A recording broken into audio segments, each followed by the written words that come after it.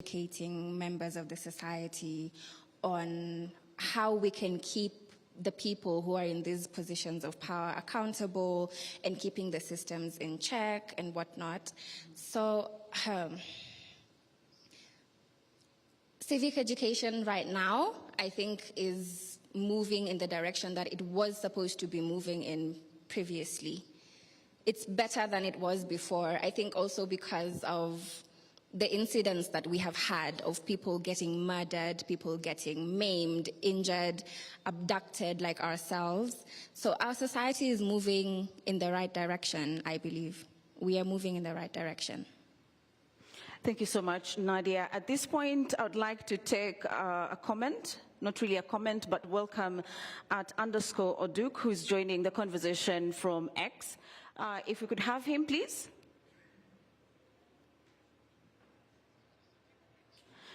Okay, so we're getting him through. So at this point in time, we're just opening the floor for Q&A. So if you have any questions, kindly jot it down and the person to whom you want the question directed to. So I'd like to ask Billy, perhaps, how do you think the victims of police brutality can get support, having gone through yourself police brutality?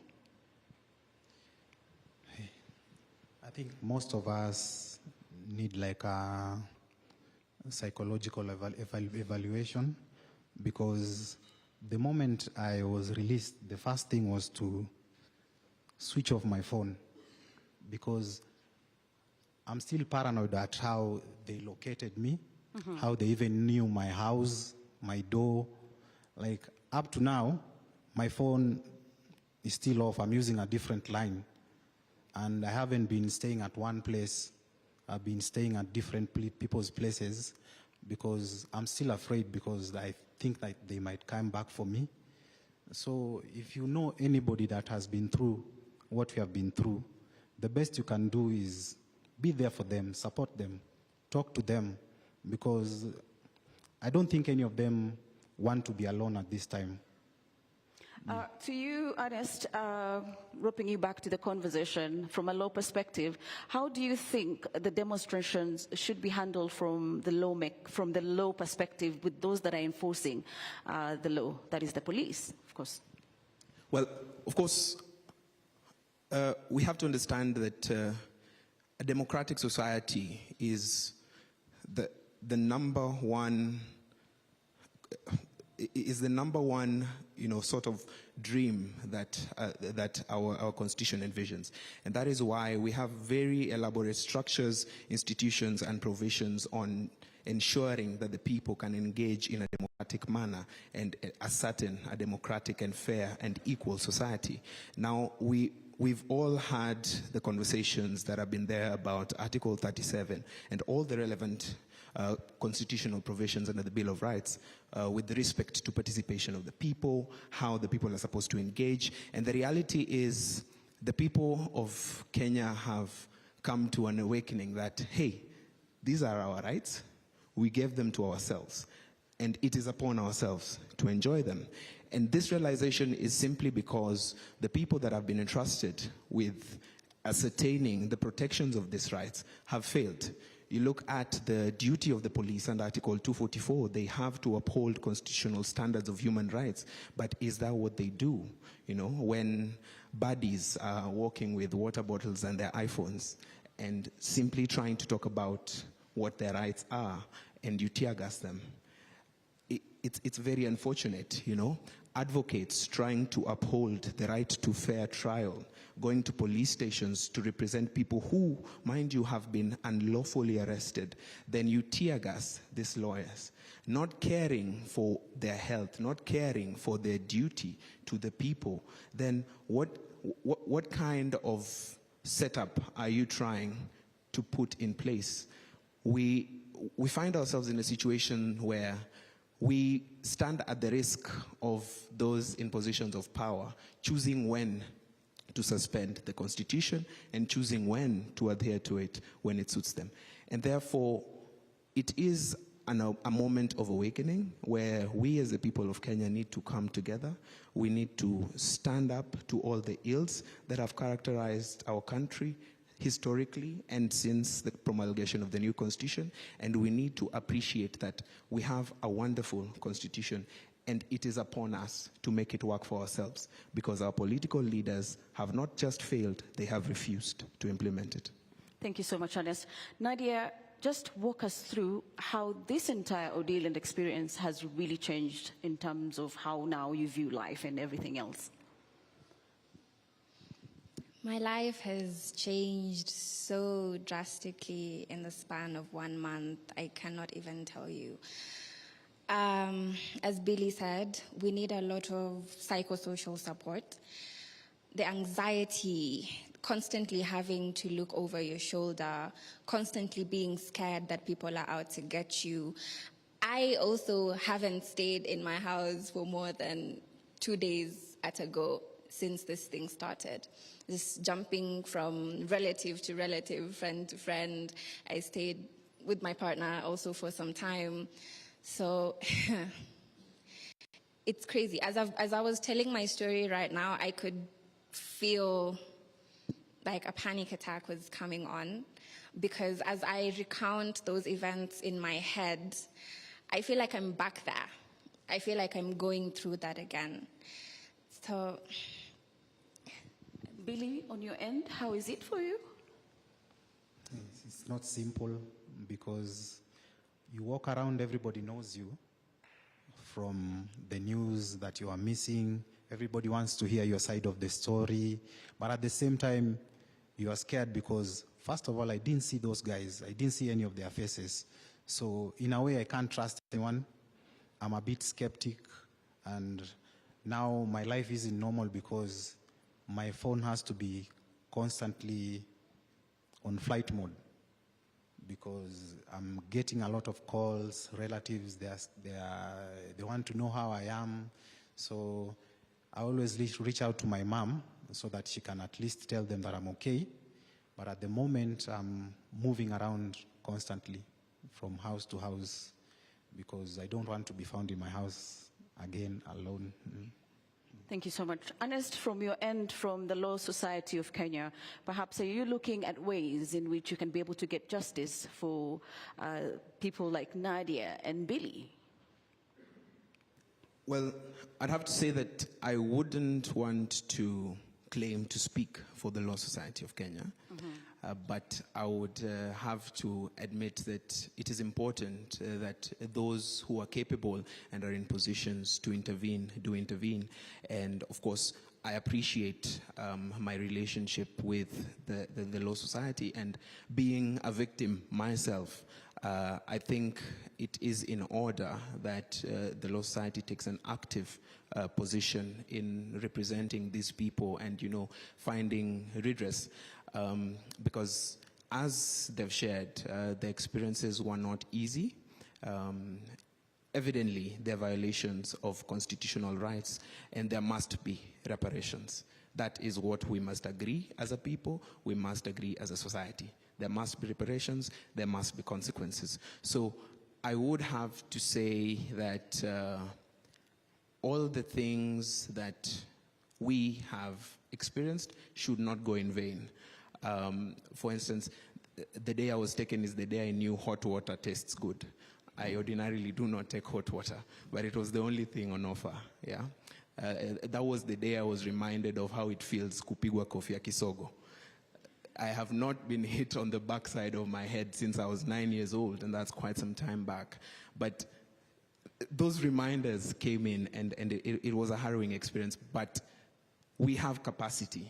We have numbers, we have capability, we have courts that are not just prepared, but are required to make sure that justice is served. And I do believe that all the partners who have taken part in putting this together, the Citizen Assembly, will work as well to ensure that the necessary reparations are found for all the victims and all the families of those who lost their lives. Thank you so much, Ernest. I don't know if the people here have any questions to our panelists. If we could have perhaps the mic going round. If you have any question, just raise up your hand so that we can have an interactive engagement for our panelists here. Yeah, floor manager, there is a question there from the gentleman, and then we can have the lady to my left, the gentleman to my right. The first. Thank you so much. You please state your name and your question and to whom is it directed to.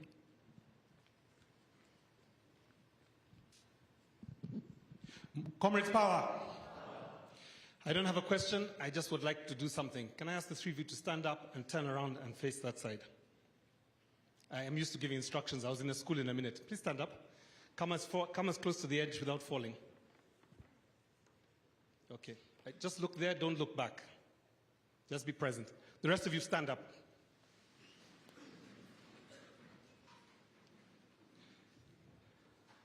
I want you to imagine you are back there and all these people have your back. That in that moment you could not see them, but they were all calling for your release. That none of them forgot you for that moment. And in that sense, be present to the fact that when we take a stand as human rights activists, we are never alone. There are 56 million people who are slowly beginning to find capacity to protect you. I'm not sure if this is a question, but we have your back. Thank you so much. We have another question from the second row to my left on this other side. The lady in green, I presume. Thank you so much.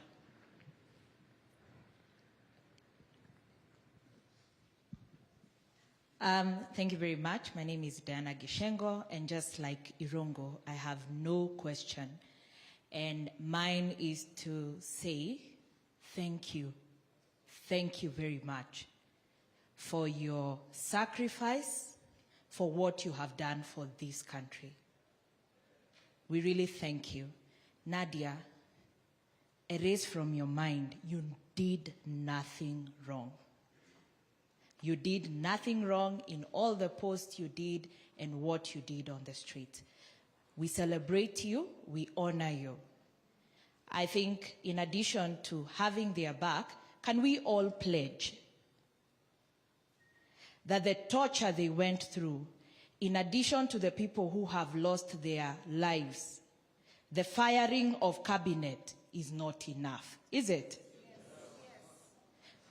For patriots to have sat in a toilet because they demanded good governance, Parliament must go.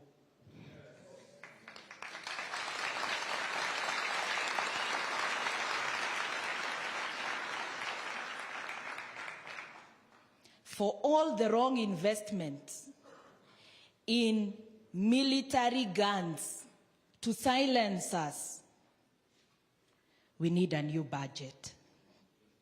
Not the one that he's referring to. We need a new budget. And finally, if the president could not apologize for this, he said they were fake. Look at these people. They are here, we can see them. Does he deserve to be our president? No. Ruto must? No. Thank you.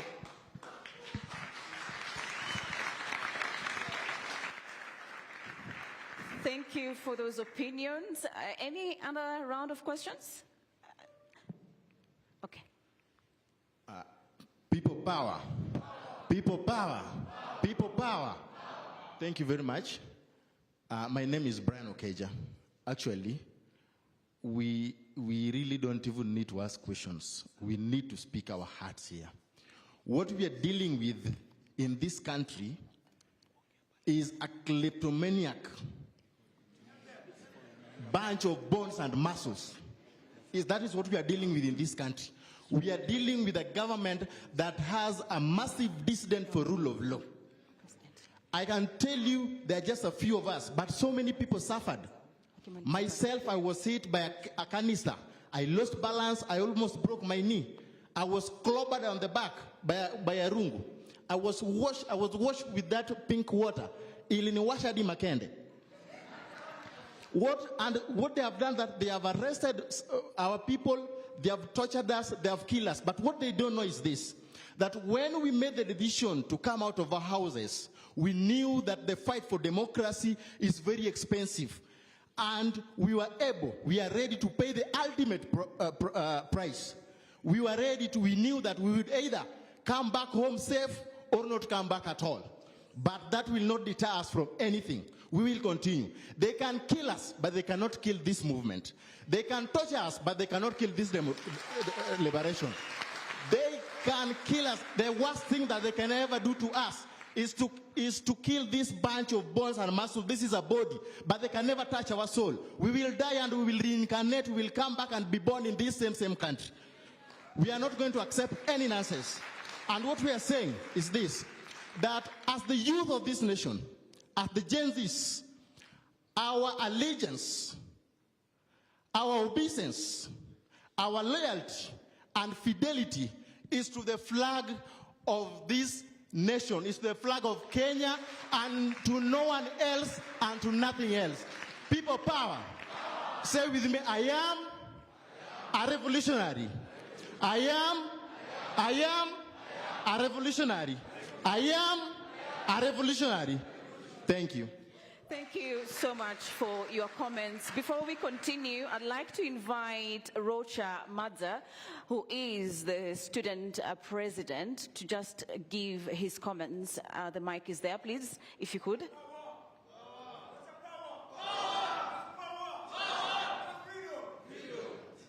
The mic is there, please. Thank you. Comrades power, comrades power, comrades Stephen, comrades Ria, comrades Ria.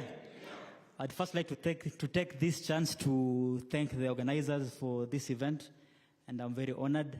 And if I may recount on what we underwent when we were going for the demonstrations, we were rallying ourselves through the main campus where we were able to organize ourselves and get some masks and water. And what we were mainly agitating for as students, apart from the finance bill, is mainly the new funding model, which has been really affecting us. And even as the president has dissolved his cabinet, we are still saying there is more to be done. Am I wrong, comrades? Because as we are sitting right now, we can't afford school fees as students. And what we're calling for the president to do is he dissolves and he abolishes the new funding model, which is really affecting the needy. Because if education is an equalizer, then why then should we segregate, and why then should we group students based on how financially they are? Because as we are speaking, the first years in medicine school who are paying 612,000 shillings, half of them have deferred from their class because they're expected to pay 30% of that, which is about 200,000 shillings. So where I come from Kwale, that is in Zombo. My parents, maybe they sell mangoes to earn a living, so they really can't afford these school fees, and we are killing their dreams. So as we are here, let us also agitate for that in the X and other avenues, that we still need change, and this is the right time. And I'd urge all of us, let's not kill the movement, because the country is still in shambles, and we can't say we have won yet. Much has to be done, and mine is to urge all the comrades that we'll do this until we get to where we are, because this is our nation, and we must fight for our justice. And for all those who are affected, we have been praying for you, and I'm sure everything will be well. And for all those few remarks, let me thank you for organizing the event. Have a lovely day. Na safari ni ya Ikulu. Na we reject the new funding model. Comrades power. Comrades power. We want free education because it's a basic need for all of us. Amani wongo. Yes, so thank you, nambarikiwa sana. Thank you so much, Rocha, for those comments. Please reserve your comments and your questions. Of course, the engagement and discussions are still ongoing. At this point, I'd like to begin with Nadia. What are your closing remarks? And perhaps the leaders that are watching you today, what is your message to them? We owe it to ourselves and to our fallen comrades to see this thing through to the end. This movement is not about one person, it is not about two people, it is about all of us collectively. We need systems that work. We need a country that works for all of us, not just a select few. So, yeah, they can maim us, they can injure us, they can murder us, but they cannot stop this movement. Billy, on your end, your closing remarks to those that are watching, what are you telling them, especially the policy makers, those that are in charge? Okay, first of all, I would like to thank everyone for all the noises that you made while you were abducted. So, and all I can say is that together we are powerful. The noises that we are making behind our keyboards, behind our phones, they are very powerful, and we are seeing the effects, like they are working. So all I can tell all the comrades, don't give up. This thing is working. That's all I can say. Mm-hmm. Yeah. Ernest, from your end, your closing remarks and the calls continues, and perhaps what is the way forward from your end? I think there is a defiance that comes with knowing that you are doing what is right and knowing that you are fighting and standing for something. Standing at that door after it opened, seeing 8 men armed with military-grade weapons, the fear went out of me because I knew I had done nothing wrong and I knew there was nothing I could do. I was helpless, but I was sure that if that was the end, it was for doing nothing wrong. We, the people of Kenya, will continue to do what is right.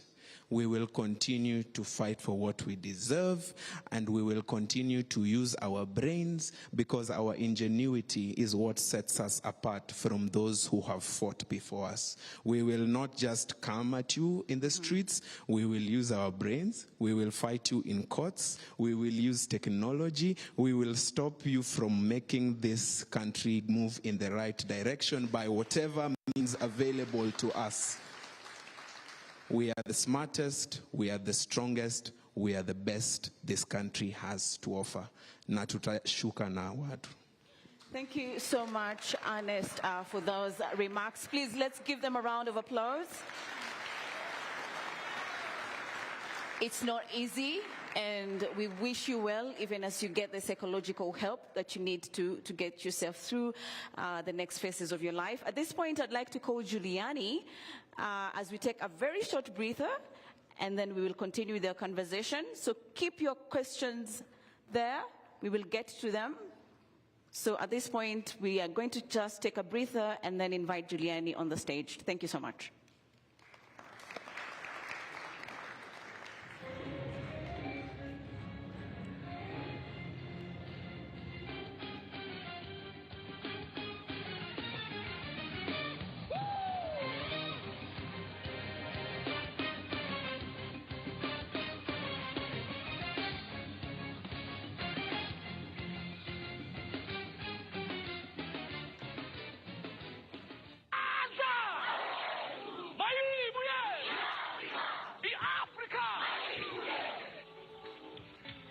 May our children rest in peace. Ashes to ashes, dust to dust.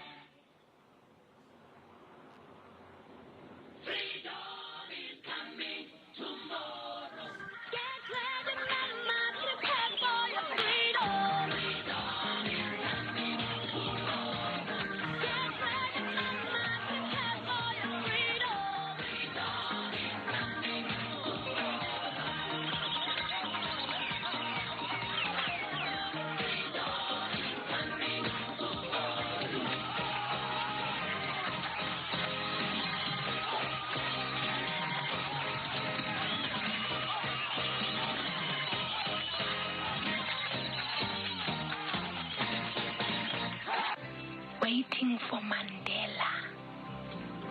My people.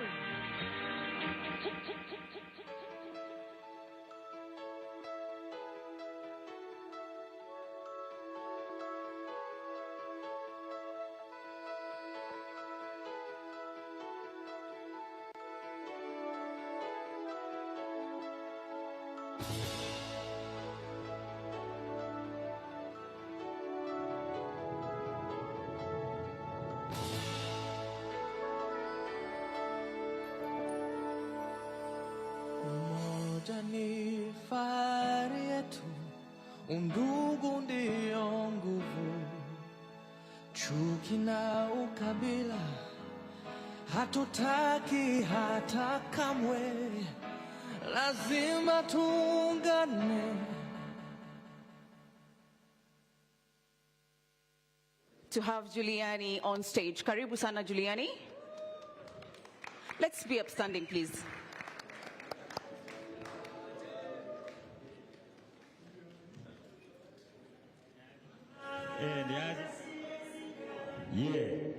Niaje. Mko niaje. Mbona mmesimama ama mko maandamano? So allow me to do this, for everybody that we have lost. Nataka msisikie sauti, msikie maneno, sawa? Sawa? Sawa, sema hatuko nawe. They took you away. La salama. Sema hatuko nawe. Yeah, they took you away. La salama. Hatuko nawe. They took you away. Tapatana machozi ya jana. Inauma hii side ya left ya chest. Naomba boxes zingine za handkerchief. Machozi ligeuza matope penye ume rest. Hii si WhatsApp group, unaweza rudi ukileft. Waliwakata mabawa, usi fly again.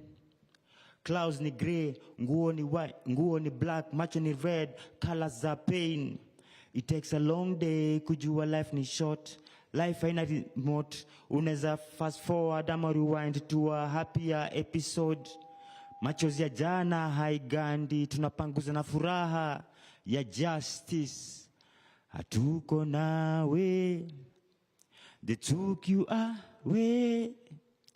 La salama. Hatuko nawe. They took you away. Tapatana machozi ya jana. Nilijaribu kujiconvince huku juu. Mapenzi ya Mungu, ukweli ni rosa statue ndani ya watu. Sababu seriousness ya poisonous snake, tusipuuze ka cuteness ya pet. Kwa mkono mngekimbilia ndio muliangamia, amkunuia mlo waliwandalia. Sauti ya glass ya champagne ikigonga cheers, impunity ikicelebrate. Itatizwe na sauti ya nyundo kwa court wakiface judgment. Iwe funzo kwa wenye tabia kama hiyo, mwizi wa uhai hukumu isiwe kuchunwa sikio. Hatuko nawe. They took you away. La salama. Hatuko nawe. They took you away. Tapatana machozi ya jana. Ewe Mungu wajua njia zangu yatengeze, yale siwezi yasongeze. Wewe ndiye nguvu ya wanyonge. Ewe Mungu wajua njia zangu yatengeze, yale siwezi yasongeze. Wewe ndiye nguvu ya wanyonge. Hatuko nawe. They took you away. La lala salama, hatuko na wewe, the took you away. Tapatana machozi ya jana.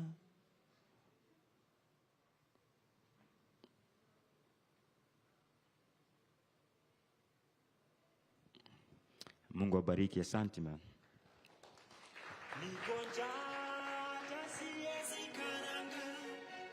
Mnisede kuimba isawa. Shagala bagala. Niko Tayari kulipa gharama, sitasimama maovu yakitawala. Sitasimama maovu yakitawala.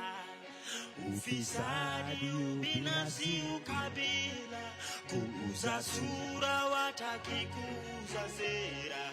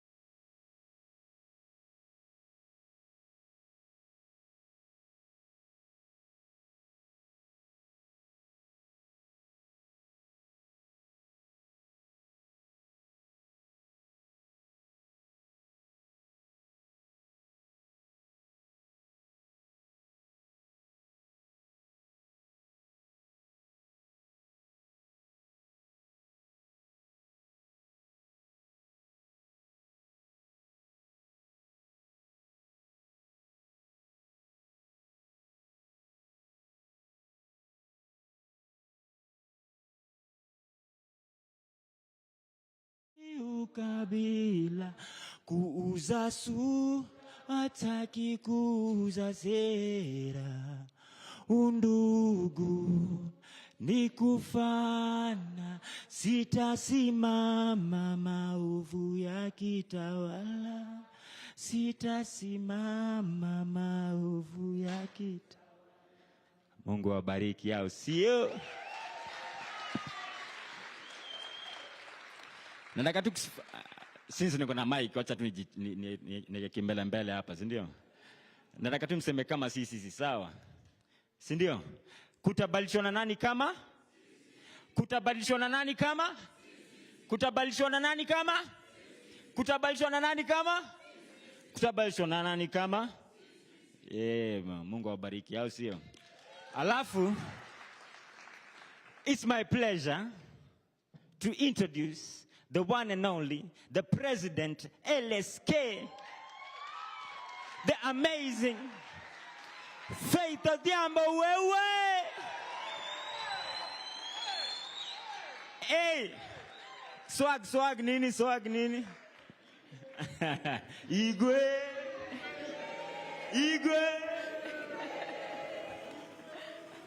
Thank you.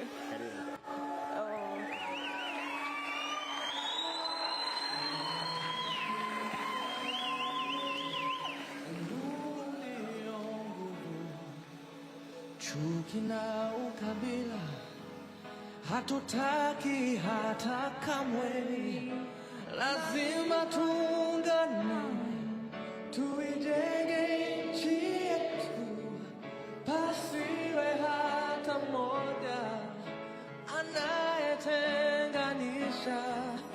Naishi na tumaini na jile.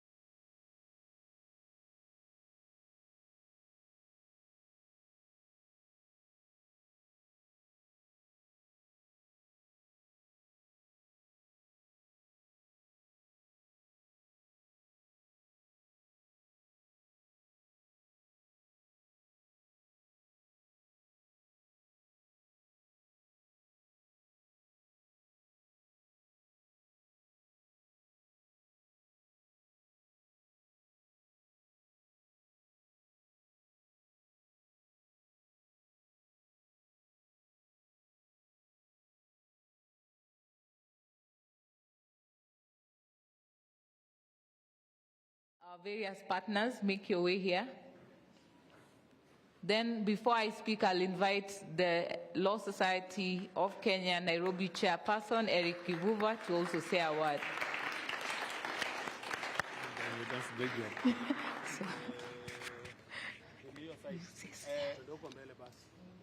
Comrade Power!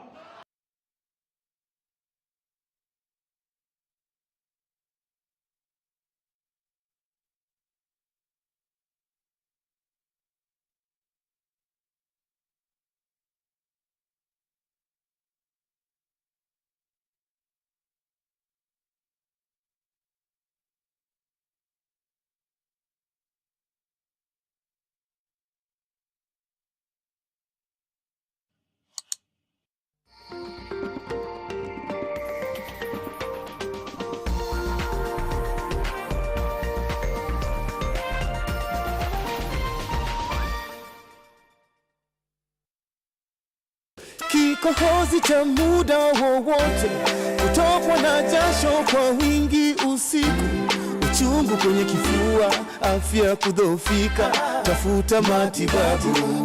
Labda ni TB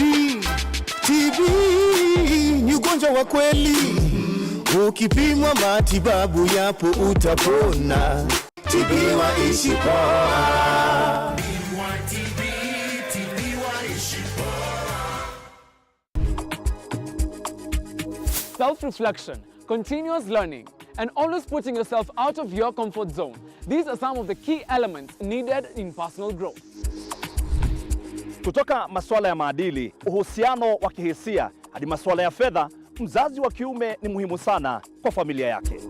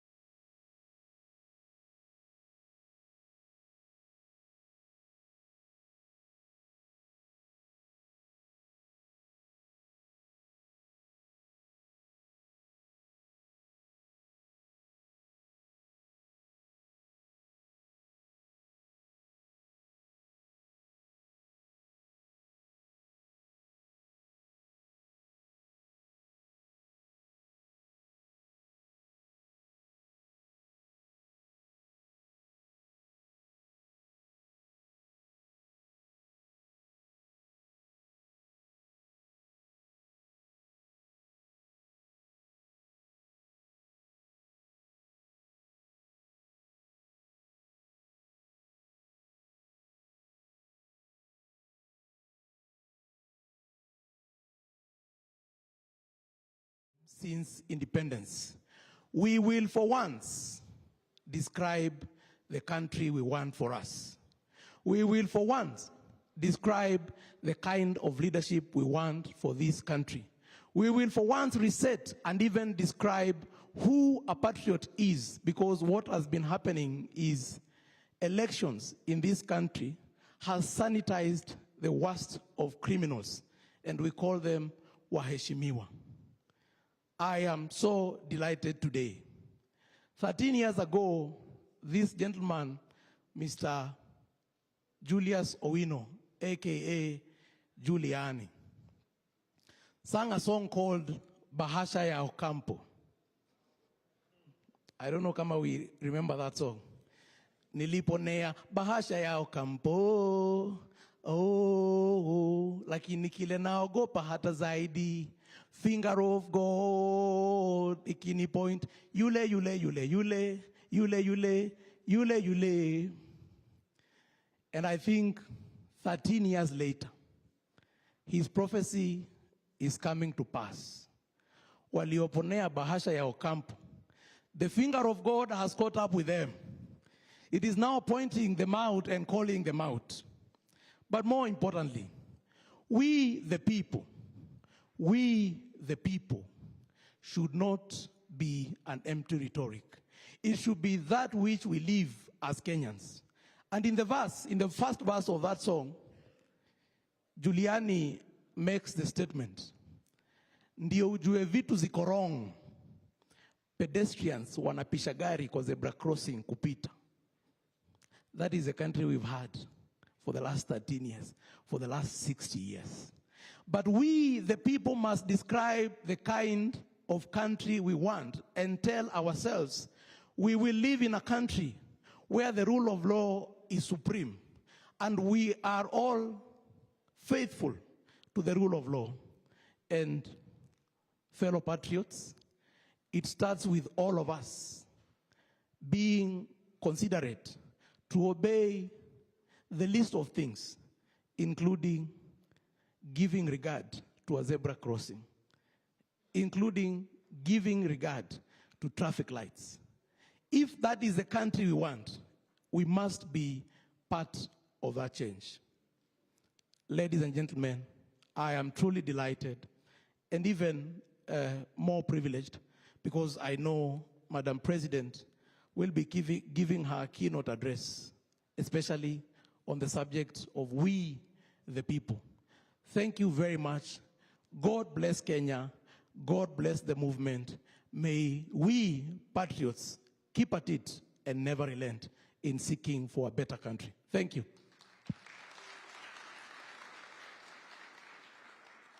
Just before Madam President speaks, I have been informed that those who wish to register their complaints, the desk is just outside there on the left.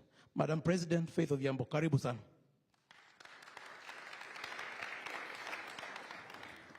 Comrades, power. I'm not feeling that power. Comrades, power. Viva. Viva.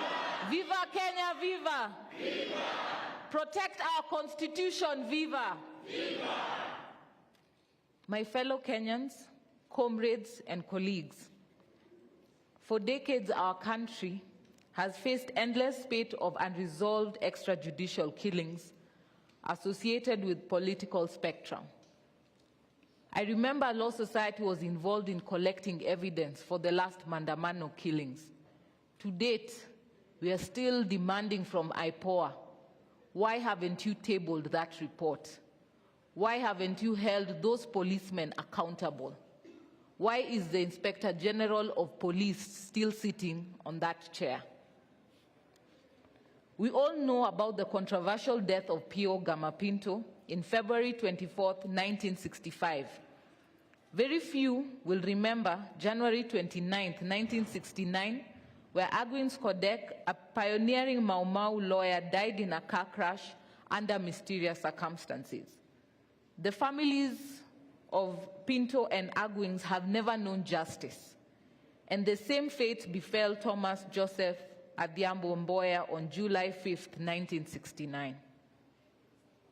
Have we forgotten J.M. Kariuki on March 2nd, 1975? Where is the truth about Bruce Roy Mackenzie's death on May 24th, 1979? We are here today to stand for justice for victims. We do not want to leave any man behind. The stories of those who came before us, the different regimes, the different decades, are testament that when political stars and fights come to an end, there are bodies that are littered in the streets. There are bodies that are left for our kin to deal with. Yet no one knows justice. No one sees justice for those victims. I would go on until the cows come home. And you will all see that each regime in this country has had its fair share of assassinations in an attempt to eliminate persons perceived to be standing for something that the political class do not want. Killing of innocent Kenyans on the streets started with Mzee Jomo Kenyatta on the dark Saturday of October 25th in 1969, when Jomo's visit to Kisumu turned bloody. We all know how many Kenyans died during the struggle for multi-party democracy under Moi's 24-year rule. Abductions, torture, and painful deaths did not start with this regime. The police have merely inherited the vice from generation to generation.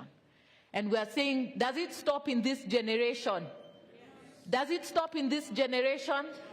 It must end in this generation. No more abductions, no more extrajudicial killings. President Mwai Kibaki presided over the worst tide of killings.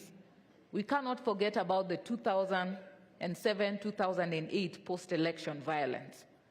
And we do not ever want to go back there. Uhuru Kenyatta too was no different, because every year the local newspapers reported how many people disappeared mysteriously in the hands of law enforcement agencies. And just when we thought there was a new dawn in this country, new hope, a country where the head of state was brought in the mantra for the young people, a youthful leader, we have seen police disappointing this hope.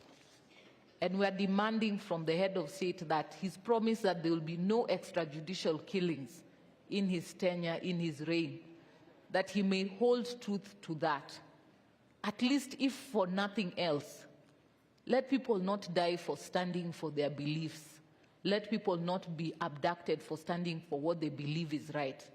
And we are still demanding from him to ensure that all those who have been involved are arrested and prosecuted before our courts of law.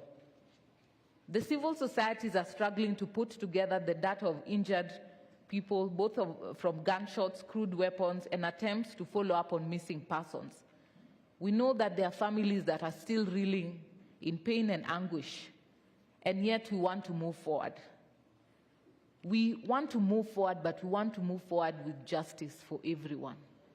These families should not be struggling with paying medical bills, struggling with fundraising to bury their kin. Yet we have a state, we have a nation that the head of state has committed that they will be held accountable for each and every death, for each and every person who have been injured. I've visited people at Kenyatta National Hospital. Young men and women like you who now will never walk again. They have lost their hands.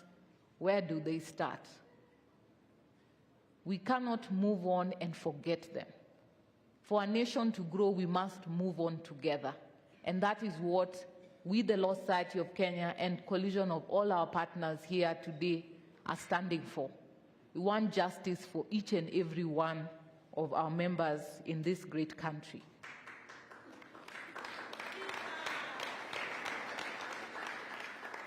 Fellow Kenyans, today we want us to begin a journey of truth and justice. Today we walk back the hands of time towards tracing the whereabouts of our missing brothers and sisters.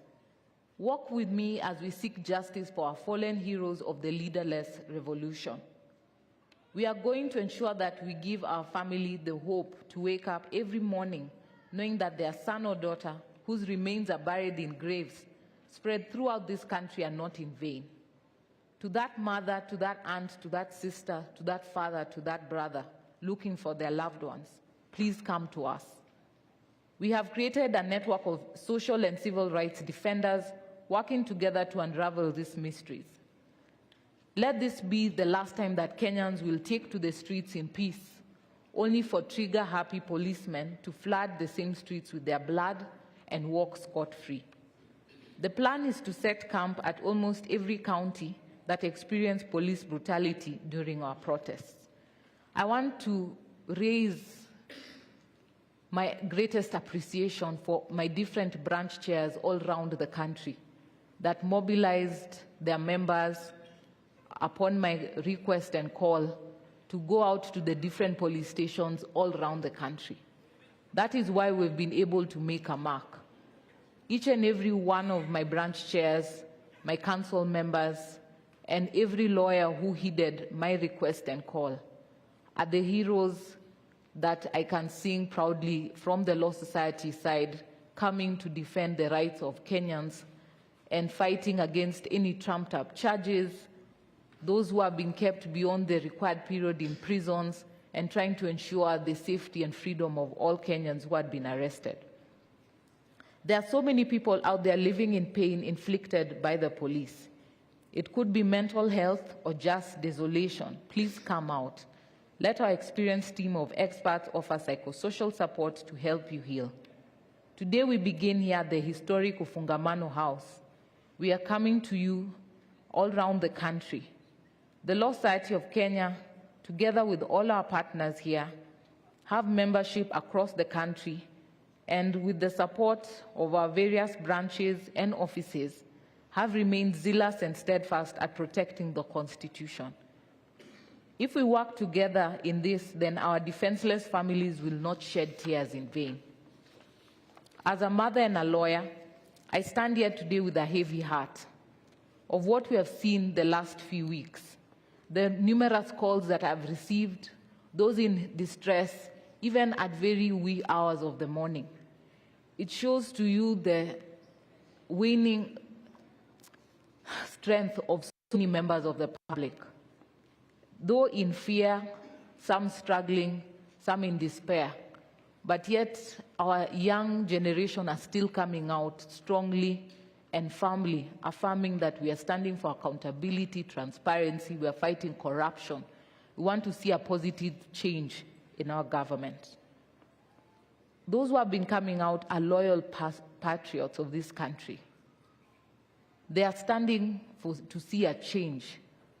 They are the same James Orengos and amongst others who came to fight for multi-party democracy. This is a fight against corruption, a fight for accountability, a fight for transparency, which we must embrace as a nation to move forward together. Even in commemorating those of us who are no longer among us, it would be remiss of me not to appreciate each and every one of your zealous, ingenious, persistent, and unified sacrifice for our country. You are ridiculed, underestimated, threatened, and vilified, all in an attempt to break your resolve to reclaim your country. Through it all, you remained peaceful and focused on the noble objective of standing for what is right and what you deserve. Your courage is unparalleled, your patriotism unchallenged, and your unity against all political barriers unprecedented. You are exactly what you think you are. You are the heroes of today.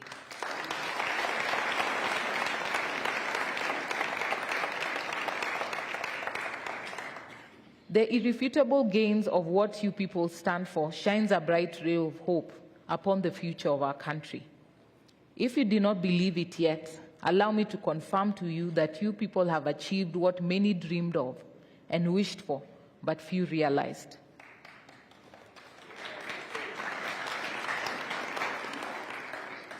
A weak and unreliable parliament betrayed you, the people who they swore to represent you. Mlianguka now.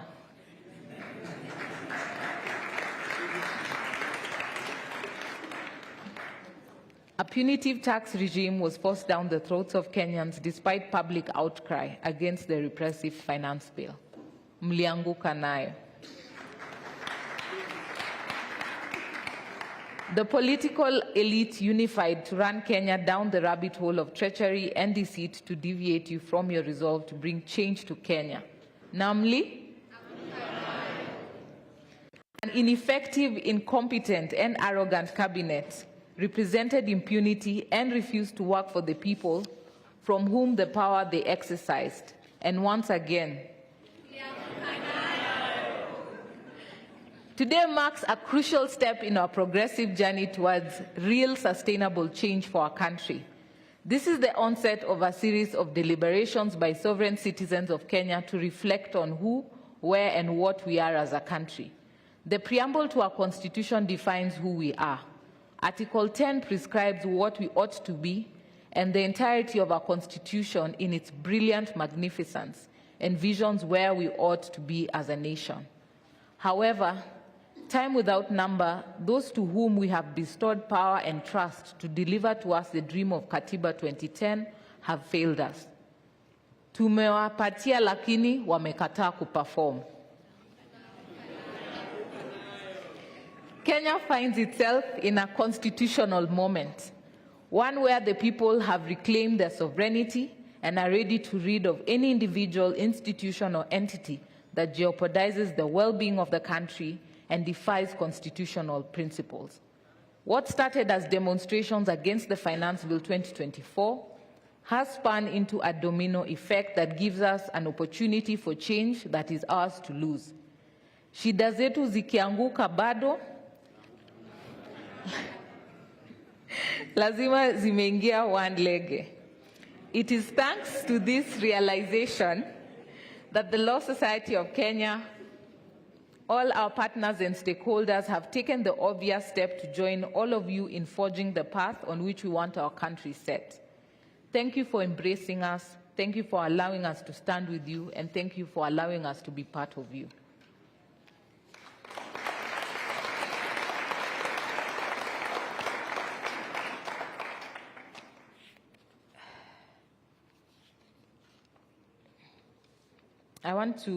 My speech was quite long, but I wanted to also highlight that we have seen changes in the Police Service Commission. We have seen so many trainings, but now we are saying we are going to hold you accountable. We are not going to sit and start discussing a way forward for training, better institutions for police. It's time for accountability. It's time that those who have been given power and have abused it to be held accountable. That's why we are here today, to count everyone and ensure no one is left behind. That when we are challenged that who are these people, where were they hurt, which place, we'll be able to table credible evidence as advocates and our different partners, that we'll be able to put this at the table. That should be part of the discussion. Any dialogue must start with information and telling us this number of people that we have collected, this data, what are you doing about it? And we know that IPOA will be coming today, that IPOA may also take responsibility and take that mantle. We will not allow you to continue to fail us as a people of Kenya. You must also take up your place and hold any police officers that have been identified, have been seen.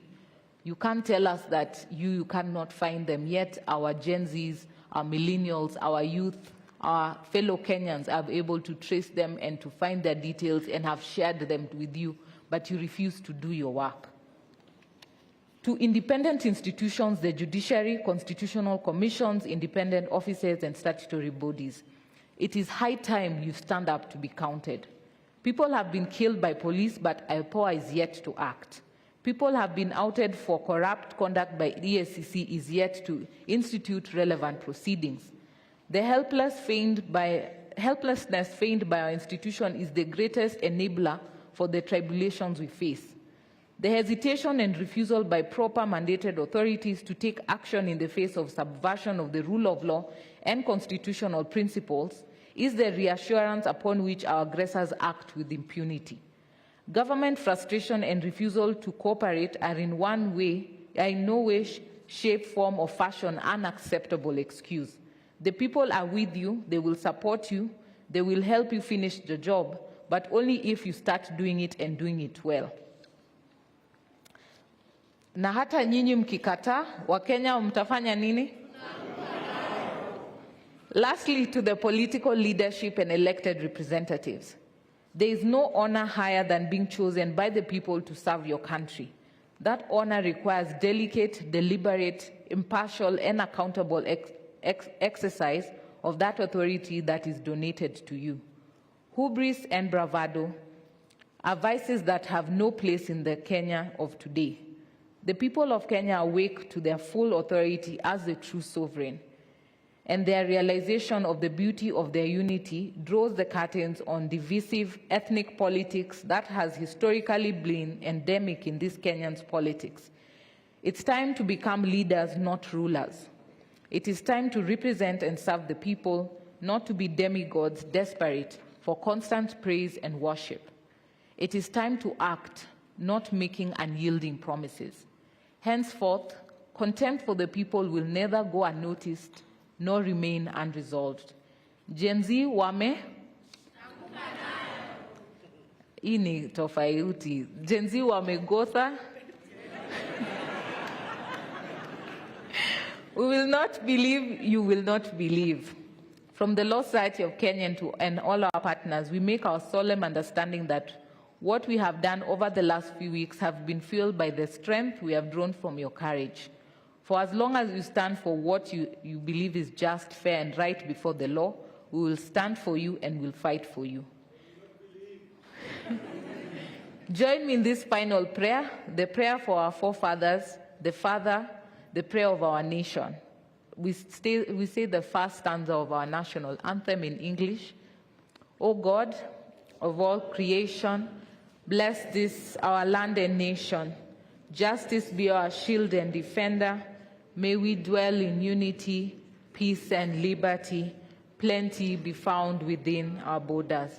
I pray that God bless you and God bless Kenya.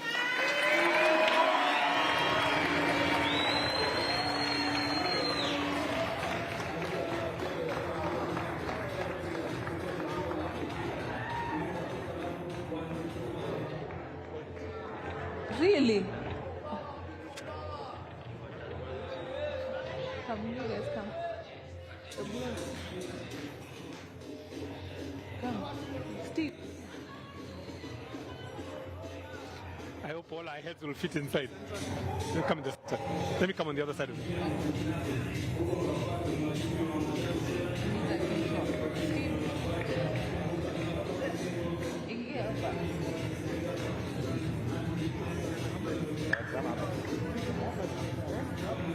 Will we all fit?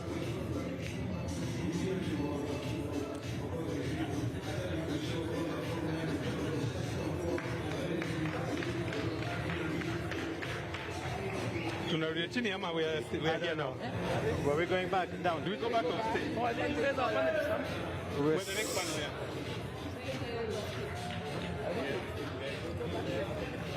Yeah.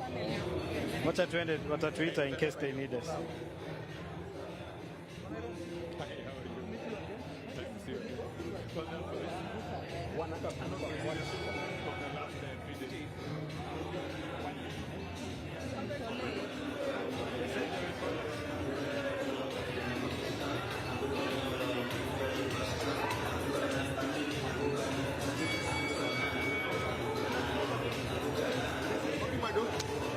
What do I do?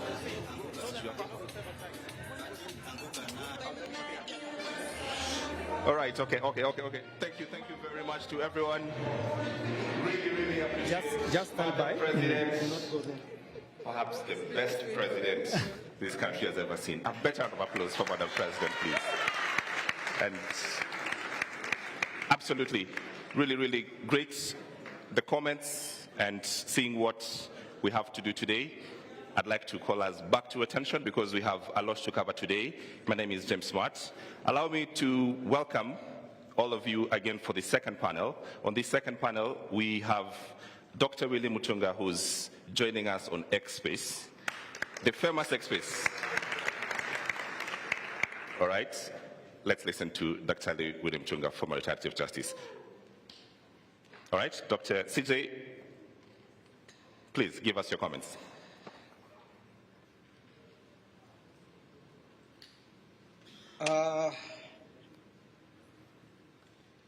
Gen Z and millennials, thank you very much for what you are doing. There is, I'm in Kabarak actually, and there is a joke going around here, which I think I should tell you.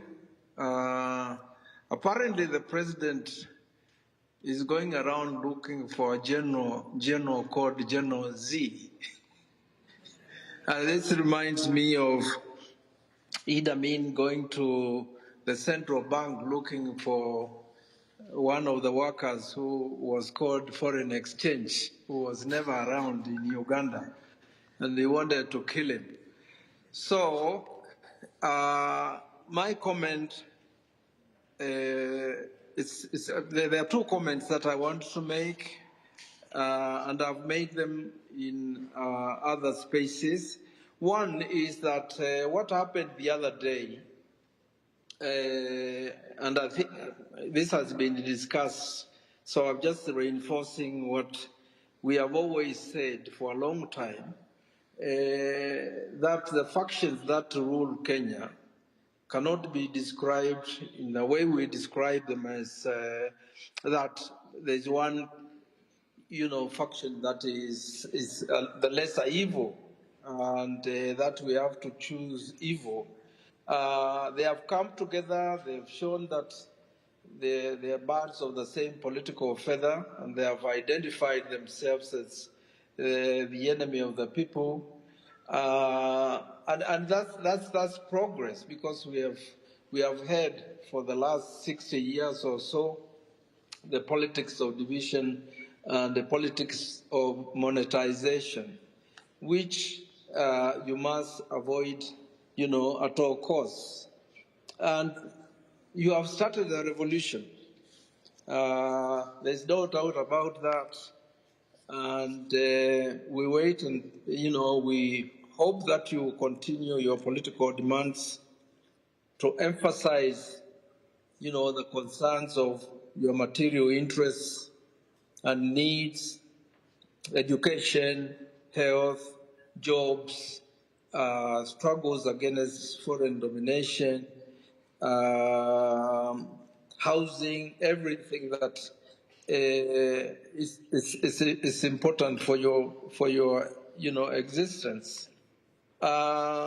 You posters have captured those particular issues in a revolutionary manner. I've loved the cause, or the clarion cause, which you have called occupations. Even the occupation of IMF, and the World Bank, making that connection between our rulers and our external rulers is very, very, very important if we are going to carry on this revolution to its successful change. So I also want to praise you for breathing life into the Constitution. We have a Constitution that, is fairly progressive, but we gave it to, leaders who find it inconvenient and they don't want to implement it. But you've come to the scene, and you're basically saying that you want to exercise our sovereign power directly. And I think that's what is reflected in the various calls for occupations, whether it's the occupation of parliament, occupation of state house, occupation of, I guess, the judiciary and all the institutions. So these are great clarion calls. And so I just want to finish by again glorifying what you're doing and asking you to keep your eyes on the prize avoid divisions, because the people you are dealing with, or the class you are dealing with, you should never underestimate them. They are geniuses in politics of division, ethnicity, religion, and if that doesn't work, they also got plenty of money to, to stop this particular movement. So thank you very much. Aluta continua, and victory is certain. Thank you. Thank you. Thank you very much, retired Chief Justice Dr. William Mutunga, giving us his thoughts. Let's get straight into it and introduce my panel for what we need to do next. Hussein Khalid, please join me on the stage. Irungi Houghton as well, join me on the stage. And Gloria Kimani of LSK Council member also join me on the stage. A round of applause, please, as they join me on stage. So for this panel, what we'd like to do is we want to capture reflections of what has happened in these last 4 weeks. There's been reported police excesses, there's been disappearance, abductions, illegal arrests, killings, injuries, and that sort of thing. And we haven't spent time as a country to capture exactly what has happened. What does that mean? In essence, are we saying that protesting is an illegal thing in this country? And if it's not, why did we see the reactions that we saw? Let me start with you, Hussein Khalid. Thank you very much, Smart. And let me first of all congratulate everyone and the entire country. Comrades power! Comrades power!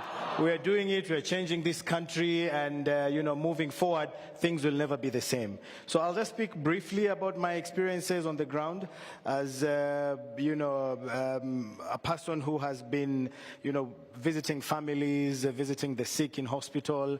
I think there have been gross human rights violations in the last couple of weeks. Many families have suffered, continue to suffer. We have an entire ward at the Kenyatta National Hospital of victims of police excesses, and that's just one hospital.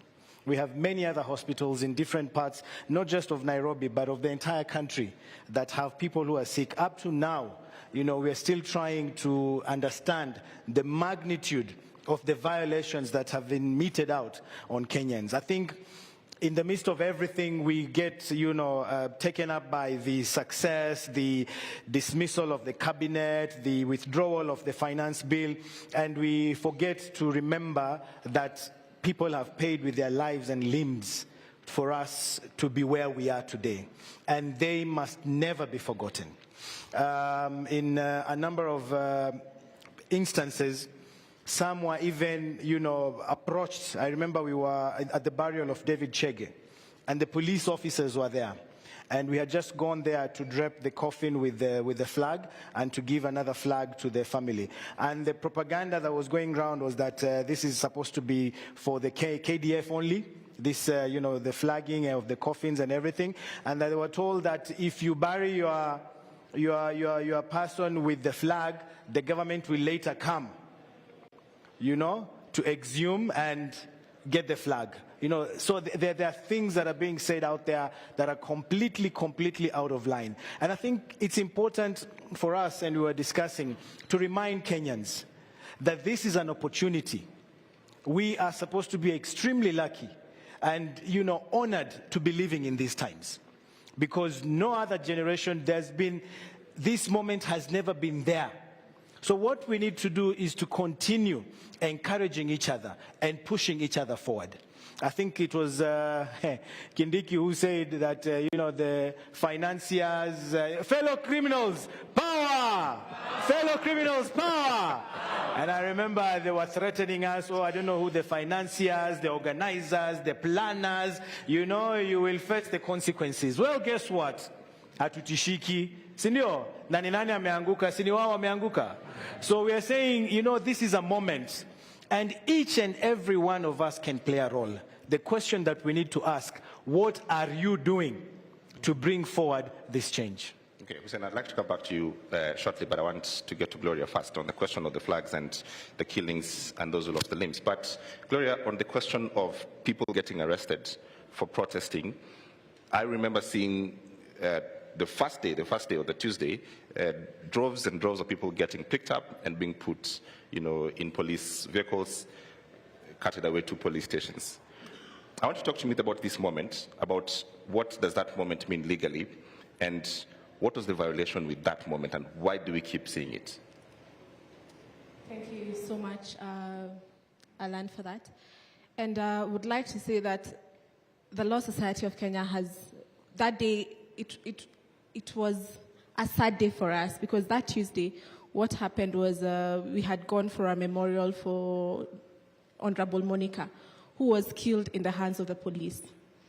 And we were called and we were told, we even had not set up the toll-free line for people to call advocates, and we were called that there are some advocates who have been arrested and they're in Central Police Station. And we asked ourselves the pertinent question. That time I remember we were with Steve and Tess, and we asked ourselves the question, why are we going to release only lawyers while people who have been peacefully demonstrating have been arrested? And I think we had a discussion with the president, and she said, yes, let's go bail them out.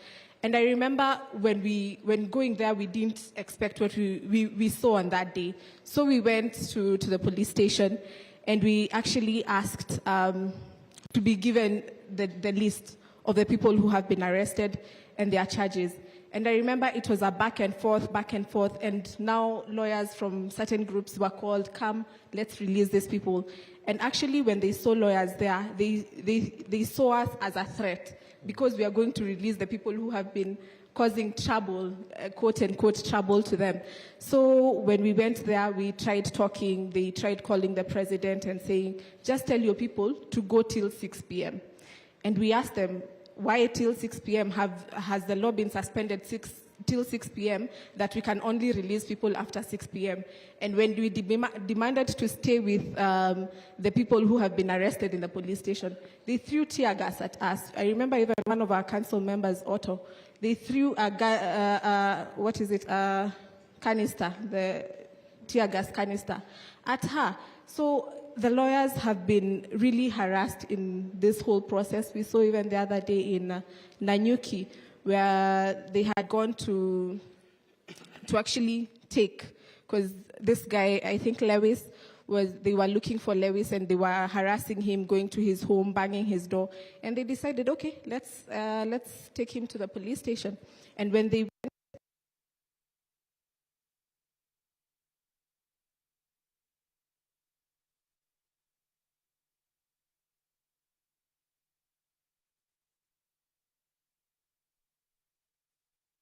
especially for what had been happening in the first times of the demonstration, where people were coming out peacefully. They are just with their water bottles, they are just singing, chanting, and they were not causing any kind of fracas. And I think the government had not seen such kind of a thing. They thought everything will be organized, will be uniform, but when they saw large numbers coming, and they were wondering, how can we contain these numbers? Because they thought it will just be like the normal ones, and by 2 p.m. they're at home, or 3 they're at home. So I think we need to defend the Constitution, and we are saying peaceful protesters, and that is the case we have seen all through. Peaceful protesters are being arrested, and that is what we are standing for, that you cannot just be arrested for exercising your right. Right. Yeah. Irungu, to keep up on this space, the police not only threw tear gas, but they were shooting live ammunition, rubber bullets, beating up protesters. But most importantly, we also saw police without uniform, completely face covered up, somehow mingling with the protesters, and the rest shoot, and perhaps some of those abductions happen in these moments. I want to ask you about what should the police be doing during protests, and what we just went through, just how illegal this whole is, and what can we do anything about it, or it's just a matter of, well, we reflect and then say, well, that something bad has really happened, we need to move on. So the illegalities in terms of policing that we saw over the last month or so did not start then. I think we have to go back to 2023. We have to go back to 2017.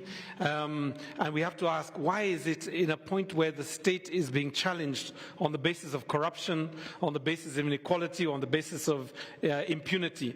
Why does the state respond so violently to peaceful protest? And as Amnesty International, we monitored with the Kenya Medical Association and Law Society, and of course many organizations here under the auspices of the Police Reforms Working Group.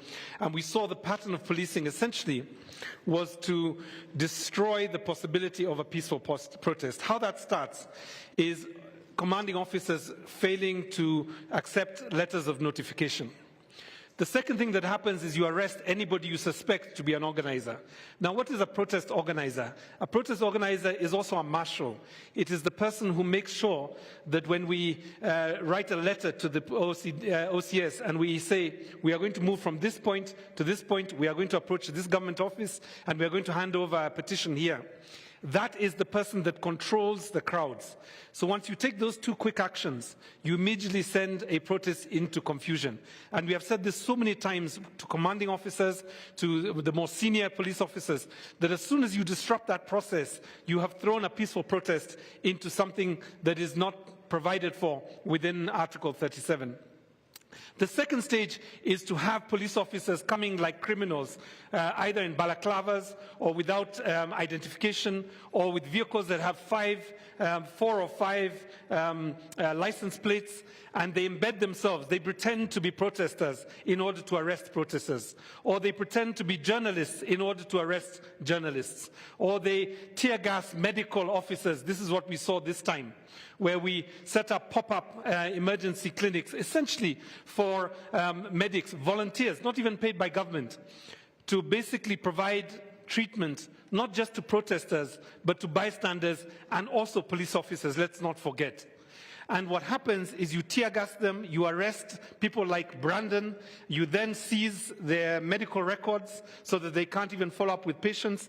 And then the question is, for me, is actually who is behaving as if this is a riot? Who is providing the riotous activity? Who are the criminals that need to be prosecuted? So to end this point, I think there are many things that we need to do. We need to crowdsource, identify those officers. We need to bring cases against those particular officers individually, plus their commanding officers, to ensure that they are held accountable, not just for the deaths, not just for the injuries that Hussein has spoken about, but even for the violation of the right to protest and the right to expression.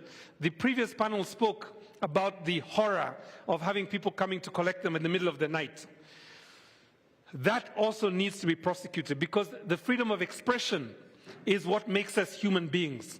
It is not just that the Constitution protects it, but you are not a human being if you cannot think independently, if you cannot articulate yourself, and if you cannot take action in order to protect a Constitution that we all voted for.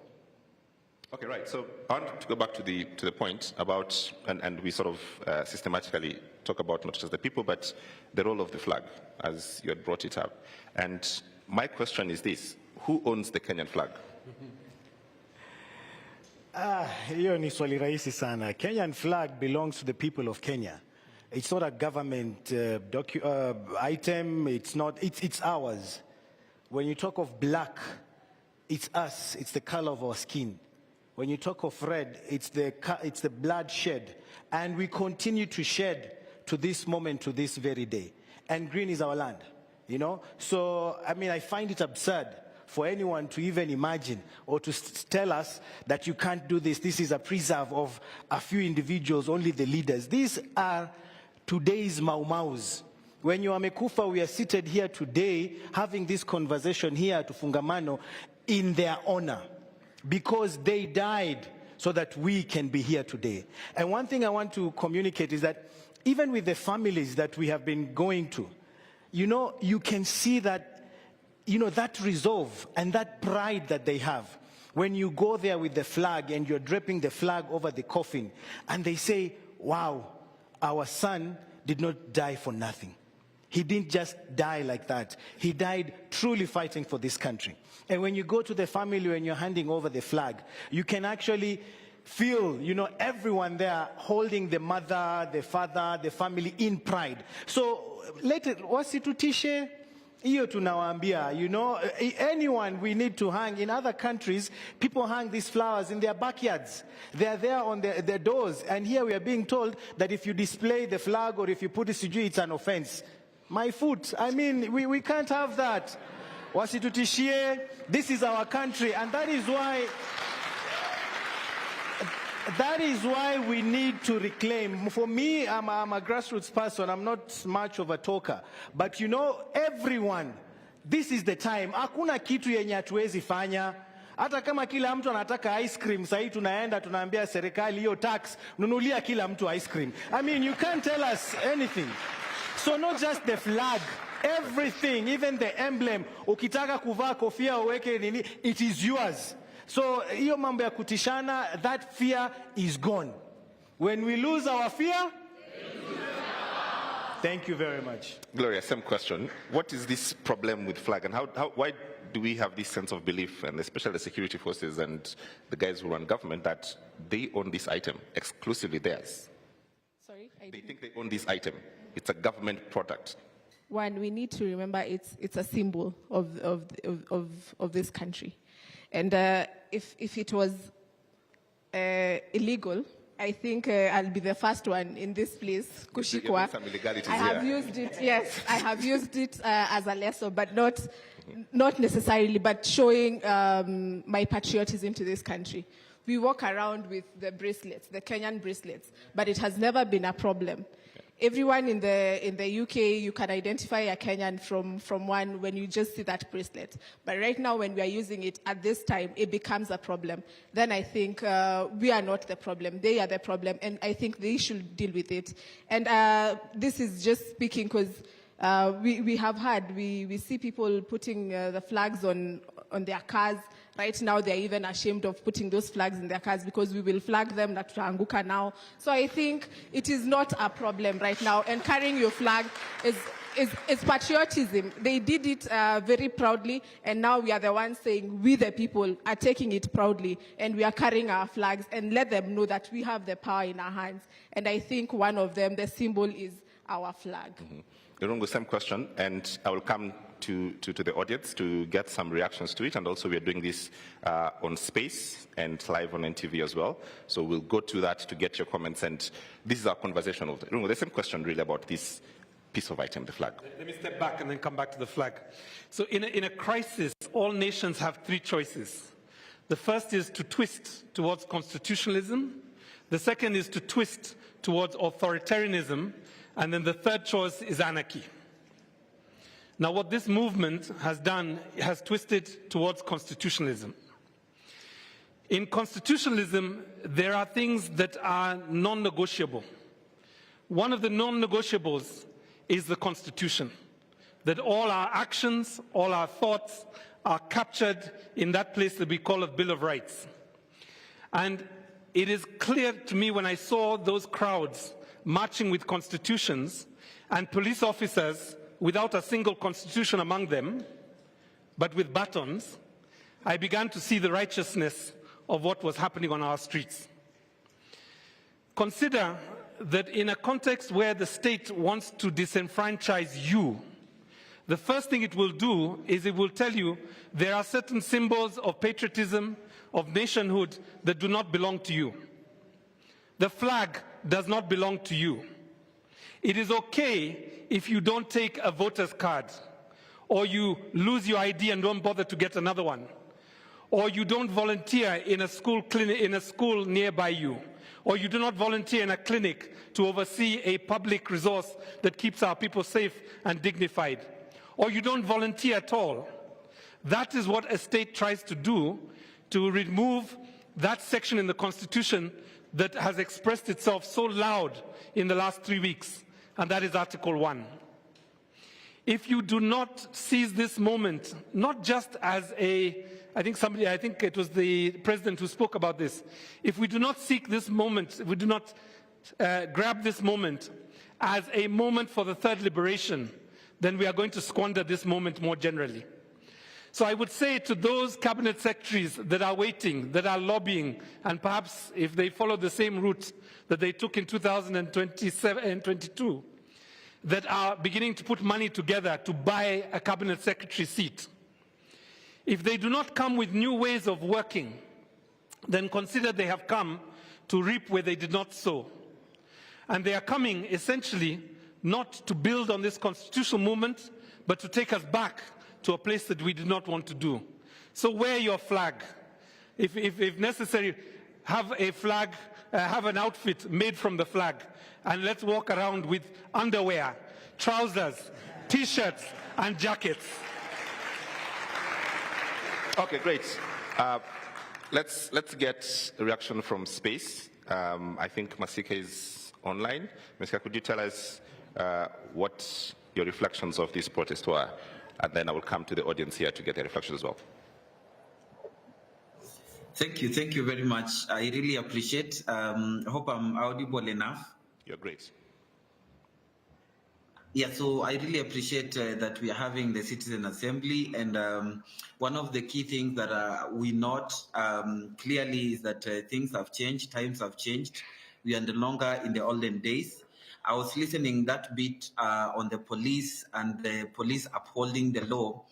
And maybe one of the things that the LSK can be helping us to know, because I think the police are enforcing the law, but they don't know the law.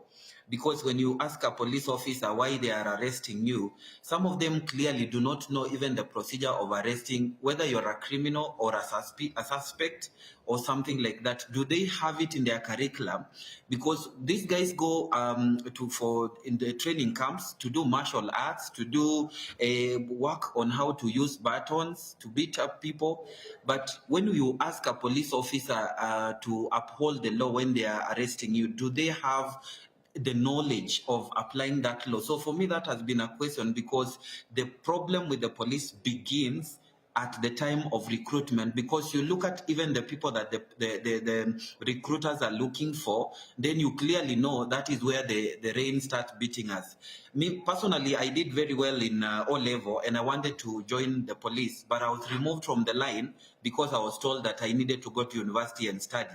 But I needed to become a police officer, whether I started as a serviceman and then later on be promoted, but they refused because of my grade in Form 4. So one of the things that we need to push, even as right now, because our voices are being heard, and this is how it's going to be, can we have anybody, even if I got an A in Form 4 and I want to become a police officer, I be allowed to become a police officer at whatever level I'm beginning, because we have graduates who got A's and they do not have jobs and they're doing border work. So if I got an A and I want to become a police officer, they should allow me to join the forces. Because one of the things that we are battling with is some of the guys that I'm not saying that if you scored less in Form 4, you don't have brains, but clearly most of the people that we meet in the police and they are arresting you, you can clearly tell that they do not even have the ability to engage with you and tell you why they are arresting you. They just come using muscles and power. So one, I think the police do not have the knowledge of the same law they follow only commands that they are given. So when you say you're doing a peaceful demonstration according to Article 37 and you're not destroying any property, is that police officer who is arresting you aware that there's such Article 37 in the Constitution? Because that is where the rain begins beating us. Can we have the law, part of the law trained to the police officers who enforce the law?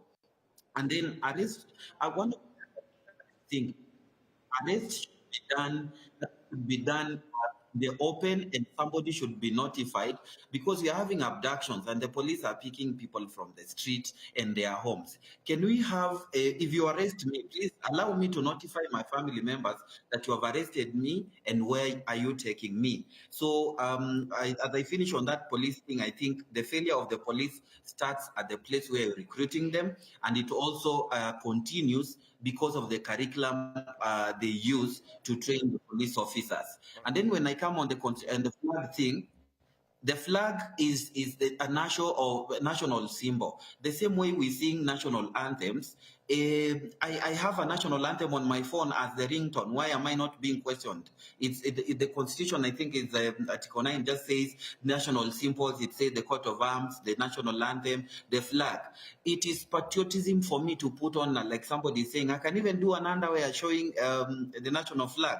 It is the love of my country and the symbols that represent my country. So I think on the flag thing, it's an intrusion. We can use the flag in whichever way, as long as we are not disrespecting it. We're just using it to show the love that we have for the country. Thank you very much. I need to hand over the microphone to one person next, then I come back here. Sylvia Ngati. Sylvia, if you can take 1 minute and give us your reflection as well.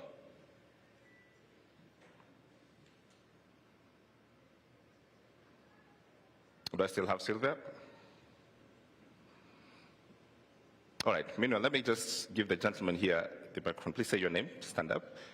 Say your name and tell us what your reflections are. Thank you very much.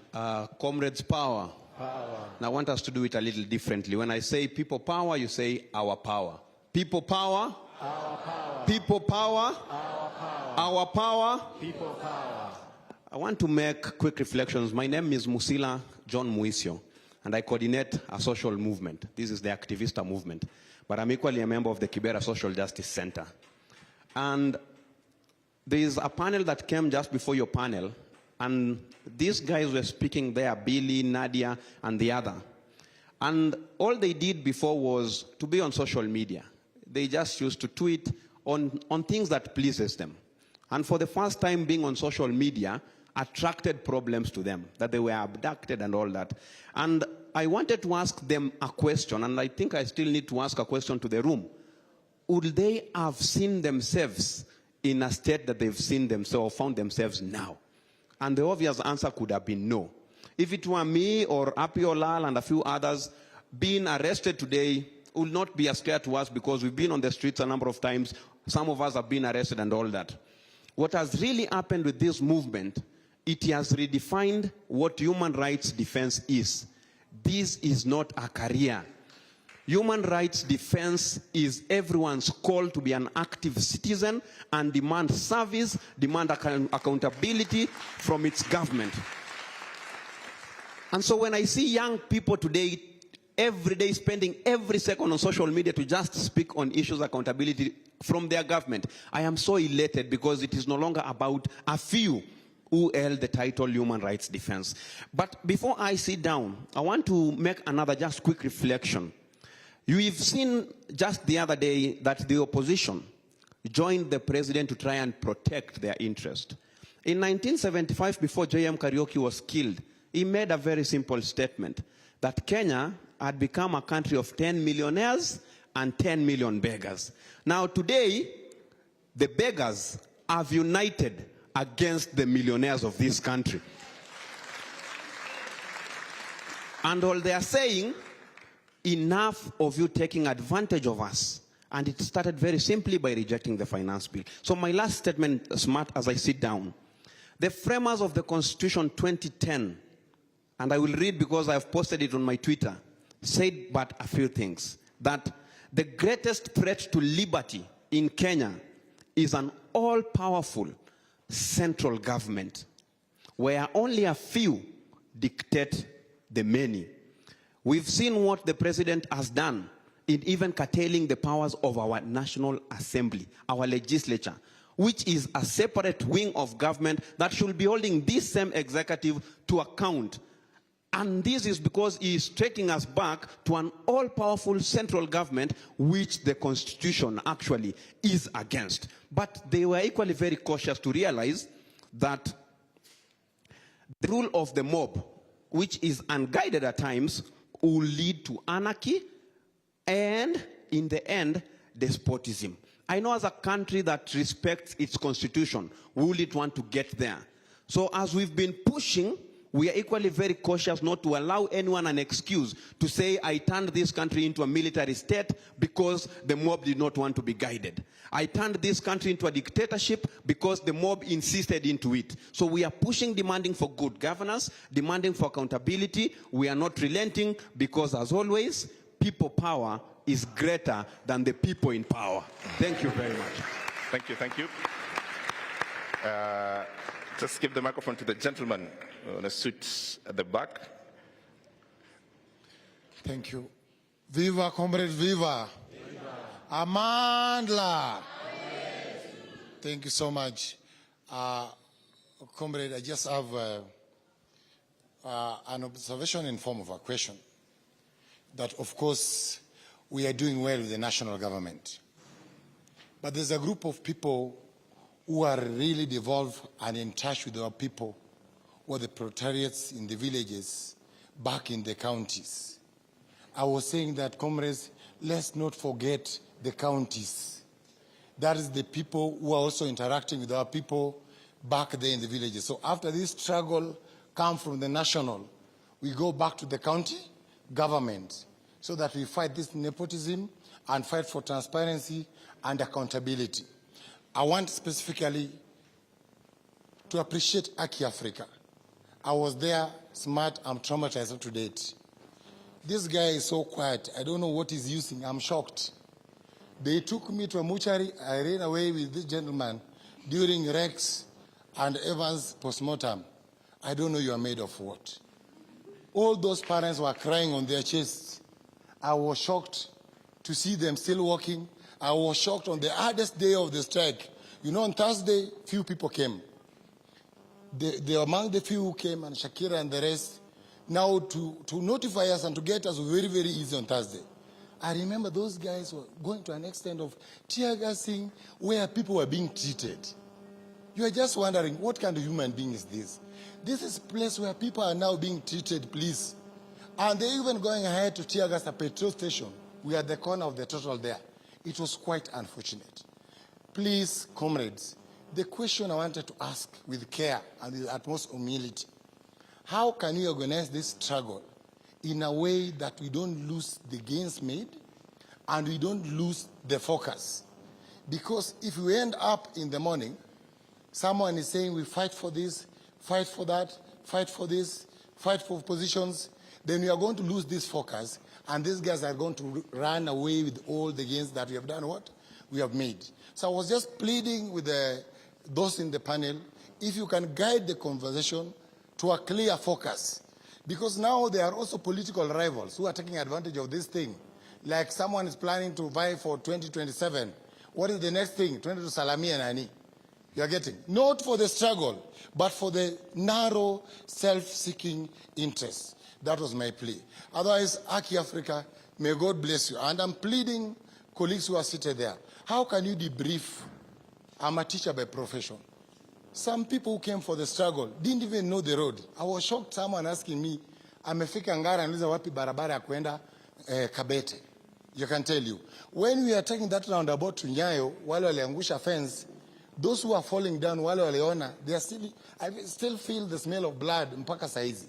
So how can we debrief these people by counseling them? Because some people may also turn violent after this one. Because some wengine wako wamezoea that kind of exposure.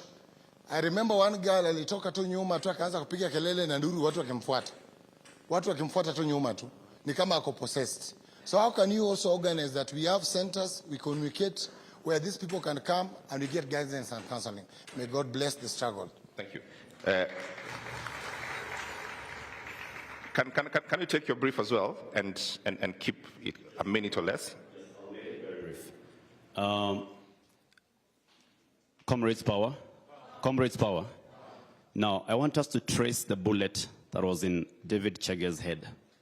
Back to the trigger, to the magazine, to the command, Adamson Bugay, to Japheth Kome, and we make it very clear where the accountability stops. My point is this. The person who is ultimately responsible for all the death, the destruction, is the president. Okay? Let's not make excuses. Let's not say the police, the police, the police. They are individually culpable. But ultimately, it's the president who takes responsibility. Ruto must go. Ruto must go. As I finish, I think the problem we have, and I'll put this to the panel, I think we have a country that is lacking ideology. And please, civil society, help us define the ideology for this revolution. Because we have inherited a system, colonial government and governments after, where governance is about brutality, repression, plunder, and pillage. So can we have an ideology moving forward so that when we fight, when we occupy spaces, we're occupying spaces knowing the Kenya that we are fighting for is defined by this certain set of values. Otherwise, without values, we'll get back, certain politicians will come back, and we'll have the same battle over and over again. Thank you. Ruto must go. All right. Can I get ladies in the room, please? So bring the microphone to the front. Yes. Good afternoon, everyone. It's good afternoon, I think. My name is Myrna. I'm a forensics specialist. I've had the privilege of working for government, working outside of government, and now I work as a consultant, and I'm sure Hussein is laughing because he knows there's a place we met. I have a question, slightly, okay, the two issues. He brought up a forensic issue, but my question, I think it's just an issue of reflection. Since the start of the protests, I've been wondering, and when I go into every office, I see the picture of the president. I don't mean any disrespect, but is that also a symbol of, that is compulsory? You understand, like, I wonder why I don't see the picture, a framed, beautiful picture of the Constitution of Kenya, of the preamble signed by the Kibaki. I mean, that is what we give the president to uphold. That is his custodianship in terms of mandate when you are a president. So I think we have to do away with the frills, with that kind of, self-aggrandizement, idolatry somewhat, because it's also, it's behavior modification. You keep seeing this image, and instead of seeing the Constitution, instead of seeing the rules by which we want to govern ourselves as a society, we see a person. And so none of us can get away with seeing this person, either at national government level, offices, public offices, private sector offices, county governments. I think it's time for us to put the symbols of power by the people where they should be, and the symbols that need to be transitioned out, as my dear comrade has said, is then moved towards what's the ideology of this revolution. I would say we need accountable governance. We don't just need governance, we have governance.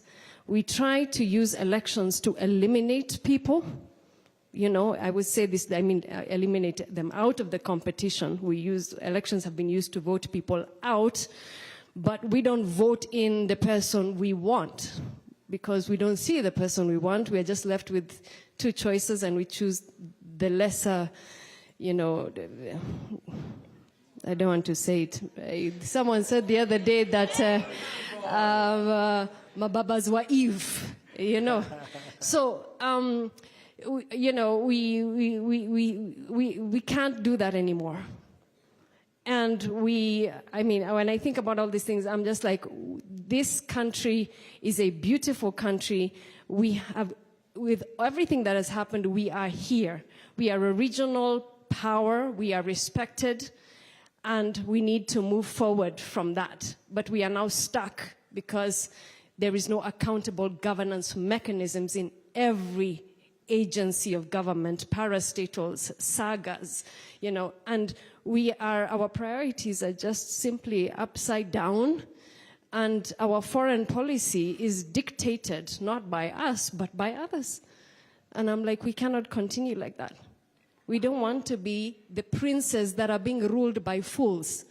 I worked in government for many years. Merit is secondary or tertiary to networks and connections. You cannot change the system from the inside. I tried. I was in government for more than 11 years. You cannot climb. In all those years, I never saw a budget. We were never told, write a budget. You don't prepare for results. What is a planning for results process, or what they would call the equivalent performance contracting. And so it's hard to even appraise people. When people come and say, okay, what have you done? Where is your appraisal? You know, there's no appraisal, right?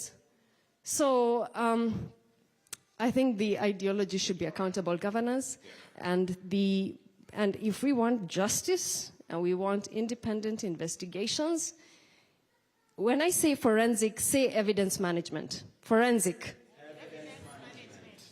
Who is in charge of evidence management in this country? You cannot have the potential perpetrator be the same person as the investigator. And right now, the National Forensic Lab is in the hand of the National Police Service. All right. So you cannot investigate crime and conduct the scientific analysis of that evidence. Okay. So half the evidence is sitting with families, and we are here, you know, outside the system, and half the evidence is inside the system. Thank you very much. I have decisions to make. I have many people on space, and I have many people here. And I have audience here. Do I have a lady? I'll come back. Don't worry. We're here. I'll come back. Let me go to space, get one comment, because they're also participating and they want to be here. Daniel, if you can make your comments in a minute or less.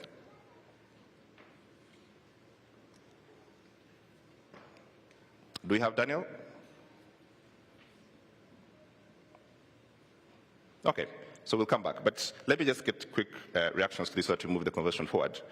Start with you, Irungu. I'm told Daniel is here. Daniel, can you hear us? Please make your comment. Yes. Thank you so much. So I want to go one step back and look at the Constitution. So when we inaugurated the Constitution, what we did was that we changed who has power. You know, we clarified that, we the people, right? And what's happening now and what you're seeing in this movement, we are seeing, we want to now define and clarify what power does, because now it's clear who has the power, we the people.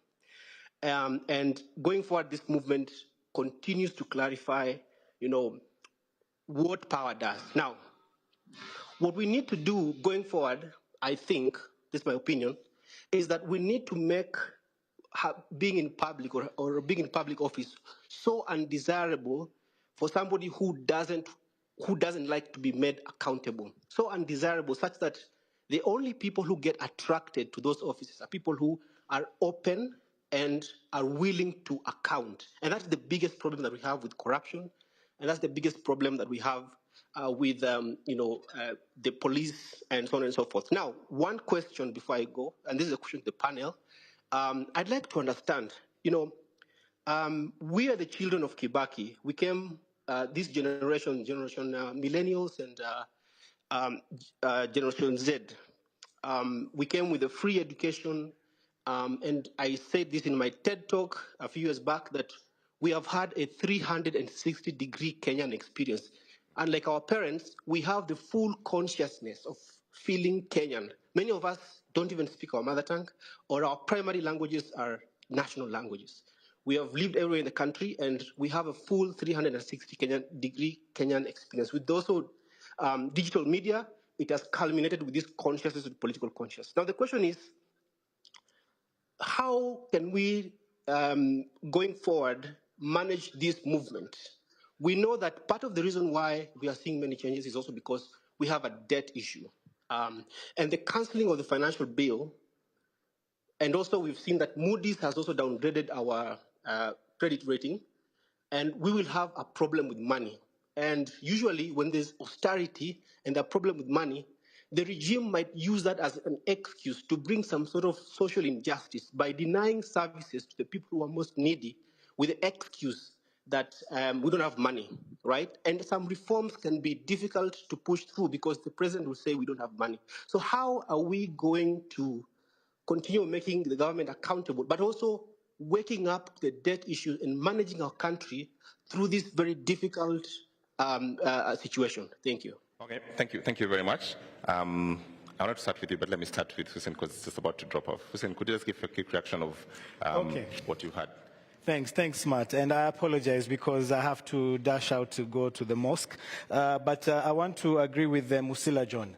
I think all of us have to be and to make a resolve to become human rights defenders. I think for many years, we've been out there for many years. You're actually protesting, you're protesting on an issue that affects every citizen.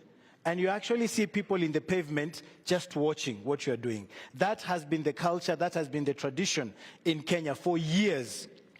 But right now, and we have to give credit where it's due, Gen Zs, it doesn't matter what your background is. Awendu wambiwe, mtetezi tutete. They're saying they are the watetezi. Kila mtu, and we have to give credit to the Gen Zs because they've stood up. And they've said, we will take back our country. You know, some of us, we've been arrested, we've been beaten, we've been blacklisted, you know. But then people will just come back and tell you, great, you're doing good work. And continue. And like, isn't this your country? So for the Gen Zs, for that change, we give credit where it's due. And we tell you, hongera. And let's keep on with that. The second point was on debriefing, my brother, very, very true, particularly for the families. We've really been trying to work with the Kenya, I think, Association of Counselors and Mama Kennedy, particularly, for example, the 12-year-old boy who was killed. He had actually asked to go and pick a book. He was supposed to do his homework. One of, I don't know, if you look at the artwork that he does, and the mother keeps looking, you know, and we have to remind ourselves of what has happened. The 16-year-old, the mother is so devastated. I mean, some of us, tunasema, you know, we are in this, but those families that have been affected, please, if you're near a family, if you're near someone who is injured or who has been affected, please reach out.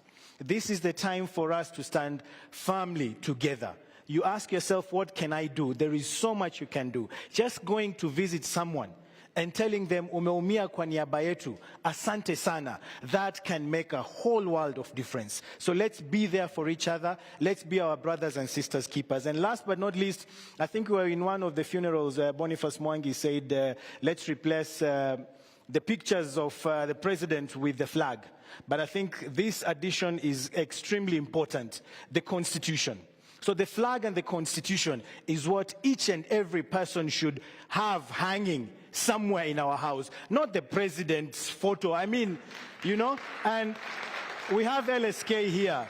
Could you please confirm to us that it is not illegal to have a picture or, you know, the Constitution somewhere in your house or in your business? Is it illegal? It is not illegal. So we make a resolve here today, the Fungamano resolve, that we remove the picture of the president and we put the picture of the flag and of the Constitution of Kenya, and those shall be what we refer to as symbols of national unity. Thank you very much, and I apologize. If you could release me so that I can go for prayers. Thank you very much, Hussein, and thank you very much for your comments. A round of applause for Hussein as he leaves the panel, please. Please. I think I'll first respond. The first person asked of the rights of arrested persons and if the police actually do know the rights of arrested persons. I do believe that in their training, it's very extensive that the police actually know the rights of arrested persons and they are taught in their schools or whatever trainings they do. What I think they do is they deliberately choose not to put that into practice. We have had the president here saying they have had trainings among trainings among trainings. And we are saying we don't want trainings anymore. The police have been trained enough and they know. But what they are doing is following a command. And that's what we see. When we go to the police station, I remember even the other day when I was speaking to lawyers, I was telling them, people do not know actually of their right to remain silent when they are actually arrested by the police officers. And this is something I think we should pick up. And we have been saying that human rights defenders and only lawyers are the ones to defend the Constitution. But remember, this was passed by each and every one of us in 2010. And one of it was Article 49, where when you're arrested by a police officer, they are supposed to identify themselves and tell you why they are arresting you.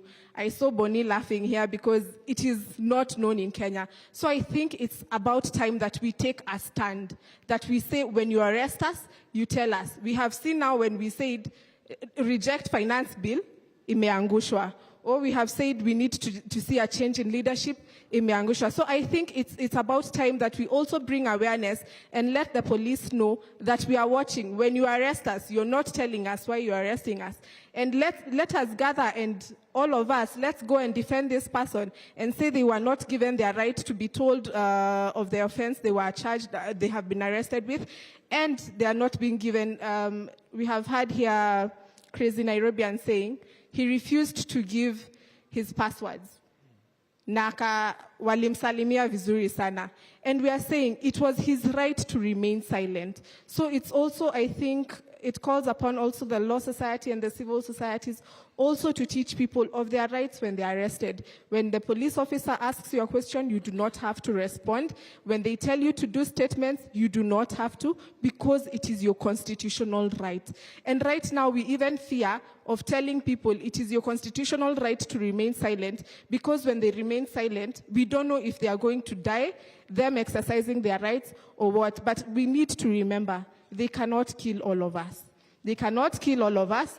And we are not going to do the police work. Yes. We are not going to do police work, because they are the ones who are supposed to do investigations, not us help them with investigations when they arrest us. So that is also a right. So I think it's good that we hold them accountable. And I think one of the things also they said, we need also to hold individual police officers accountable. I think it has not been done enough in Kenya for police actually to know when you violate or threaten to violate a right for a citizen, you can actually be held accountable. I saw in the Twitter spaces, Baby Pendo, the case was being done, I think was it last week, where Willis was saying those police officers were begging not to be arraigned in court and take plea. This is what we need to see in Kenya. And not after so many years. We have seen from when Baby Pendo died, this is the time they are being taken to court.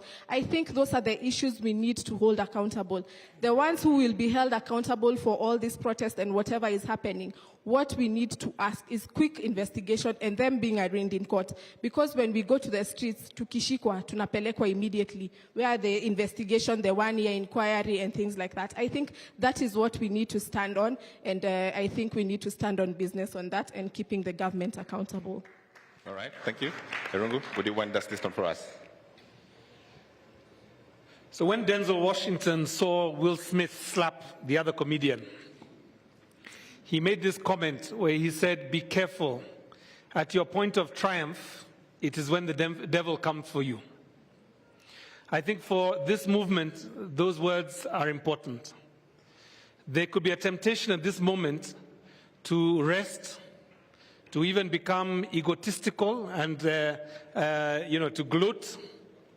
But we have to recognize that what we're up against is not even individuals.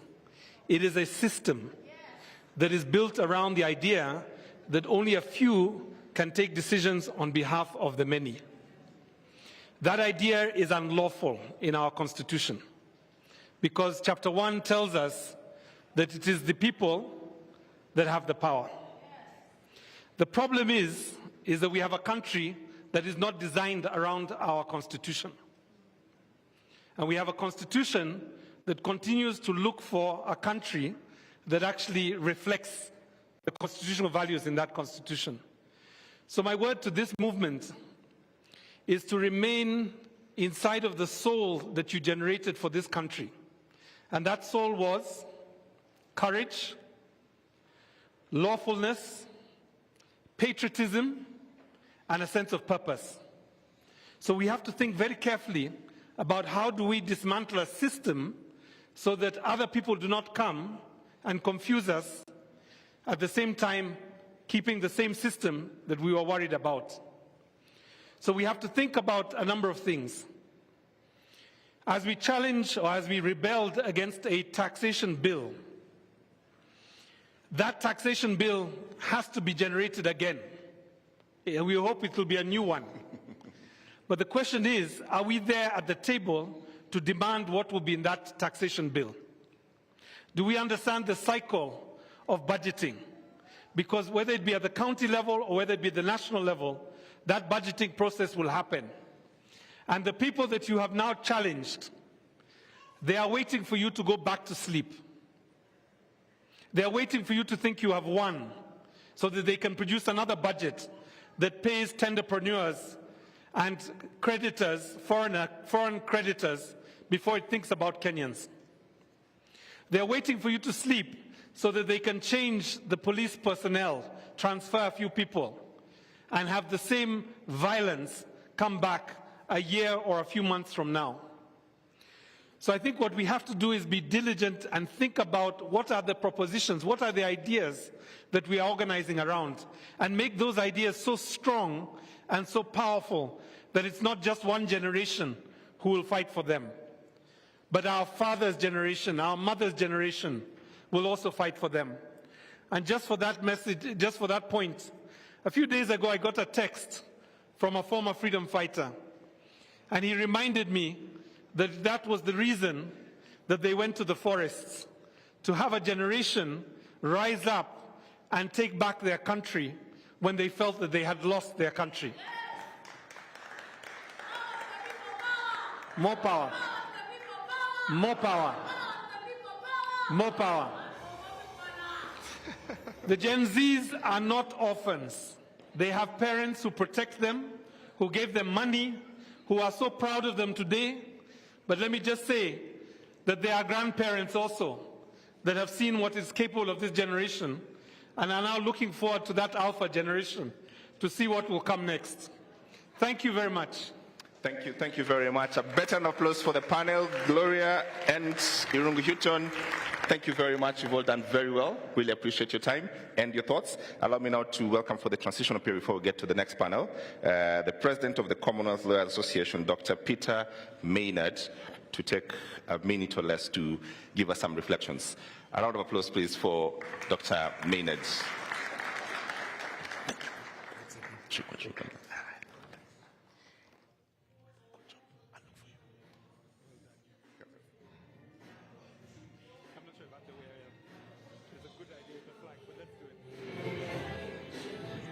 You're next. Yeah? Okay.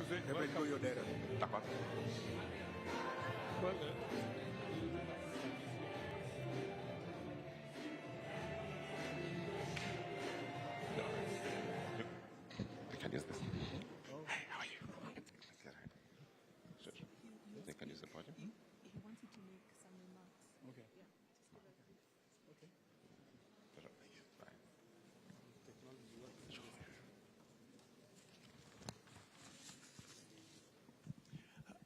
Asante sana for the very warm welcome.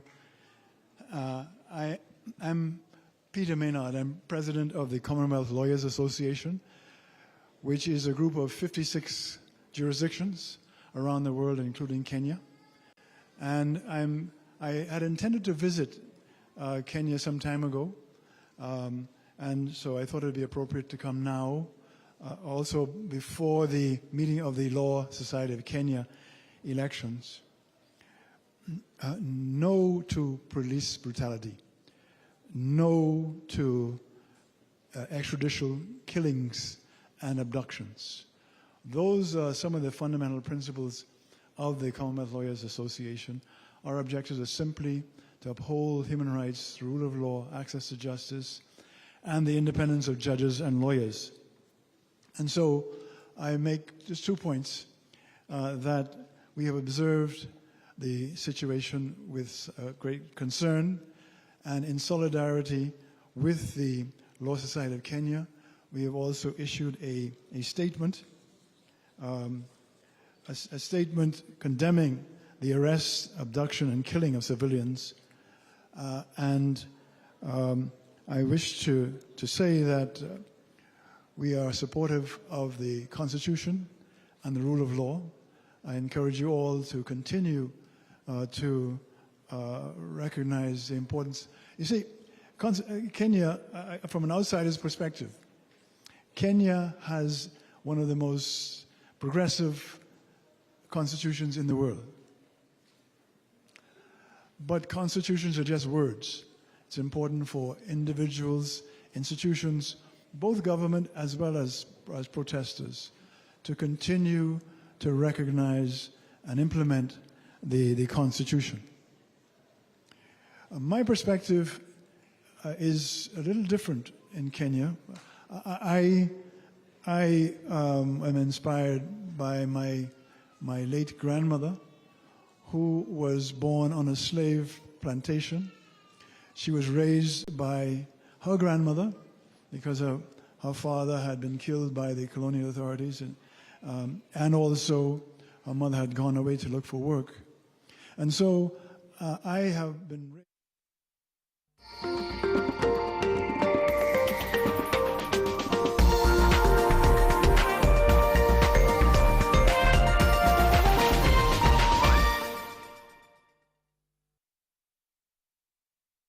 A warm welcome to my esteemed guests.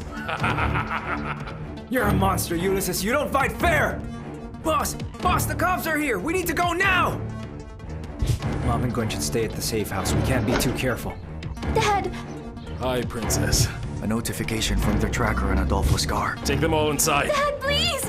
That's the syndicate's wealth. Ulysses gathered it up. Boss, it's Leo! Shoot them! Let's go! Dad!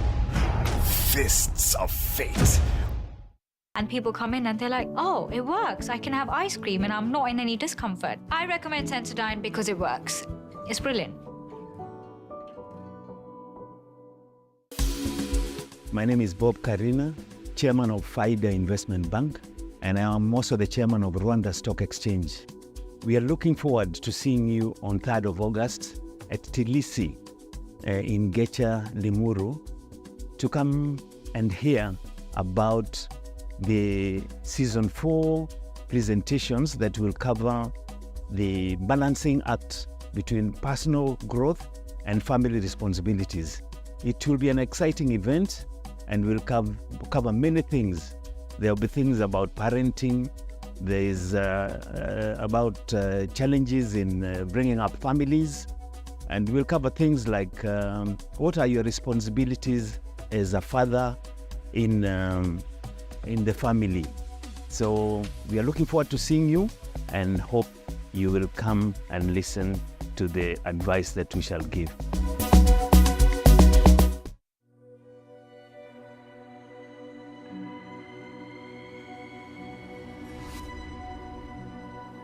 People come to me and they say they get discomfort when they have ice cream.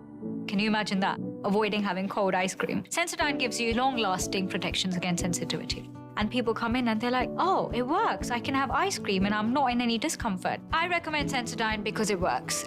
It's brilliant.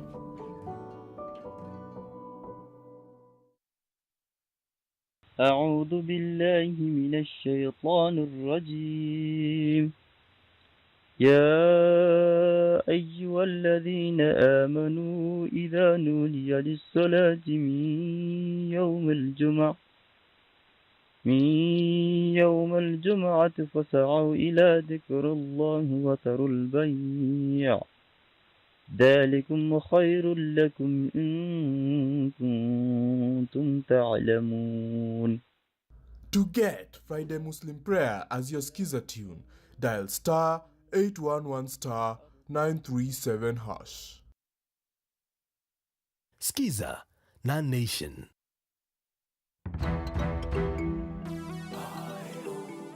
Ujambo. Sijambo. Namna gani? Uko mzima? Kabisa. He was born in Tanzania and spent over 20 years in Kenya spreading the gospel.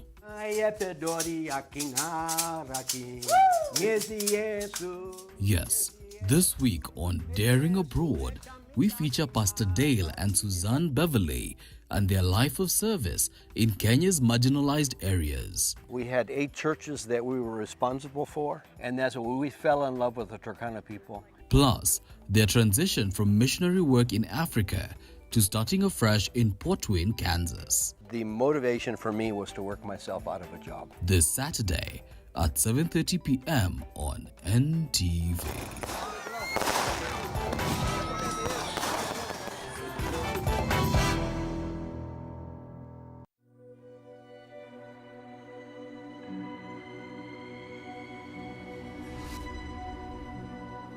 People come to me and they say they get discomfort when they have ice cream. Can you imagine that? Avoiding having cold ice cream. Sensodyne gives you long-lasting protections against sensitivity. And people come in and they're like, oh, it works. I can have ice cream and I'm not in any discomfort. I recommend Sensodyne because it works. It's brilliant.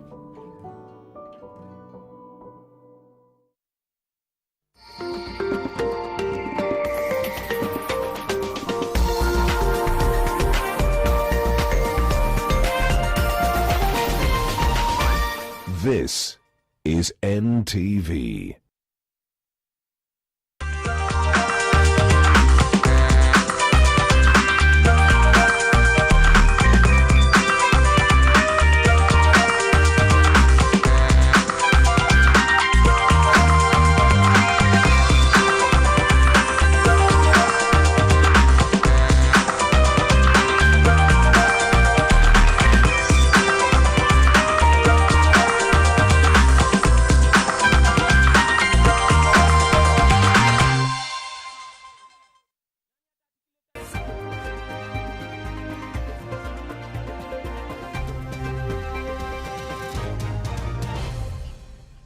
Ijumaa karimu mpenzi mtazamaji, karibu katika taarifa zetu za NTV adhuhuri. Mie siku zote ni Tefrida Mwaka nitaitika na mtazamaji. Hii leo tunaanzia na taarifa ya tanzia ambapo abiria 5 walifariki papo hapo na wengine 3 kujeruhiwa vibaya wakati gari walokuwa wakisafiria ilipohusika katika ajali mbaya huko Karugumo katika barabara ya Sabasaba kwenda Murang'a mjini, kaunti hiyo ya Murang'a. Ajali hiyo ya saa 6 asubuhi ilihusisha trela na gari aina ya Toyota Wish iliyokuwa na watu 7 pamoja na dereva wanaosemekana walikuwa wakielekea Murang'a kwa mazishi, huku lori hilo likielekea upande mwingine. Na kulingana na mashahidi wa tukio hilo, eneo hilo limekuwa hatari. Inaripotiwa kwamba dereva wa lori hilo alijaribu kwepa kugongana na matatu hiyo nyuma, na hapo ndipo alipogonga gari hilo aina ya Toyota Wish na kuwaua watu hao 5.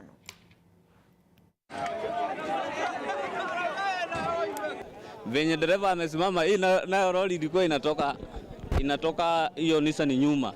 Sasa badala ya dereva wa lori auwe watu wengi, ameepuka kuovertake. Sasa venye alikuwa anataka kuovertake, nao hiyo Wish ilikuwa inatoka Nairobi ikatokea. Sasa sikapatana ka. Sasa venye zilipatana ka, watu 5 wameenda, lakini sio furaha yetu, ni kilio chetu bana. Tumeokoa watu 3 wenye wamepelekwa hosi. Wengine si walilemea hapa. Sasa sisi hatungeweza kitu kingine. 5 wako kana jeruhiwa kivipi labda. Wengine hawana mikono, wengine wamepafuliwa bafu. Kukozangi mtu kwa kila wiki kwa ndugu.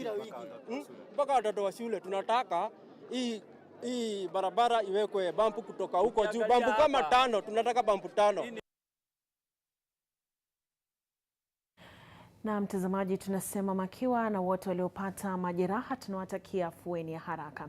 Serikali imetoa onyo kali kwa wafanyakazi wa umma wanaotumia majukwaa kuwachonganisha wananchi, na kamishna wa Narok Kipkech Lotiatia amewataja wanasiasa walio na tabia hizo kama wachochezi wakuu. Lotiatia aliandamana na gavana wa Narok Patrick Ole Ntutu alikashifu machafuko baina ya koo na makabila mipakani kila wakati wanasiasa wanapoingilia kati. Walizungumza walipoitembelea jamii ya Kipsiges eneo la Ang'ata, Barikoi, walikotangaza kamati ya watu 30 kutoka Narok na Migori kwa gavana Chilo Yako ili kuhakikisha amani inadumu.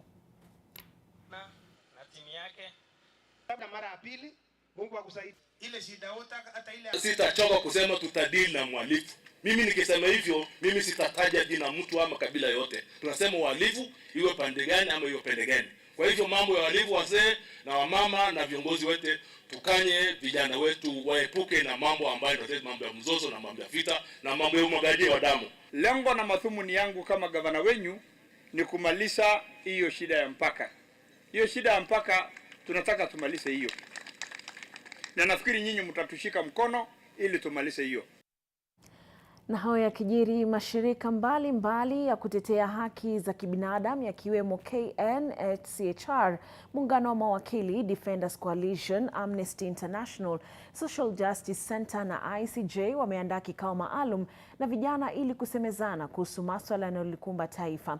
Mkao huo kwa jina The Citizen Assembly utafanyika katika jumba la ufungamano la masuala kama vifo vya Wakenya zaidi ya 39, kuteka nyara na kupotea kwa Wakenya kamatwa, kuzuiliwa bila kufunguliwa mashtaka, miongoni mwa mambo mengine yatajadiliwa, mtazamaji. Na kwa sasa na kusihi tusikize moja kwa moja. Akiwa adi na mini, sasa unasikiza Shin City, tuna feel free. Take a video na post pale NGC. Jina ni content, kurap ni talent. Anguka nayo. Ati anguka nayo. Check it, anguka nayo, twende down low now. Stand up to your feet, mikono juu alafu click. Tuliza pesa alafu one lege, anguka nayo. One lege, ati anguka nayo. Ati anguka nayo. Anguka nayo, ati anguka nayo, ati anguka nayo kama umefeel relax. Na bila shaka mtazamaji, hivi sasa wapo katika tu hali ya kujiburudisha. Tusonge mbele. Wakenya wa matabaka mbalimbali wamealikwa katika maktaba kuu nchini KNLS iliyoko eneo la Upper Hill hapa jijini Nairobi kwa ajili ya siku ya kitaifa ya kusoma. Inaadhimishwa leo tarehe 12 kote nchini, na Wakenya wataruhusiwa kuingia bure katika maktaba hiyo ili kujisomea vitabu wanavyovitaka na kutangamana na waandishi mbalimbali. Our reading practice should therefore broaden our knowledge and at the same time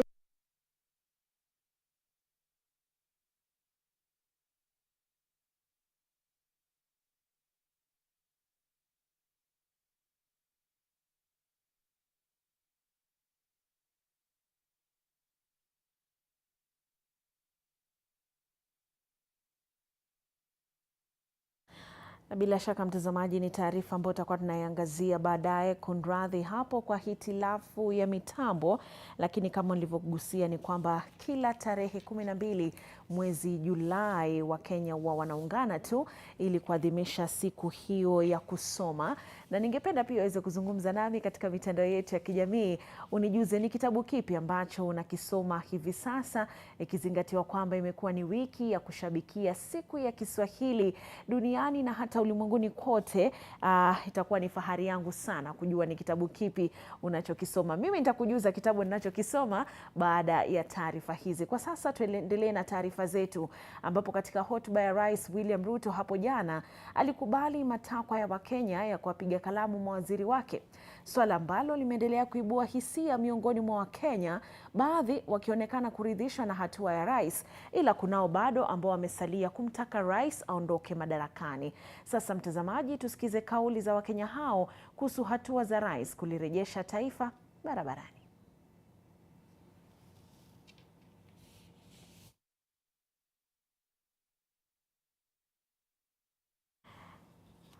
Haya mtazamaji, nafahamishwa pia vile ni taarifa ambayo tunazidi kuisuka, ikiwa tayari tutakupakulia. Viongozi wachanga wa ODM wamekubaliana na hatua ya kinara wa Azimio Raila Odinga kufanya mazungumzo ya uwiano, na mdahalo huo unalenga kushughulikia masuala muhimu ya vijana wa Gen Z. Vijana hao wanasisitiza kuwa Raila hana ubinafsi, ana kwa ana na maslahi ya Wakenya moyoni, ameshikilia maslahi hayo, na wanashikilia kuwa mazungumzo ndio mpango mwafaka zaidi wa kutatua tatizo la vijana na Wakenya kwa jumla. We support Baba's call for a national conversation. The issues the youth are raising need to be turned into policies and programs, and you can't do that on the streets. The country needed IBC like yesterday, we all concur, to enable voters elect leaders and recall those who should be recalled. Baba has never betrayed us, and history is there to judge. He has never lied to us. We have no reason to doubt his latest proposals. We support his call for an engagement. So for the Gen Zs, Baba doesn't want to become your leader. Baba doesn't want to hijack your movement. Your movement has to stay. Baba has only said that there must be a dialogue in the long run of everything. If there is a window for discussion and the person involved has accepted for us to go on table, let us go on table. It's not a must we agree on that table, but we must go on table and put the things we want on that table. Na mtazamaji, tuendelee na taarifa zetu. Taarifa ambayo tuliangazia awali ni kwamba Wakenya wa matabaka yote wamealikwa katika maktaba kuu nchini KNLS iliyoko eneo la Upper Hill hapa jijini Nairobi kwa ajili ya siku ya kitaifa ya kusoma inayoadhimishwa hii leo tarehe 12 kote nchini, na Wakenya wataruhusiwa kuingia bure katika maktaba hiyo kujisomea vitabu wanavyovitaka na hata kutangamana na waandishi mbalimbali. Reading practice should therefore broaden our knowledge and at the same time enable us to make rich choices concerning our individual growth and that of our nation. Reading has to be noted that it is a mental exercise that keeps the mind active and engaged.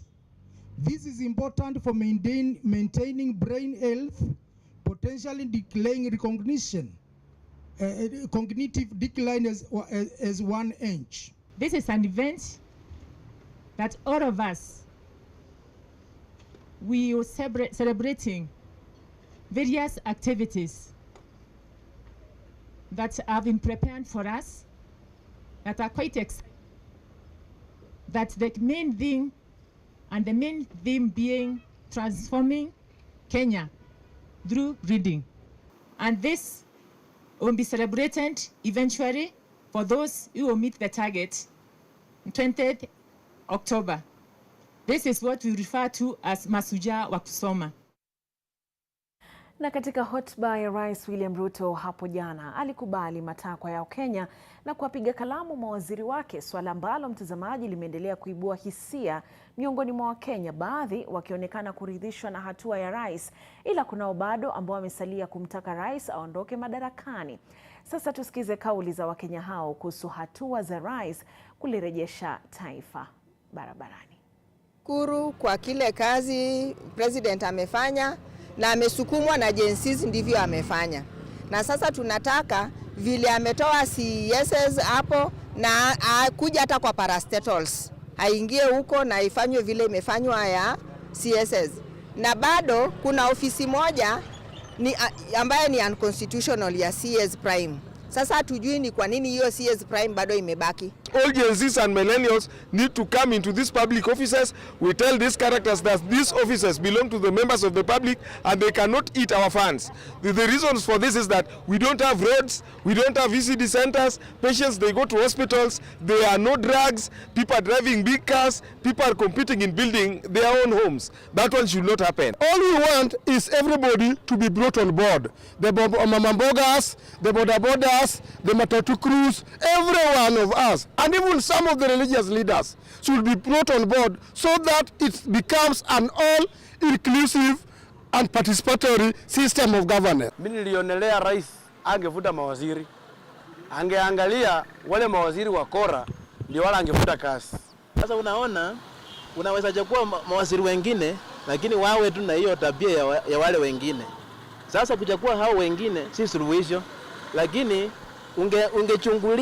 ungechungulia katikati ya hao uone nani mwenye anafaili kwa kazi. Wewe ndio umefuta tu polepole, unafuta mmoja mmoja ukireplace polepole. Aanze upya. Hii ndio kumaanisha ndio ameanza kazi. Mwaka 2 mheshimiwa rais alikuwa analala, lakini kwa sasa aanze kazi na endelee hivyo kabisa. Akuja apunguze ile vitu vingine, ameandika mawaziri wenye wana kazi, wengine wanapewa kazi nyingine ndogo na sisi wenye tumesoma pia hatuna kazi. Atafute vijana, aweke vijana kwa hiyo nafasi ambayo alikuwa ameweka wazee ambayo hawana kazi pale, wameenda kulala, wameenda kukaa. Wakenya wakiendelea kutoa hisia zao, mtazamaji, ni kwamba kundi la vijana kutoka jamii ya Wasomali hapa Nairobi wamemsuta mbunge wa Dadaab Farah Maalim kwa madai ya kutoa matamshi yasiyofaa kuhusu vijana waliokuwa wakiandamana dhidi ya serikali. Na kulingana na vijana hao, matamshi ya mbunge huyo yanalenga kuleta mgawanyiko kati ya vijana na viongozi, huku wakimtaka mbunge huyo kuomba msamaha majenzi. Youth condemn in the strongest possible terms utterances made by Farah Maalim MP Dadaab constituency in regards to the Gen Zs. We take this opportunity to distance and disassociate ourselves from Farah Maalim's rhetoric and incriminating statements. We hope relevant authorities will take up the matter. We also took this opportunity to reiterate our support for the courageous General Z, popularly known as Gen Z. The Gen Z movement is tribeless, leaderless, and fearless, and do not associate with any political movement. Their agenda is clear and are fighting for every one of us. Baada ya taarifa hiyo, mtazamaji wangu, unaona hapa zimekatika dakika 13 baada ya saa 7, na kusihi usiende mbali, na chukua mapumziko mafupi, nitarudi na mengi zaidi.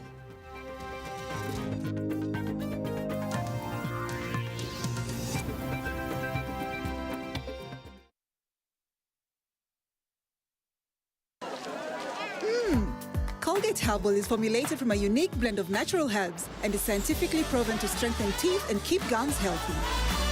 Try Colgate Herbal, scientifically proven for strong teeth and healthy gums. Colgate Charcoal, the charcoal toothpaste you can trust. Ah, the thrilling world of businesses in the city. Mato, you on speed dial. Looking for help with his LPO, he needs to deliver laptops fast. Enter Stanbic Bank, the game changer in LPO financing.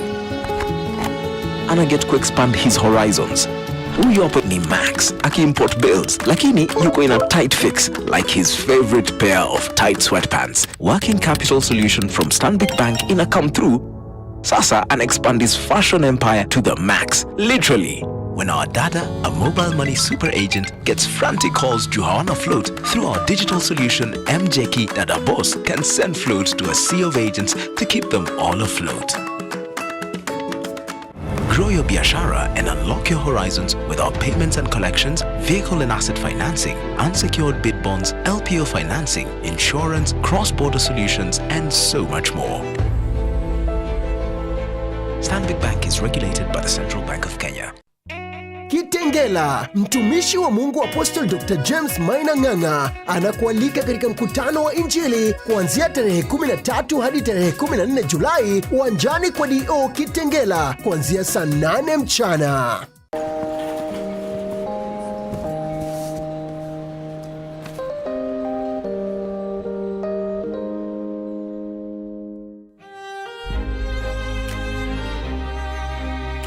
The moment I feel my pain starting to fade, it's like I'm going back to myself on a really good day.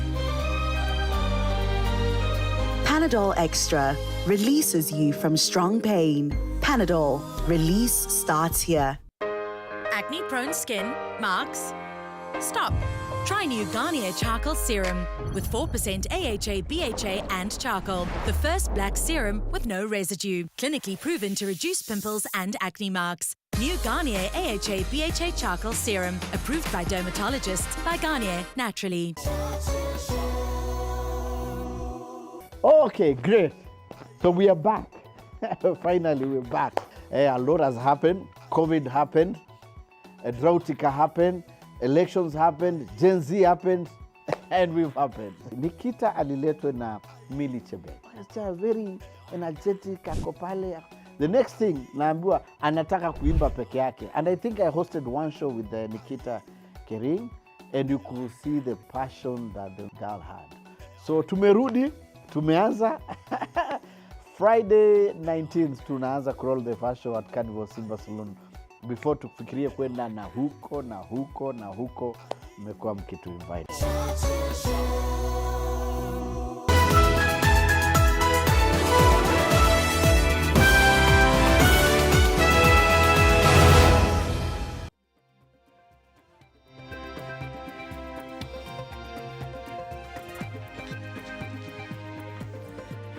Karibu tena mtazamaji, tuendelee na taarifa zetu. Huku ugonjwa wa malaria ukiendelea kuwa tisho kwa wakazi wa Kilifi Kutokana na hali ya umaskini, serikali kwa ushirikiano na shirika la KEMSA inaendelea na usambazaji wa vyandarua katika kaunti mbalimbali nchini ili kuzuia maambukizi ya ugonjwa huo wa malaria.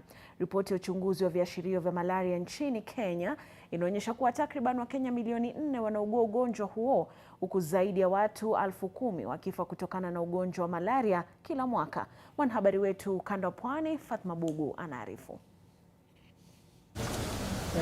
Tunakutana na Anzazi Nyali katika kijiji cha Bundacho, kaunti ya Kilifi. Kwa miaka ameishi bila neti ya kuzuia ugonjwa wa malaria. Anasema yamkini amekuwa akiyaweka maisha yake na watoto wake hatarini, ila hakuwa na budi. Kazi zetu ni hizi za mikono, tupate tufanye, na ni kama tunafikiria ile ya kununua neti, watoto wanafukuzwa, pesa ya mtihani, pesa ya vile, tunasahau hii neti. Hali ya uchochole imemlazimu kutegemea neti za msaada ambazo amezitumia japo kwa mazingira yasiyofaa. Anakiri neti hizo sasa hazina muonekano mzuri, zimetoboka. Tulikuwa tukilala na neti hapo kitambo, alafu ile neti ikapasuka, tukalala bila neti, tukawa tunaliwa na umbu. Mtoto wangu alipata malaria, wakashikwa na mwili moto na kutapika. Esther Konde ni mama mwenye ujauzito wa miezi 8. Kilio ni kile kile, hana neti ya kumkinga kutokana na mbu wa korofi. Mbu wako, lakini sijashikwa na malaria. Level of education, poverty like zinaweza kuchangia watu kutotumia neti. Shirika la usambazaji wa madawa la serikali limezindua mpango wa usambazaji neti katika kaunti ya Kilifi, ikiwa mojawapo ya kaunti zilizoainishwa kama mojawapo ya maeneo yenye malaria ambayo yanahitaji neti kwa ajili ya kuzuia malaria. Total of 1,054 nets to the communities, so almost every household will get some 3 nets or so. Huwa tunapeana neti kila baada ya miaka 3 kwa sababu hiyo dawa baada ya miaka 3 huwa utafiti umeonyesha imeisha nguvu. Mpango huo unalenga kusambaza neti milioni 10.9 katika kaunti 18 ili kupunguza athari za ugonjwa wa malaria chini ya mpango wa taifa wa kudhibiti malaria. County government inaendelea kuwafunza jamii jinsi ya kutumia regardless of the level of poverty or level of economic standing. Kufikia sasa mamlaka hiyo imekamilisha usambazaji katika kaunti 10. Hizi ni pamoja na kaunti za Kisii, Nyamira, Kisumu, Siaya, Migori, Tana River, Lamu, Taita Taveta, Kwale na Mombasa.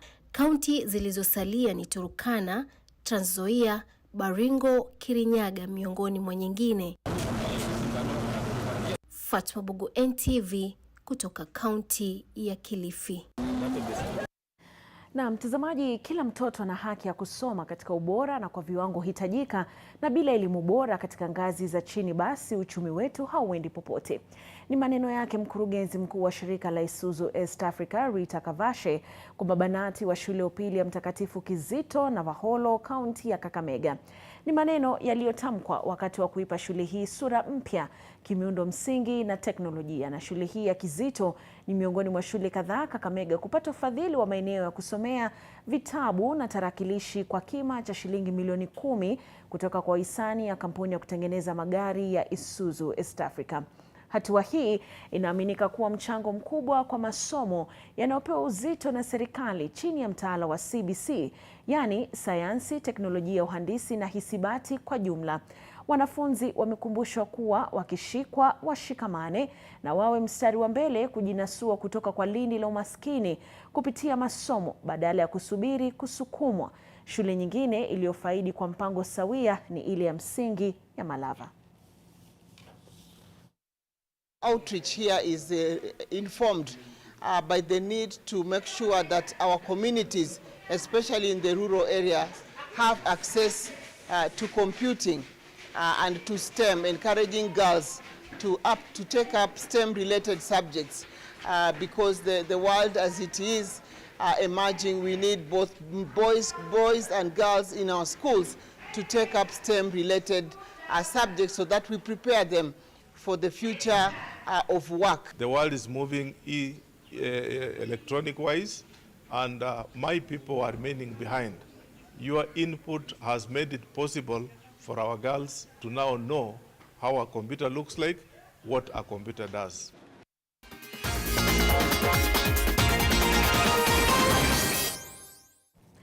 Tujitose viwanjani. Kikosi cha Uingereza kinanoa makali yake huku akijiandaa kwa fainali ya kumtuza bingwa bara Ulaya. Wachezaji hao walifanya mazoezi yao katika eneo la Blankenheim siku moja baada ya kuwapiku Uholanzi katika mechi ya nusu fainali. Na wachezaji hao vilevile waliogelea kabla ya fainali hiyo inayoratibiwa kucheza Jumapili ijayo. Ulaya mwisho ya Uingereza kushinda taji hilo ni mwaka 1966 wakati wa mashindano hayo yalipoandaliwa nchini humo.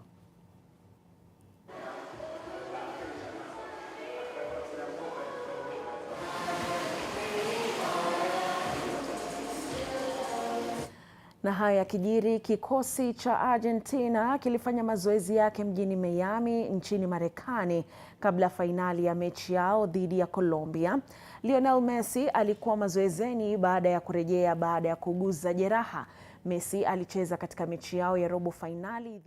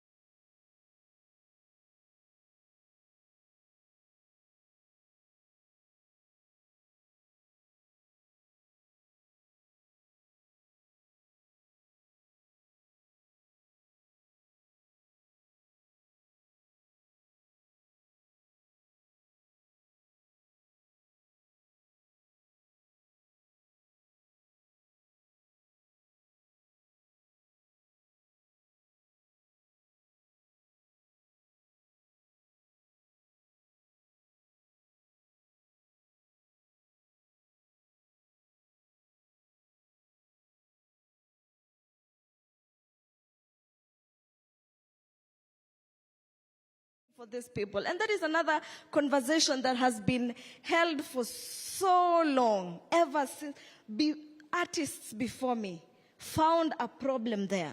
I have found a problem there. And I am not going to leave, you know, because at the end of the day, there's a time going to reach I'm not able to dance on stage as I am dancing right now. So it is, as I said before, it's accountable governance. We have to hold each and every person accountable. Kila mtu. Now, to the ladies, maybe when you wamechaguliwa, ama they have been given a position, wasiende wakatuaibisha. We've seen the likes of Karen Nyamu, more of a socialite rather than a leader. There are so many deserving women. I am sorry to say that. It's a stray bullet, but it's the truth. There are so many deserving women who are intellectual, who are smart. We don't need to know your personal life. What have you done for the girl child? For the longest time, women have fought. You're given a position, and all we can talk about is your personal life. She really needs to check herself. Yes. All right. Thanks. Maria,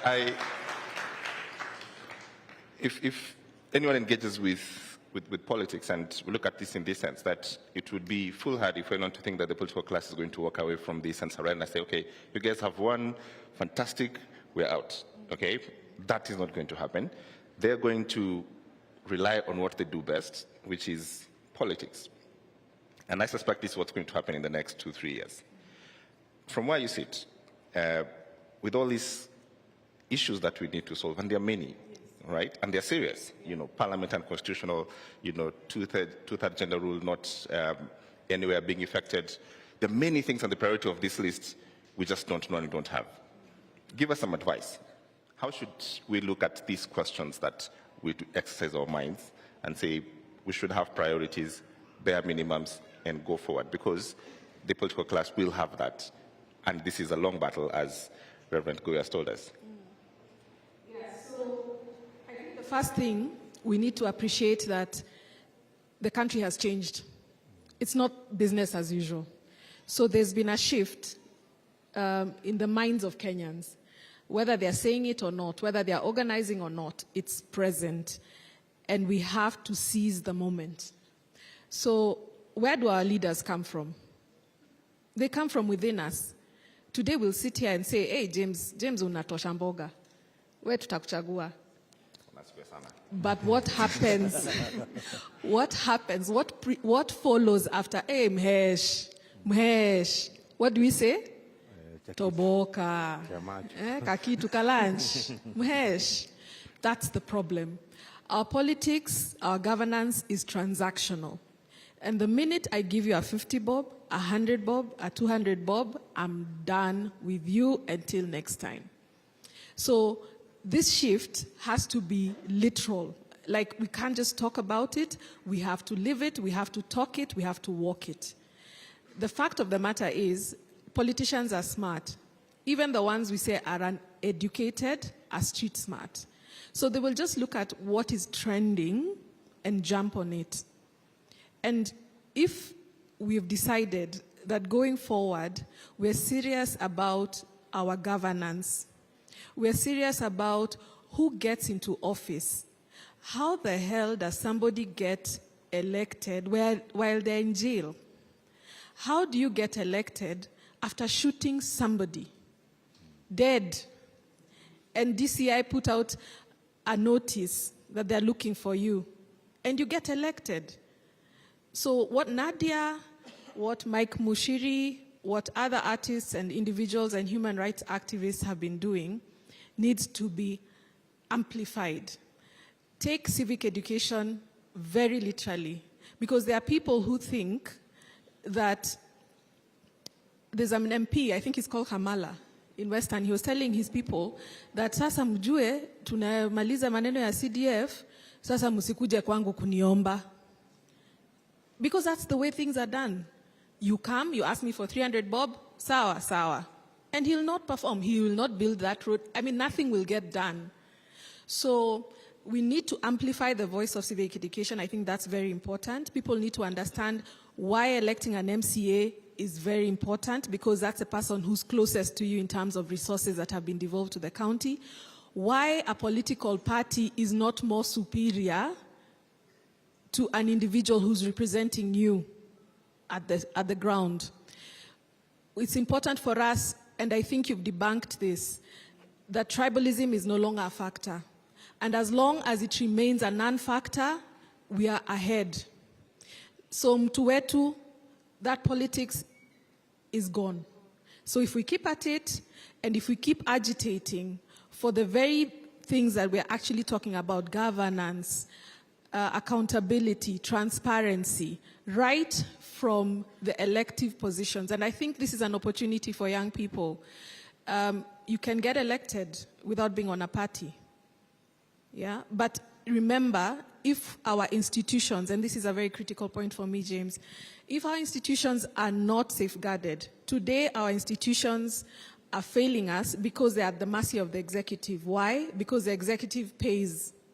They're the ones who provide a budget. So everybody who's in a position of leadership, a position of governance, a position of representation is swallowed by the system. And we've talked about the system. When you get there, you're given, the first thing you're given as a chairman is an allowance, sitting allowance. The next thing, mkubwa unataka gari gani? And that thing gets to your head and you forget why you got there in the first place. So let's fight for our institutions. Let's get our institutions back. Let's make sure anybody who's nominated to serve on those institutions is a credible person and they can always pass the suitability test that is Chapter 6. Remember, in Kenya, we don't have an absence of laws. Steve Wanjiru talked about the conflict of interest bill that is currently in Senate. That bill, it's not that we don't have laws that could have jailed people for conflict of interest. Right. What we've had is deliberate missteps in the application of the law.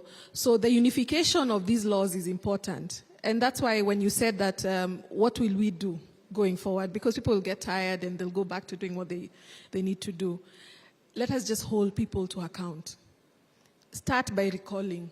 And I like that process that people are actually taking now. And let's keep whoever is in office accountable. Let's keep them on their toes. Let's get involved in the budget-making process. Do we know when the cycle starts? Because it's about to start again in September. Right. So that eternal vigilance. It's a lot to ask for the citizenry, but I think it's a price we are ready to pay, and it's been obvious from the reasons. I want to get one comment from Sylvia, who's been waiting for like an hour. Sylvia, if you can have your minutes now, what is the thing that you want us to do next?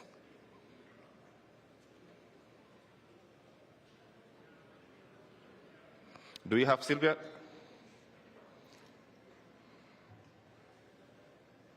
Yes, good afternoon. Go ahead. I'm speaking as a lay person that according to how things are right now, we understand that a government is formed by three arms. I think we have three arms of the government. But as things are now, it's like the parliament and the executive have merged. So we do not have oversight. The legislature, people like the MPs are supposed to represent the people who voted them to go there and do the legislation. But even if they do the legislation, is it favoring a common citizen? Everything they are doing is about them. So I was asking, I'm speaking as a lay person, so just pardon me, and if at all I'm wrong, just try to enlighten me more. As a lay person, under Article 1 of the Constitution, can I say clause number 2, which says that people can exercise their right, is it their right, directly, or can I say the leadership or something? Like we can exercise our power directly. Now, how do we do it legally? Because right now, the parliament is there, but it's like we are the ones who are doing the job. We are here on the streets. We are the ones providing oversight. We are the ones pushing for better legislation. So how do we go about it? Because all this mess is because whoever we put in power messed us up. This also has come about because of the micromanaging, the executive micromanaging the other two, trying to micromanage the other two arms of the government. How do we get ourselves into this? Okay. All right. Thank you. I think just an important question, and maybe I'll start with you, Mary, then we'll go to Goi. This idea that you elect people to get to office and they decide that we know best, all right? In fact, you become very clever all of a sudden, and I know what you want. And I think we saw that on this finance bill, that MPs literally told everyone that you guys have no point whatsoever. We know best and we'll do what we want. How do we stop that from ever happening again? That a person who gets elected becomes truly a servant, not our lords? I think it just goes back to the same thing of public participation, because what happens is that we have to accept that once we elect a leader, we are expecting that they will go and deliver on the mandate. So the issue of, did we elect a party or an individual? Because usually the wave, you're told, this one got in kwa sababu ya wave. And the people were with the wave. So that's why the MPs, some of the MPs had the temerity to tell us, it's not you, it's the party. It's not you I'm accountable to, it's the party. So the first thing is, because you cannot recall an MP until they've been in office for 2 years, is just to keep a record of it, I guess. Because now, constitutionally, you cannot recall before a certain period. But the fact of the matter is that the way we have seen participation being carried out with creation of ChatGPT, breaking down the information, that's the first thing. Breaking down the information, ensuring it reaches people. Petitions are online.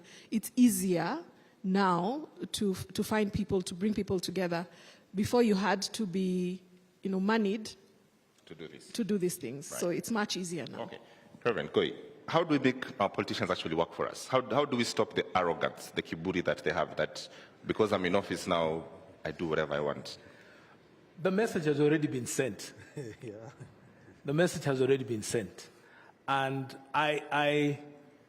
what I'm very happy to see is now legislators now are being very penitent about what they're doing. That's one. But then the second one is just adding what she has just said in itself. There are ways we can just keep our legislators accountable. One is just, there's a roll call in Parliament. So when you go in Parliament, you have to, sign in. And so we need to be able to see, just the way when we're in school, you sign a roll in itself. Were you present? And that information is available to any person in the public. We know one legislator now who has barely been in Parliament for 1.5 years or so, that is now out in the public space. And then thirdly, it's being able to get access to your member of Parliament and demanding access to your member of Parliament as often as you can. Like you have a constituency office. How often is this member of Parliament in their office? And so that is another place where you can go and demand to be able to see them. What are your office hours at the constituency office? That is where you can meet them at their local office. And if you are a big office, the government has given this MP or legislator the resources to cover the entire, like North Hall. That's a huge constituency. But there are different constituency sections where you can meet your legislator. So those are some of the things that come to mind. Yeah. Steve. Yes, I think, sorry. I was thinking, as I was talking, I was thinking about how we gauge our MPs' performances. And we diverted it to the duties and the responsibilities that are with the ministers, cabinet. Those are the parameters most of the time we gauge when we are voting for a member of parliament. Amejenga barabara ngapi? Ameweka mashule ngapi? Is that the job of a legislature? No. Because that has been the parameter for voting. So I think even as we move forward in this conversation, and as I address your concern, we need to do an inward reflection as a people and ask ourselves, are we expecting the wrong things from the right people? Are we voting you as a member of parliament? Then we expect you to build roads for us. Then we have a cabinet which has a ministry of road and a budget to do roads. So that is where we spend our money, wastage, and it becomes a point of a lot of wastages and privileges. And I think my feeling and my contribution to this conversation of the young people, and I want the whole Kenyans to embrace this, not as a Gen Z affair, but the spirit of the youth. Why the spirit of the youth? I want to say this quoting Henry Ford. There's something he said that the greatest thing you can do to yourself is to keep your mind young. Why do you need to keep your mind young? Because at your formative age is when you have a vision, is when you have ambitions. So once you become old and you allow the aged you to be complacent, you lose the vision. We got our constitution in 2010 with a lot of ambition. That was our youth at that time. We got our independence with a lot of ambition. Then what did we do? We became complacent. That's where these guys, when you visit them, they give you a handout. Before you even negotiate, you live with a bahasha. You see a priest has gone to State House, they're living with a brown bahasha. And you saw them walking in, they didn't have one. So I don't know, there's a Bible inside there. You create an office of intercessors, as in like your prayer request. These are crazy things that we have been witnessing as a country. And it's high time we start holding our leaders accountable. Even the judiciary itself. The last time there was with all due respect to the courts, we filed a petition challenging the deployment of the military. And I don't need to go to the details, but we all saw the live stream of that particular ruling. We all read the Constitution. I don't need to remind anyone the clause in the Constitution. And we can question the integrity of such a person when they are holding a public office. So we need to hold these people accountable. We need to have the right people doing the right job and not putting the wrong people. That's why I keep on saying, until and unless we push for the removal of CDF from the hands of parliamentarians, we are going to continue electing people because they are giving us money. That's why they buy the ticket, because I buy it. I have friends who contribute, give me campaign money. Why is it costing almost 50 million to join parliament? If I save the whole salary for parliament from day one to the last day, I can't raise 50 million. Even if you work with because they have a lifestyle to maintain. So there's a lot of inward reflection that is needed, both to the people, to the president, the leadership at all levels and at all arms, and we need to hold them serious. All right, thank you very much, Reverend Goi Odera, Steve Bugwa. Well done, very well. The panel. I leave Nadia to perform as we exit the stage. Thank you very much.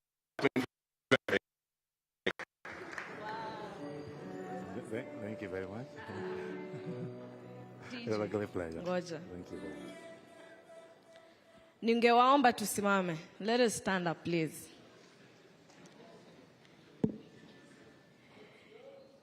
You know, when I came here, I didn't come today to perform, by the way. I didn't come as a Kenyan artist, a celebrity. I came here as a concerned Kenyan. And I want my condolences to the families of the bereaved soldiers who we were together kwa barabara, kwa streets as we were fighting. So my biggest condolences to the family and to anyone here who's been affected by this time. As Boniface has said, yeah, they've partnered with Kenya councillors. What is it called again? I think I've forgotten the name. So you can see them after this. And for me, it's also to say, we've had a win, yes. We've had some wins. But at the same time, we need justice for the people, to the families zenye wameachwa na wapendwa wao. They need closure. Ama namna gani? Tuweke ngoma imechangamka kidogo. Weka maombi. Kazi ya Mungu haina makosa. Ingekuwa binadamu wanatoa ningekosa. Sio jujuni, si keleleni. Turudie tena. Ngoja. Kazi ya Mungu haina makosa. Ingekuwa binadamu wanatoa ningekosa. Sio jujuni, si keleleni. Tene kazi di. Hoya, hoya, hoya. Hoya, hoya, hoya. Nilichopata nikiomba walisema kitakwisha. Nikitoa shukurani hadharani wakasema naji.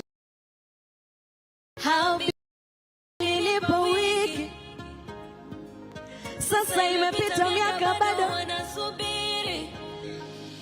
Kazi ya Mungu haina makosa.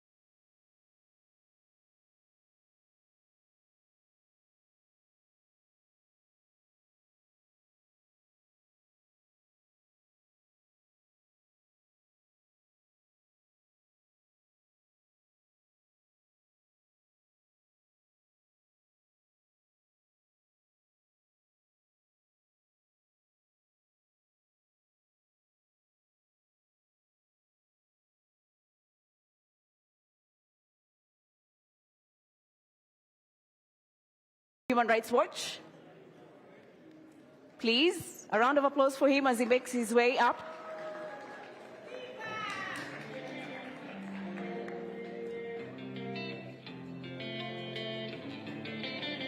Thank you so much. You can have a seat. And then we have Dr. Njoki Wamae. She is an assistant professor of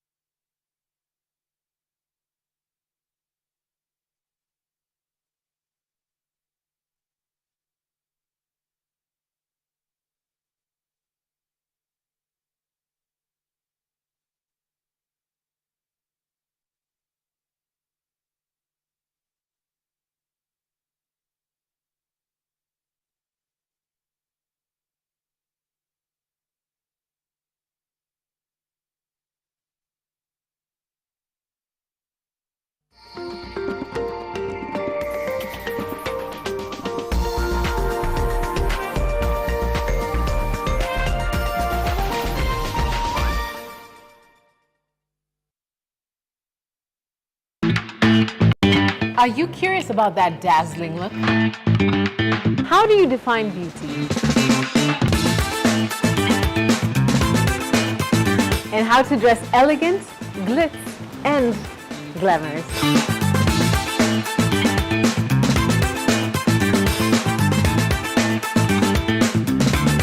The Glam Show is here to answer all those questions and show you what's popping and what's the latest in the beauty and lifestyle world, because you need it.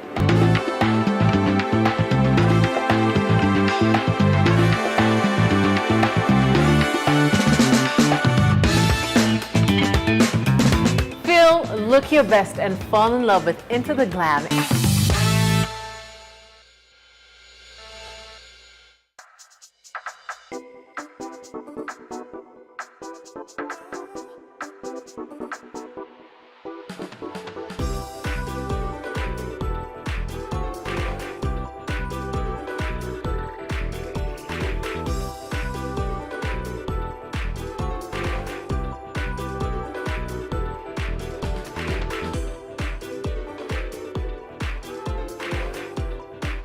You can't even have a girlfriend. You can't even make someone, you can't even think of starting a family, because how are you going to feed that mouth? So when the president decided to bring the finance bill, and was going to even tax those who don't even have jobs, they're unemployed, with this, it's called shift, this thing that is there, the anger just exploded. So where are we at? We are very hopeful as a country. Kenya has changed forever. Let no one lie to it, it hasn't changed.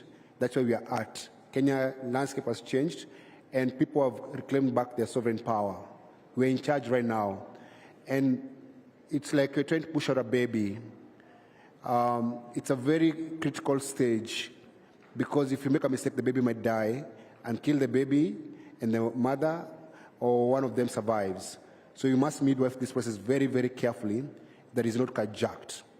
The last few days, you've seen the old fossils, these very old politicians, trying to steal the struggle from the people. They're trying to own that space. And there's a possibility the next 2 days, Saturday is a Harambee Day and Burial Day. So tomorrow they're going to be all over with one agenda to center Raila Odinga in this conversation. And we refuse. That's a very good point, and I would go back to it. Let's hear from Cyprian. From your own perspective, what has the journey been for you in terms of the activism we've seen in Kenya?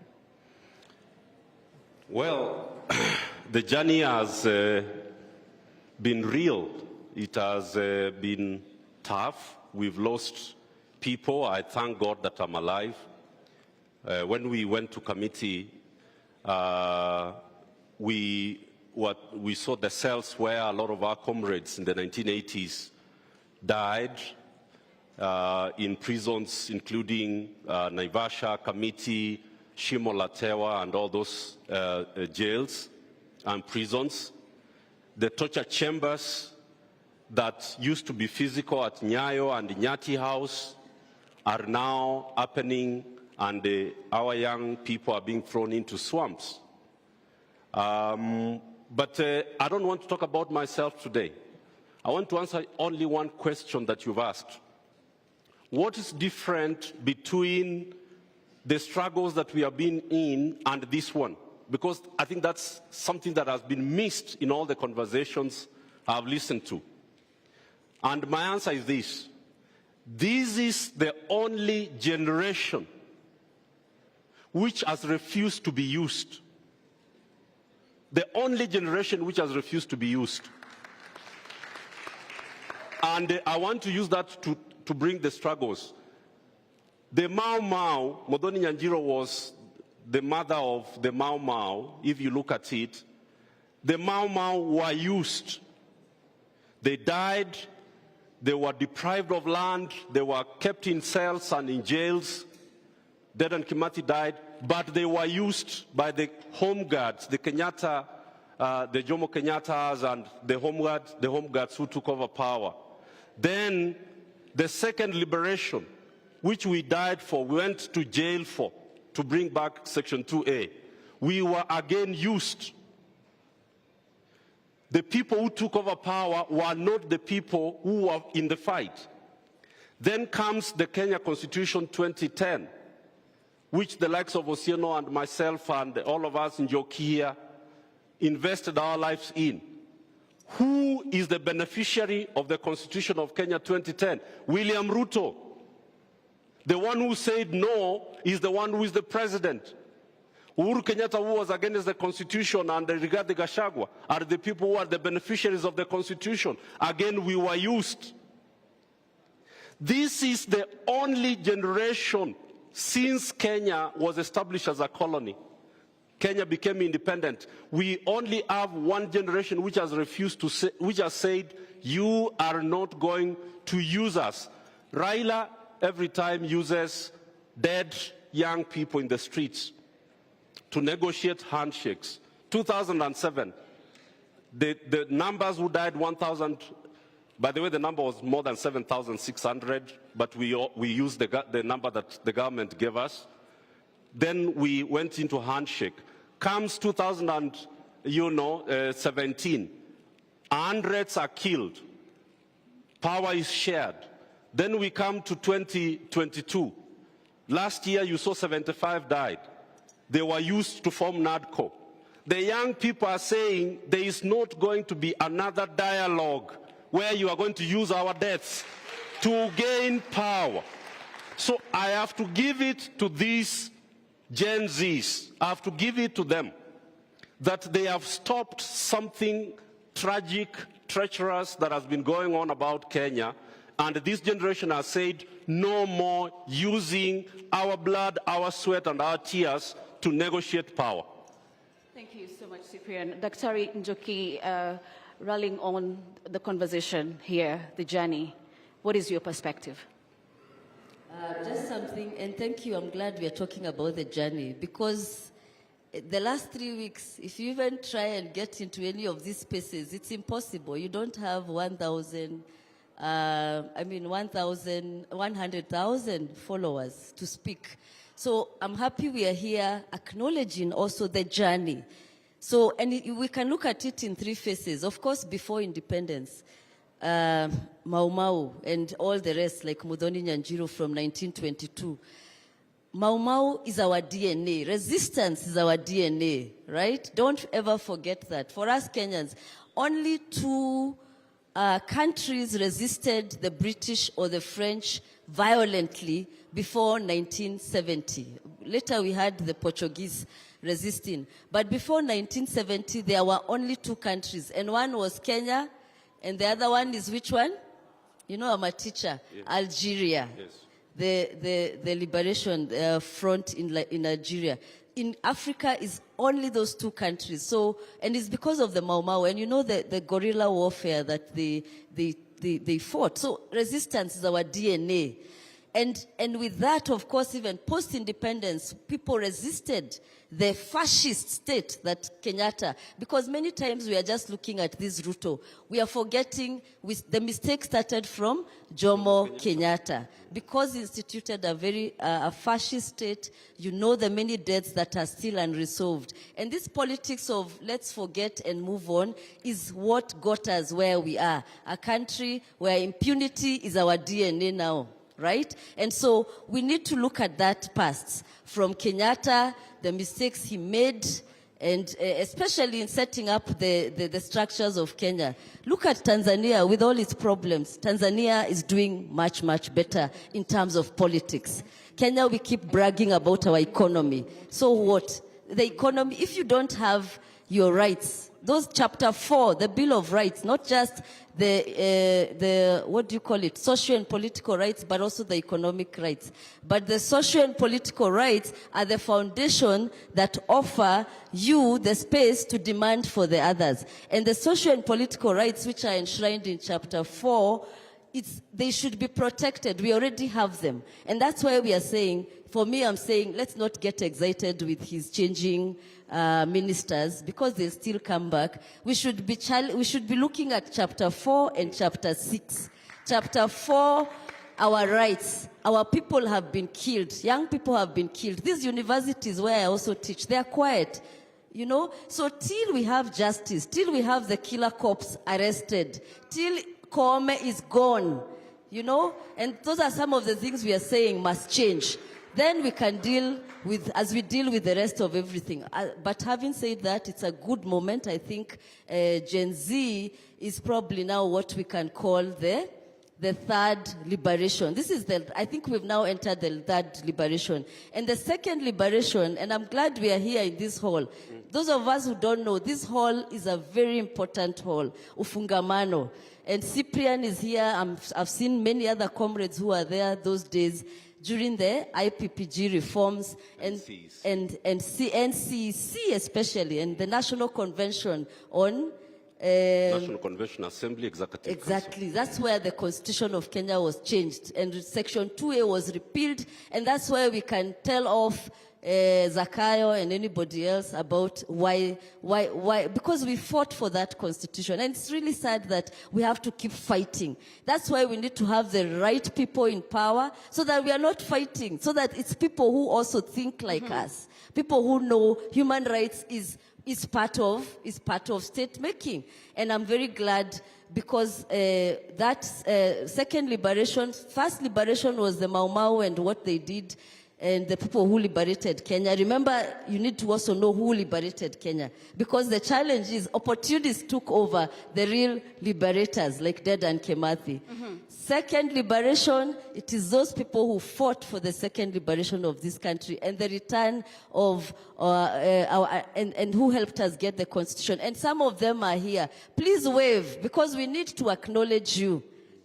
Please wave. I've seen some people, second liberation, Kegoro there, Undanyamaza too. You know, thank you, comrade. Because we have to, many of us, especially the new Gen Z activists, we are forgetting the journey. When you get that space, remember this is a marathon. People have died, people have been there. What do we call them? The social justice centers have been killed on the streets, have been walking in these streets. Kina Mama Rahma, please, let's wave also. Let's acknowledge these people. You know, and all the social justice activists, Olal, Viva comrades. These are the people who have brought us to this moment. So let's not look at it as it's 3 weeks old. Now, we must always carry that journey. And when you're given to that opportunity, remember those people. Thank you. Thank you so much. So let's tweak the conversation a little bit, and let's talk about the journey when we look at police accountability and brutality. Of course, police have been there throughout the journey in terms of the first liberation, as Daktari talked about. But with the new Constitution 2010, there was different expectation in terms of how they would engage the protesters. So Otsiero, take us through how the journey has been, and how do we make police accountable? Thank you. My name, I'm called Otsieno Namwaya. I work with Human Rights Watch, but I will also speak more broadly because I've been an activist since the 90s. First of all, I think last week or early this week, I heard somebody say in Parliament, I think it was Danson Mugatana, that this is the third liberation. The second liberation there was in the 90s, and then there was the independence struggle. And I think it is broadly true, but I have a different thinking, because the second liberation in reality aborted. Picking up from what Dr. has said here, it aborted because if you look at some of the discussions we're having here, they were the same discussions, partly the same discussions we were having in the 90s. The issue of the portrait of William Ruto. I remember sometime, I think 1997, we were the Gen Zs then, we were called Generation X. We had in this same spot, Cyprian, correct me, but we were wondering, why do we have Moi's portrait everywhere? And that we need to stop that. That's part of imperialism. So having said that, that struggle, second liberation struggle, picked up from independence struggle, which a lot of people believe that the independence struggle aborted and died with the death of Dedan Kimathi in 1957. If you look at movements such as FERA, which is February 18th Revolutionary Army, or stock movement, which was with people like Akina, Brigadier Odongo, Raphael Wangondo, and the rest, the reasoning even for naming it FERA was that we aborted the struggle in 1957. We need to pick it from where we aborted it. That was 1957. That's why it's called February 18th Revolutionary Army. Dedan Kimathi was killed on February 18th, 1957. So it is part of the long struggle. So picking it up from there, I was supposed to talk about police accountability. I don't want to go into details of repeating some of the things that some of the speakers who are here in the morning had already spoken about. I want to basically flesh out some of the worrying trends that we have noticed for the last maybe 7 years that we need to be really worrying about and calling out the authorities for what is happening. Let me talk about IPOA a bit. IPOA was basically created by the Constitution of Kenya 2010 and then operationalized by the 2011 law, IPOA Act of 2011. But it came effectively into operation in 2012 when they were constituted, and then they started setting up in 2013. By 2013, we had a lot of hopes. They had just 6 investigators. But they could try to reach everywhere. They would be in Kisumu, they would be in Nairobi, they would be where? There were just 6. Right now, IPOA has approximately 100 investigators. But what do? If you look at their case success rate from 2013 to now, how many cases have they successfully prosecuted? How many? I think about 12, if I'm not wrong. I think about 12 or 13 cases. How many cases have been filed with them? At some point, IPOA used to post these details on their website. They no longer do that. Why? Because if you look at the cases that have been filed with IPOA, by around 2018, 2019, there were around 7,000 cases of police brutality and police misuse of power and all that. How many could they investigate? There are about 100, maybe 1,000, up to 2022. How many have they successfully prosecuted? About 22. However, the details, those details don't tell you the problem with IPOA right now. IPOA was initially in the thinking of the 2010 Constitution and the second liberation. The issues we had, especially after the 2007 elections and the killings by police, was that we need a civilian institution where people can walk in and report police abuses, so that people don't have to go to a police station to report cases to be investigated by the same police officers who have committed the offenses. So it was created as a civilian institution. It was supposed to be friendly, welcoming, understanding, transparent. But what has happened today, if you look at IPOA, it has transformed itself. It has become more like a police institution. So it's no longer transparent. Those cases they used to post on their website showing how many have come and which ones are killings, which ones are torture, they no longer post that. Then the other is that they are no longer acting like they are civilian.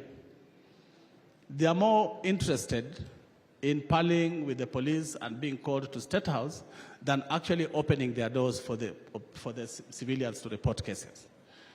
And then the issue of their performance, I know people will celebrate. We have IPOA because 12 police officers have been prosecuted, they have been sent to jail. But there's nothing to celebrate. If you look at the number of killings we have had since IPOA came into place in 2013, they cherry pick cases. So if there's a police officer who has killed somebody in Kangware and there's pressure, the government is also worried or embarrassed, they go and investigate and prosecute that one. But killings such as what is going on today during protests, we have never had IPOA prosecute officers for killings during protests because those are state-sanctioned killings. So in 2017, there were over 100 cases we documented. I think there were more, but we documented 104. IPOA has focused on two, Baby Pendo and Stephanie Mora, cherry-picking what they can prosecute because these are low-hanging fruits, but they don't go to the bottom, the root cause or the root cause of the problem. So out of 100 plus, they picked two, and they never even successfully prosecuted. People are having to go and prosecute them on their own. Between 2014 and 2015, there were over 100 people who had disappeared in Nairobi, Northeastern, Coast Region. We presented these cases for IPOA. To this day, they have never prosecuted any.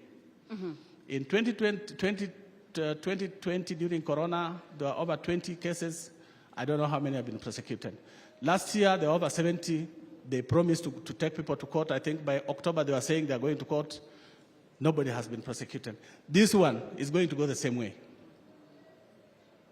So even if IPOA, in fact, their behavior this time has been more strange because before then, we used to communicate with them. We used to know what they are doing. Right now, they have shut their doors. They don't want to say what they are doing.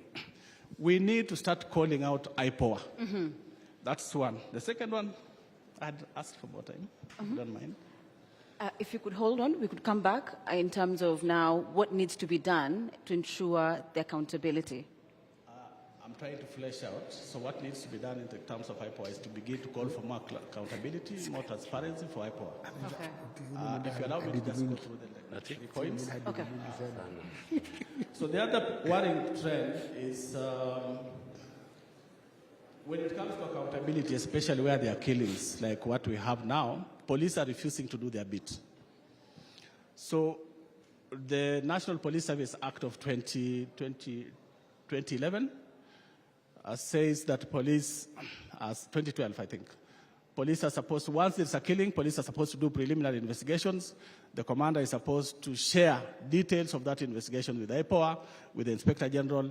Then IPOA picks up from there to start the investigation. That preliminary investigation never happens.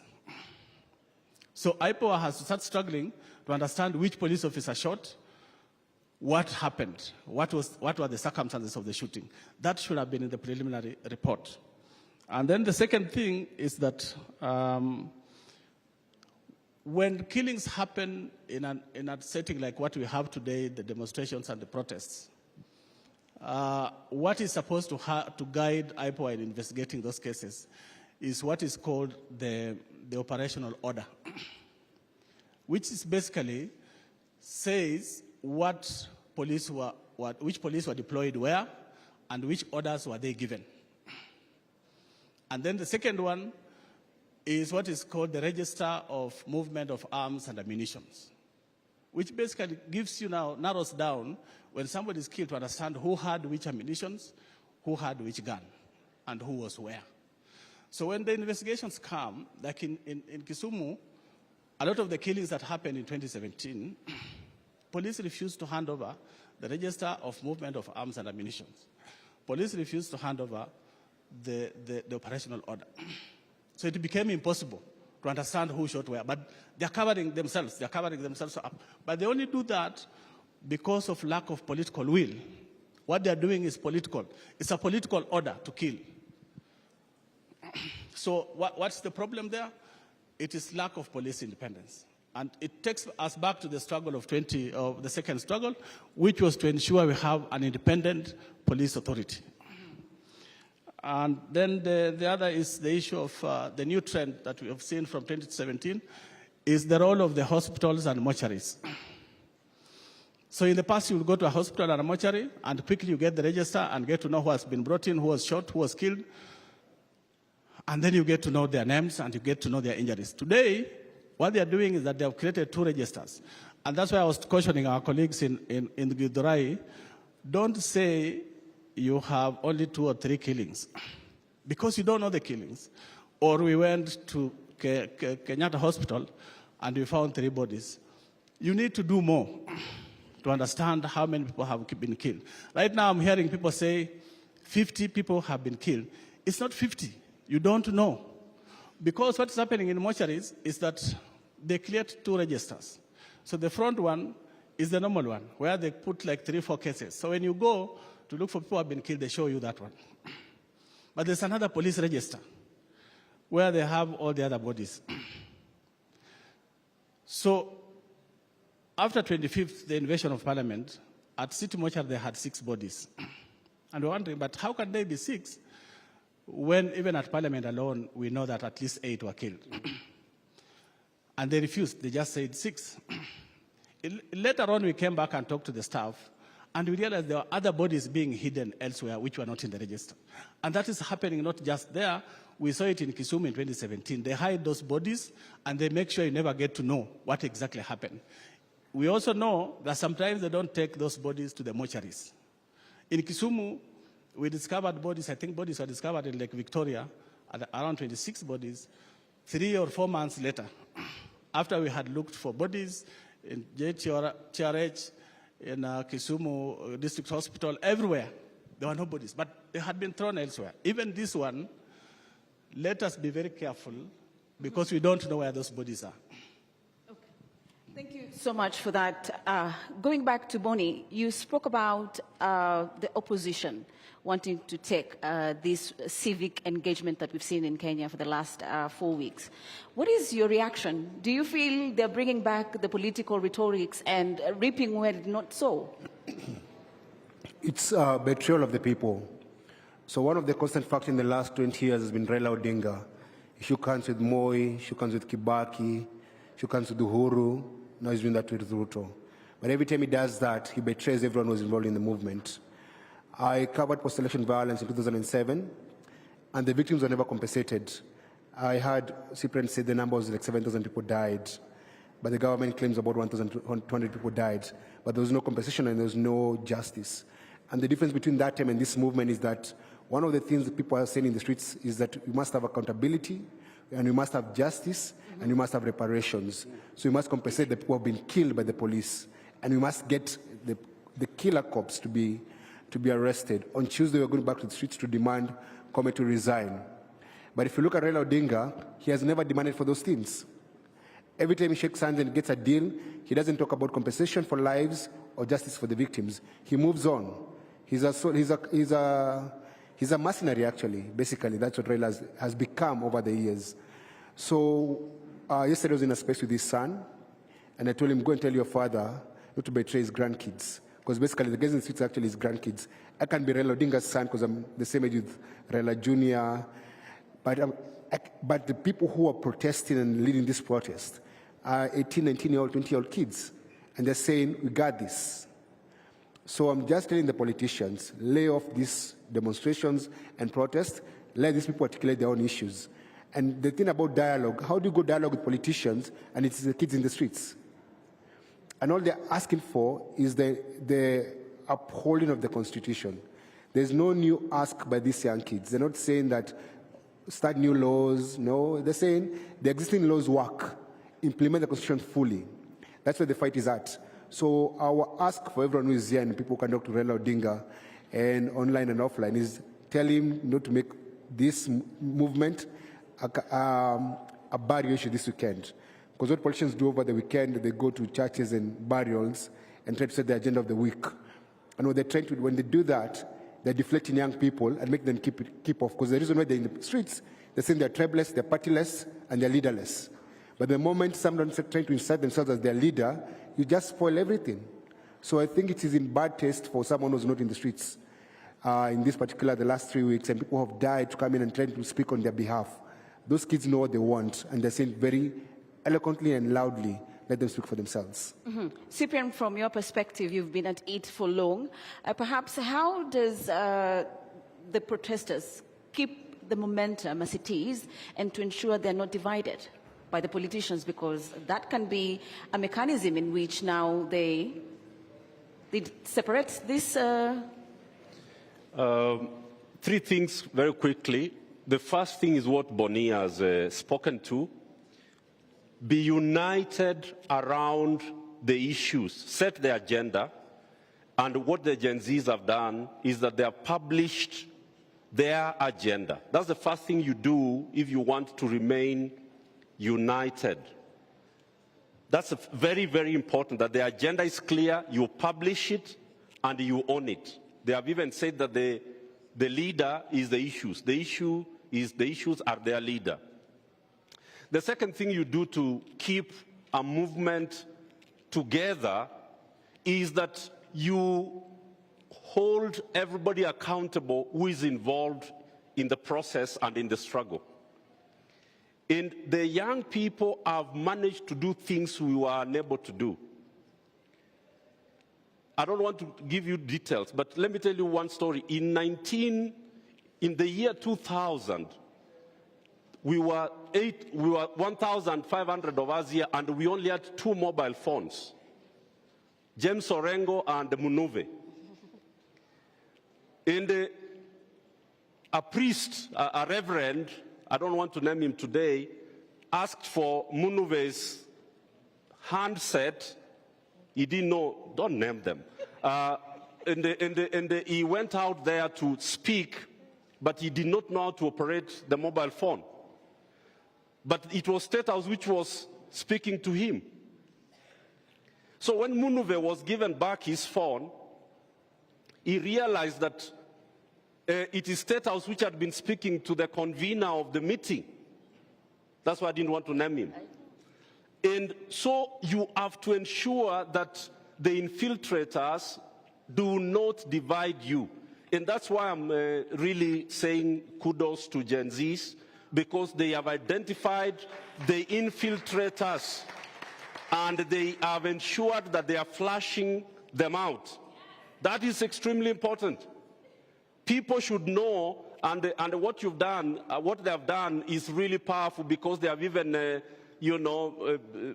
moved out of people's YouTube and whatever, so that they pay the price. Which some of these things, we didn't have these things in our days. Finally, which is what I want to really speak to, the Gen Zs do not know how to deal with it. You are never going to go to the streets and you are not infiltrated physically. So in NCEC, in our struggles in NCEC, we established the self-defense teams, the self-defense forces around active nonviolence as the principle.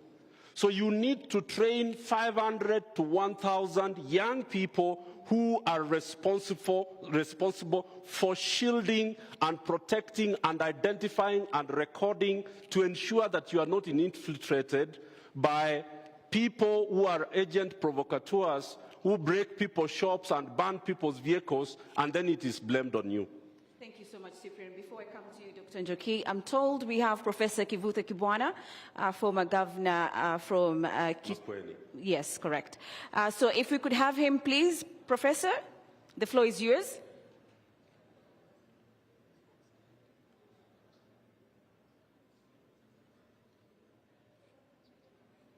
Hello? Thank you so much, Prof. Please carry on. Okay. First of all, I really want to, put my hat off for these young people, the Gen Zs, who have done something one can equal to the Mau Mau of the 50s, not even the NCA, NCC struggle of the 90s, and this is huge. And following mambo wanafanya kidogo kama mtafiti, I can see that they have realized that hii system ya ukoloni na ukoloni mamboleo mpaka ichenjiwe kutoka kwa roots. And I think that's the biggest thing that I have, seen from the struggles and from their work. Ndio tuwe na system mpya which is an identical twin to the 2010 constitution. Na jinsi ilisemekana hapo awali, nafikiri ni Houghton, somebody said this, ni kazi ngumu na ni marathon, so that people don't think it's a quick fix. Na ndio nimesikia mkisema kwamba system ichenjiwe, personnel kabisa pia iwe ni personnel mpya na values mpya na norms mpya, alafu eternal accountability. Kila wakati muwe mnafuata. Na ndipo ninaweza kuuliza Law Society na wale wahusika wengine pamoja na Gen Zs wenyewe, ikiwa katiba inaweza kutranslatiwa hata even in those brief ways, kila lugha ya Kenya, na ndio najua kuna moja imetranslatiwa kwa Kiswahili, ndio iwe kwamba people now will learn the constitution. And you Gen Zs, please get into the wards, get into the rural areas, make sure that up to the ward and all those WhatsApps which are there in the rural areas, make sure that the message that you have gets there.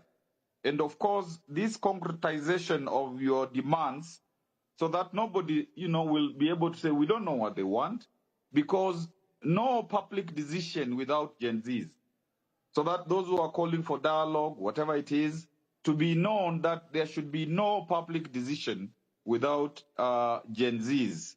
I think that becomes very, very, very important. And the Occupy movement, my understanding of this movement from watching, listening, and so on, is you occupy any institution, you occupy any space, so that you get out the old ideas, the old values, and then you infuse new values within that particular movement. So it's symbolic, and that's why the artists, the comedians, and so on, the energy they are bringing and the innovation they are bringing in terms of really trying to change our country is very, very important. Because before, comedians were saying, these are just people who make others laugh. But this is like the beauty of the Gen Z movement is it is functional leadership. If there is a job to be done, people are told do that, and they do that.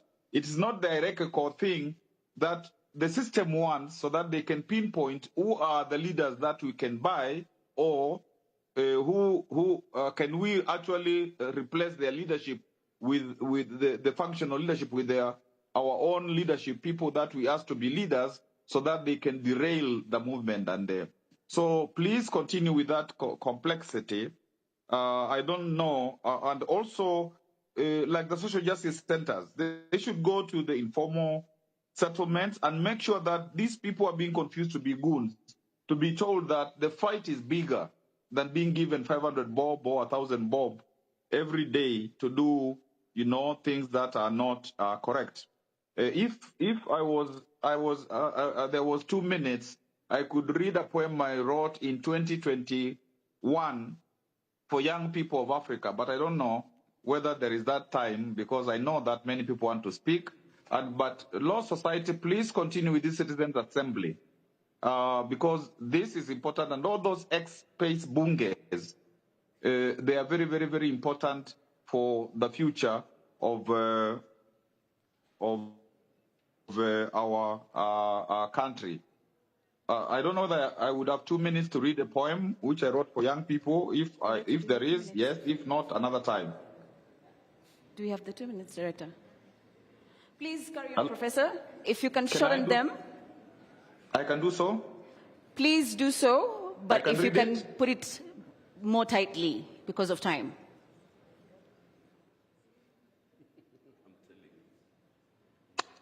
Prof, can you hear me? Okay, then let me read it. Yeah, I can hear you. What? Yes? Hello? Please repeat, Prof. I couldn't hear you. I was asking if I have 2 minutes to read a poem Please, which I wrote in 2021 for the youth of Africa, Youth Seed. Please go ahead.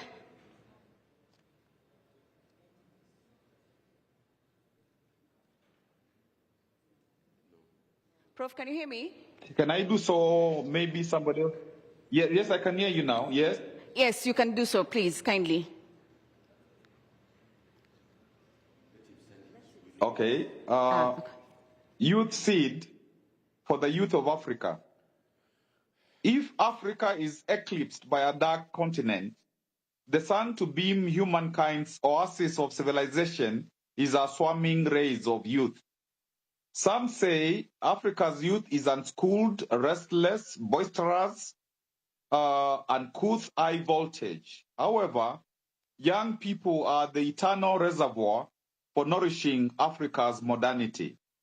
If the continent and our youth fail to enact a symbiotically binding social contract, we have entombed Africa alive. How many generations must we miscarry before we can procreate seminal life? In traditional Africa, when fire died from the earth, a child was sent to her neighbors to borrow fire.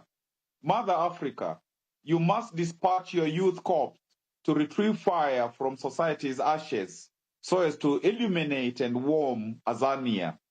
The youth's essence are energy, inspiration, vitality, creativity, resilience must never again be hijacked. Young persons must renounce the culture of youth for hire.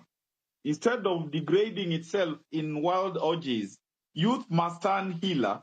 Its spirit must soak Africa, become the miracle remedy of our cancers, union of Africa's body and soul.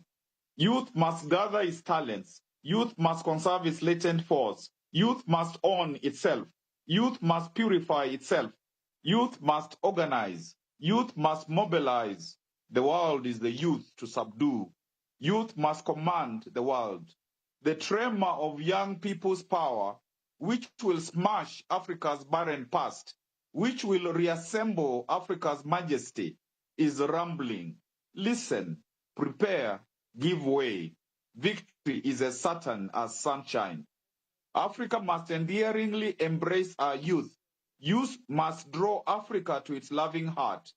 Africa must palaver with our youth. Youth must make conversation with youth.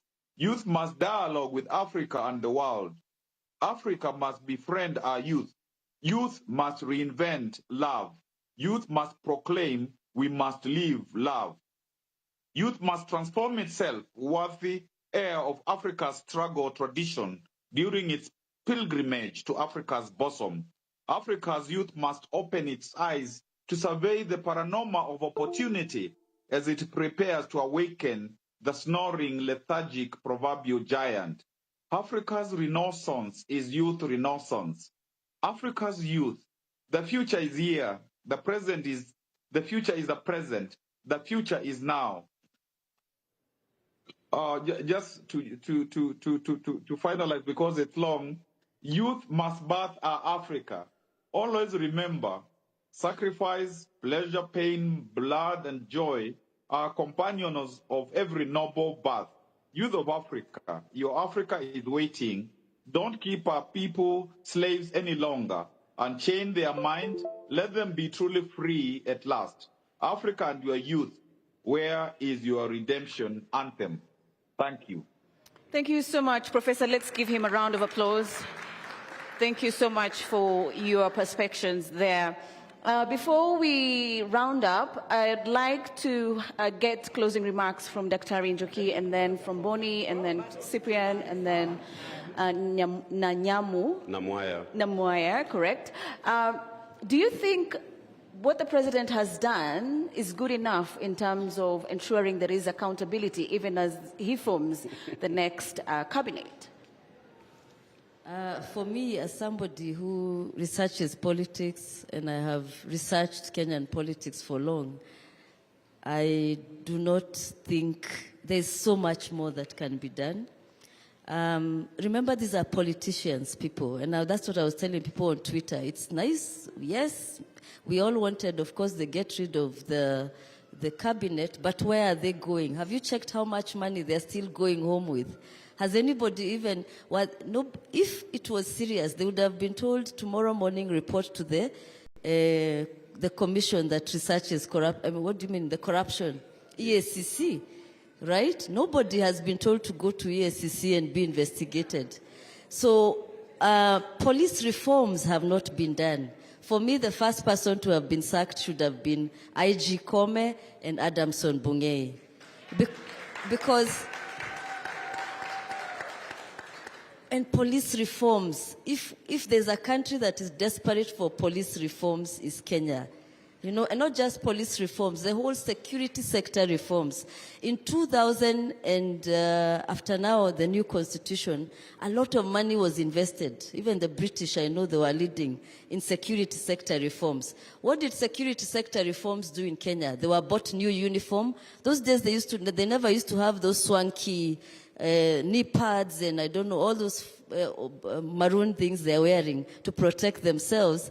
They never had them. They used to show up in just wearing their uniform. So police reforms just bought them more equipment to harass citizens, right? So till police reform is done, and until we get an IG who believes in human rights. Remember the police training. Many of you, if you've ever talked to any police officer, they'll tell you, the first thing they are told, Rayani adui yako. Can you imagine? Raia ni adui. And then when they are being trained there in Keganjo or in GSU, Embakasi or wherever, they are given very also torturous and inhumane treatment in the training. And they are told, tunafanya hivi ili tutoe uraia ndani yako. Can you imagine? So how do you expect such a person to protect your rights? Right? That's why, even the other day I was in a government building and I had to talk to the police officer. And I'm so, you know, these days I'm just so pissed off even seeing them. And one of them, I asked them, but why did you people kill our young people? He said, tutaua tazaidi. That, the arrogance. So it is, and I was asking them, were you trained like that? You know, where does this thinking come from? So till we get a security sector that is reformed, and security sector is a long path, but the most visible is the police. IPOA, you can hear we have problems. Inside the police, there's usually also an internal unit for investigating police human rights violations, police course. And according to sources, because I've met some of those people, they'll tell you the current IG doesn't like human rights at all. So if there's a unit that has been frustrated, and maybe even that's why IPOA is behaving that way, it's because of the frustration of the person at the top. Remember also we are dealing with a president who has never been on the right side of human rights, ever. You know, everything he does is cosmetic. You know, and hata kama inaitwa nini, even if a chameleon changes the color, the DNA remains. So till we get a president who respects human rights. Because as I said, if Chapter 4 of the Constitution, which is a Bill of Rights, is not respected, we cannot enjoy any other right. Those are the first degree human rights. And that's, you know, what we are saying, the freedom of assembly, freedom of speech. And that's why young people are all trying to go to Europe. Because there, you know, I can protest every day. If you go to France, Paris, even they have an, you know, the name for being on the strike is manifestation. French people in Paris, even every day there is a strike. Every day they are on the road. They are, what do you call it? They are protesting. How many French people have been killed? Or have you heard about the killings? Only one, which was like 3 years ago. If you check even now on the internet, the French are always on the street. That's the country we want. A human rights state. A country where everybody's rights are respected. That you can wake up, you can go and protest like Rex Masai did, like Bisley Kogi, like David Shege, and you still go home and you feel that that's what we want. So for me, 3 things have to happen. Police reform. And so all, even now, if that hashtag of what do you call it? Kome must go, Bungei must go, has to join Ruto must go. We have a problem because the president has never believed in human rights, and that's the biggest problem. So when we have somebody at the top who doesn't believe in human rights, who doesn't believe in the constitution, because people can say a lot of rhetoric, look at the history. The history betrays them. So maybe they can change. I'm not saying they might not change. Hopefully, this generation, this third revolution, it's not actually a revolution. A revolution would need radical change of everything, like, you know, the French Revolution and others. But I hope we can have radical changes. We must, of course, I celebrate Gen Z. I celebrate millennials. Bonnie and I and many others, we are millennials. Gen X. These are our colleagues. So also this idea of exceptionalizing Gen Z is good, but remember all of us have been involved in this, and it's been a journey. This should actually be Okoa Kenya or Liberate Kenya movement, because all of us, we are tired and we want to liberate our country. This is the only country we have. I lived in the UK for 10 years. I came back because we want to change our country.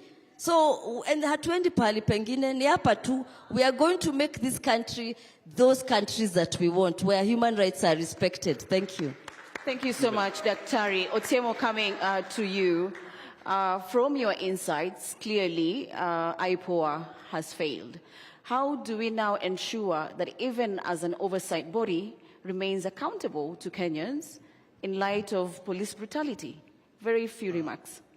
I think the failure of IPOA should be seen or looked at in the broader context of the failure of the many accountability institutions that we created under the 2010 Constitution. IPOA was just one of them, and IPOA was to do the actual investigation and prosecution. But there was also the National Police Service Commission, and I think internally there was the Internal Police Affairs Unit, and then there is the Kenya National Commission on Human Rights, which is supposed to, actually its decisions are usually supposed to be at the level of the High Court. They can hold public inquests and pass decisions. So the problem is that I think we moved our feet on the pedal a bit, and the state took over, and these institutions have systematically been weakened, so we need to start reclaiming their independence. We need IPOA to work independently. We need the police to be able to be allowed to work independently without political interference. We need a National Police Service Commission to do what it was meant to do, because the law was changed and then they became something else. And we need all these institutions to be brought back to what they were initially supposed to be.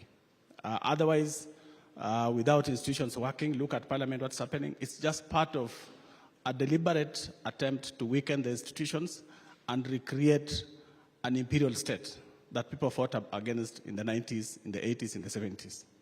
Thank you. Thank you so much. Bonnie, as we wind up, what are your closing remarks? And possibly when we look at governance, of course, there are many arms of government that are there and other institutions. From the role of judiciary, we've not had them coming out and even commenting in terms of what has been happening. As you close, what would you want maybe the judiciary to be very keen on, especially given the police brutality and what we've been seeing? Wow. I don't think there's a police officer in jail for killing a peaceful protester. They rarely do that. I think one of the things that we blame the judiciary on is that they are independent, but they do not have the courage to jail big perpetrators. We look at Governor Obado and the case about Sharon that happened about 6-7 years ago. And a murder happened, but the man is still walking scot-free. And the same man has another case in court about corruption. So the man is actually a repeat offender. He shouldn't even have bail. So you realize that sometimes the judiciary says you're innocent until proven guilty, right?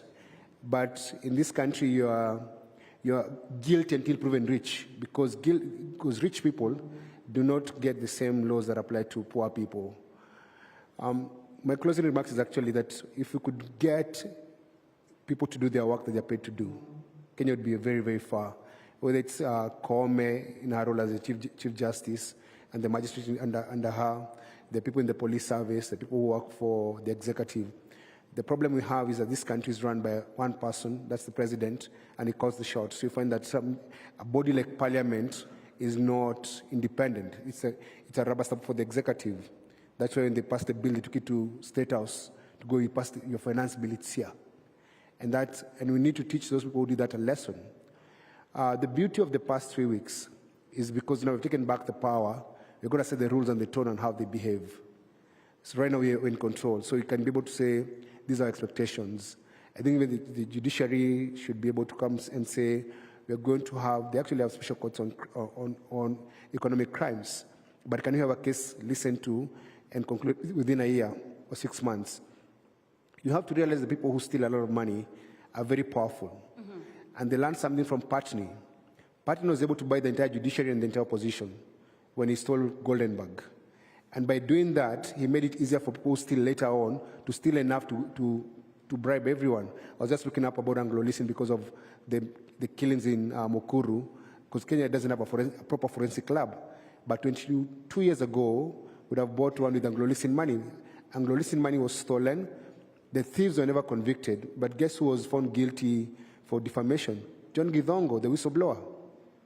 So you see how injustice the justice system is. So my prayer is, as we reform this country, we get men and women of integrity like our President Faith Odhiambo, who you can believe in and stand and say that if she's in that position, you're safe. And it's very, very important. So the Kenya we want, power. So the Kenya we want, as I conclude, I want the Kenya we want to have the Kenyans we want in that Kenya. Kenyans who believe in integrity and who stand up for their rights. We are standing up for our rights. May we never sit down, ever. Thank you so much, Boni. Cyprian, as you wind up, what are your closing remarks looking at issues to do with governance? Because it doesn't end with the president. It also trickled down to our counties. Thank you very much. I want to say that there are 4 things that the Gen Z Occupy movement wants changed in Kenya. They are saying that Kenya has lost trust in institutions, transparency has collapsed, and accountability. Number 3 is that discipline has gone, and finally respect has evaporated. Those are the 4 problems that the Gen Z movement and the Occupy movement has identified. They are not just about the presidency, but you've seen the occupation even of churches. Nobody's going to be spared. What do we do going forward? The sacking and the dissolution of the cabinet by President William Ruto is not enough. It is one of the 6 things that must be done. And just allow me to say what the 6 things are that Ruto must do before we can go back to the budget and the finance bill. The first thing was to sack cabinet. The second thing is that he must overhaul, change the leadership of parliament. There's even a court case I've seen to dissolve parliament because it is not constitutionally constituted. Number 3 is that we, and I hope Faith can hear me on this, Faith, we must establish a judicial commission of inquiry that tells us what happened during the peaceful protests. Who killed the protesters? Who burned police vehicles? Who torched the county government offices from Embu to Nairobi to Kikuyu assemblies all over the country? A judicial commission of inquiry is a must. Number 4 is that all the security chiefs, Koome, Bungei, but we are not talking about the Director General of DCI. That is the man who's killing our people. That's the man who is abducting our people, Amin. Why are people not talking about Amin? You were at Amin's office. He told you that he is not the one abducting, but he does not know who's abducting. So he must, that's number 4, and is extremely important. Number 5 is that the military must be removed from the streets by going back to Parliament and rescinding the instrument that brought them to the street. Number 6 is that we must be allowed to recall all the members of Parliament who said yes. They must be recalled. They must be recalled. After we do those 6 things, the list of 14 irreducible minimums will kick in. Number 1 is that CDF must go. We are saying that we must close down all the offices that are chewing up our money. The Appropriations Act, the budget which Ruto passed into law, must be completely dissolved. We have rejected the finance bill, but we allowed him to pass his appropriations. So he is not worried. He has money and he has been allowed to spend. So he's not having problems. We must deal with the Appropriations Act. So going forward, the pressure must not be reduced. The pressure must be increased until everything is achieved that is on the list of the things that Ruto must do. Thank you so much. Thank you so much, my panelists. Unfortunately, we've run out of time. There is another set of panel. And Minocha has kept saying women. So many women, during the first week of the riots, you saw how many women came out, and young women, and it's sad that they've gone behind so in many revolutions or springs, after a revolution, women are put behind and then men lead. So we must not allow that. There's some discussion I'm seeing on Twitter, let's get rid of women reps. We have a quality problem for men and for women. It's not unique to women, right? We have a serious quality problem. Of course, if most of the KK members of parliament, it was business partners, people who invested in KK, even I'm sure some of the Azimio, but KK is where we have really problematic members of parliament. So it is not, it's a quality problem for men and women. And please stop singling women out as they were not, we just have a bad parliament. And it is now for us, many of us, don't forget, run for politics. Yes. Politics, if it's 2027 or it's after we recall them, don't just sit there. As you do the activism, you also register yourself, get into we need a political party of this movement. Because without that, those are the instruments of getting into power. We will just be talking and then so we need all these activists, and let's own that activism and take that. Can you imagine if we all went into government? We would change everything. So the pressure must not stop. That's what I would like to say. A round of applause. Thank you so much for sharing your insights there. Asante sana. Thank you so much. DJ, as we transit, a little bit of music. I'm being told we are getting into another round with a list of panelists as well. So you can leave the stage. Thank you so much. We have Tess Wavinya from... Yeah.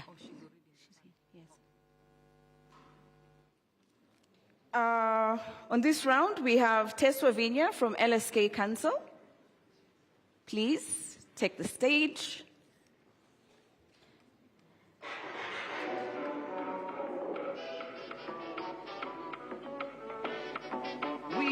Have a youth fund that, if not properly handled, can be a time bomb that can blow this country. Is Tess in the house? Thank you so much. And then we have Joshua Okayo. He is one of the victims that were abducted, and he is a student leader from Kenya School of Law. Please take a seat. To make the conversations more interesting, we have Commissioner Fatima Mohammed from IPOA. Thank you, ma'am. Please. And lastly, we have Diana Gishengo from Okwa Uchumi. Kindly, if we could have you on stage. So on this session, we're just going to look at what next for the victims. What are some of the legal instruments there is for them to institute so that they can be able to get reparations for some of the atrocities that were meted on them. So thank you so much. Do we have Diana? Diana, please, if we may have you. Thank you so much. So we'll begin from Joshua, just from a victim perspective, having gone through the ordeal. What do you think will justify some of the atrocities that were meted against you? Thank you. Nothing will justify the atrocities meted against me. And all those other people, the young people who were abducted, some of whom have since been found alive, but others who have been sadly found dead. Nothing justifies such actions. So yeah, nothing. Okay. What are your first actions that you would like to get out of the way if you had that opportunity to institute legal actions? Really, I know I have the opportunity to institute legal actions. And I want to thank the Law Society of Kenya, LSK, and the leadership of Faith, President. You know, so many advocates have come forward to help, to support, and they are passionately seeking justice for myself and all those others who've gone through what I went through, maybe worse. And yeah, number one is we need to institute legal charges against individuals who are controlling the police force, those who are controlling the NIS, the DCI, Director General. I had Mr. Nyamwamu talking about the same. And after that, the victims also need to be compensated for all that they've gone through. And all that is going to be done in due course. I want to assure you that the team, the legal team at the LSK, and all other well-wishers are up to speed, and this is what we would like to see happen. Number one, criminal charges against individuals. Number two, civil charges our previous state of physical and mental state. Thank you so much, Joshua. Tess, moving to you. As a body, LSK, are you looking forward to possibly institute legal actions?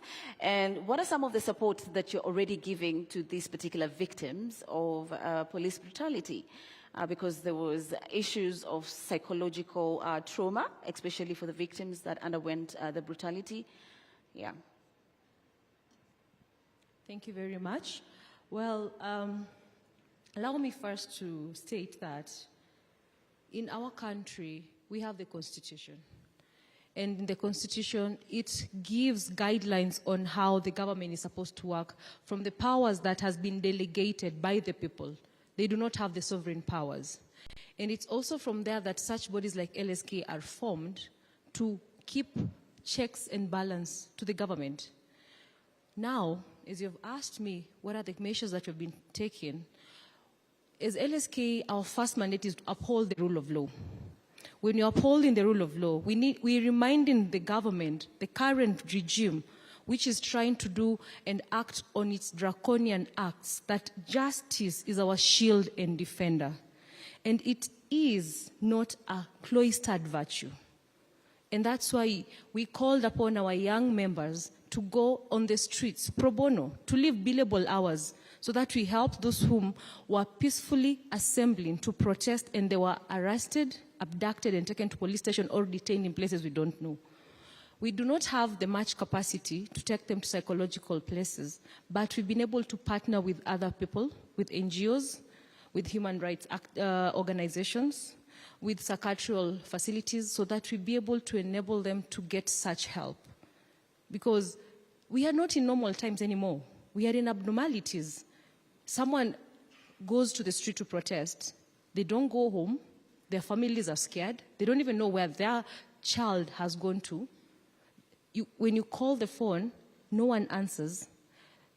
A good example, the KSL student seated on my left. We got information of where he was found in Murang'a. I was the key person to get that information. And it was so unfortunate that he couldn't even comprehend or even want to speak. So it's only God who knows what he went through. And this government does not even care about that.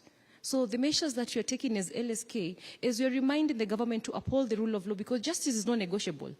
Stop abducting people. Why are you hiding them? If you're doing the right thing, you will not be abducting us. You will not be hiding us. You will not be detaining us. You will not be killing us like Denzel. So we are calling upon all wishers, especially these organizations that has such facilities. We've been able to partner with several that are helping them to go through that trauma process so that they may try to get rid out of it. But as we all know, trauma does not end. Something can trigger it at any moment. But our president does not care. He thinks he runs Kenya, and Kenya is not his. We need to remind him, as a Kenyan, he needs to ask himself, what are you doing for your country? And not what the country will do for you. And he's destroying our country. Thank you. Thank you so much, Tess, for that. Commissioner Fatima Mohammed, thank you so much for joining this panel. Previously, from our discussions, one of the panelists actually pointed out that IPOA is failing on its job to do its mandate, that is to oversight. From your perspective, in light to the process that has happened, what is IPOA doing? Thank you very much and for giving us this opportunity to come and highlight exactly what we are doing.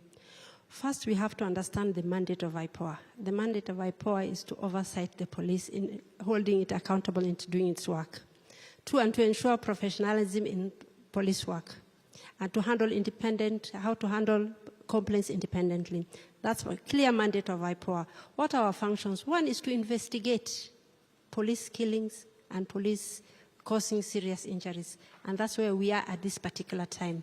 And for these cases that now we have, since the protests have started, I just want to speak about that one right now. That's what is at stake right now, is we're in the process of investigating and recommending to the DPP.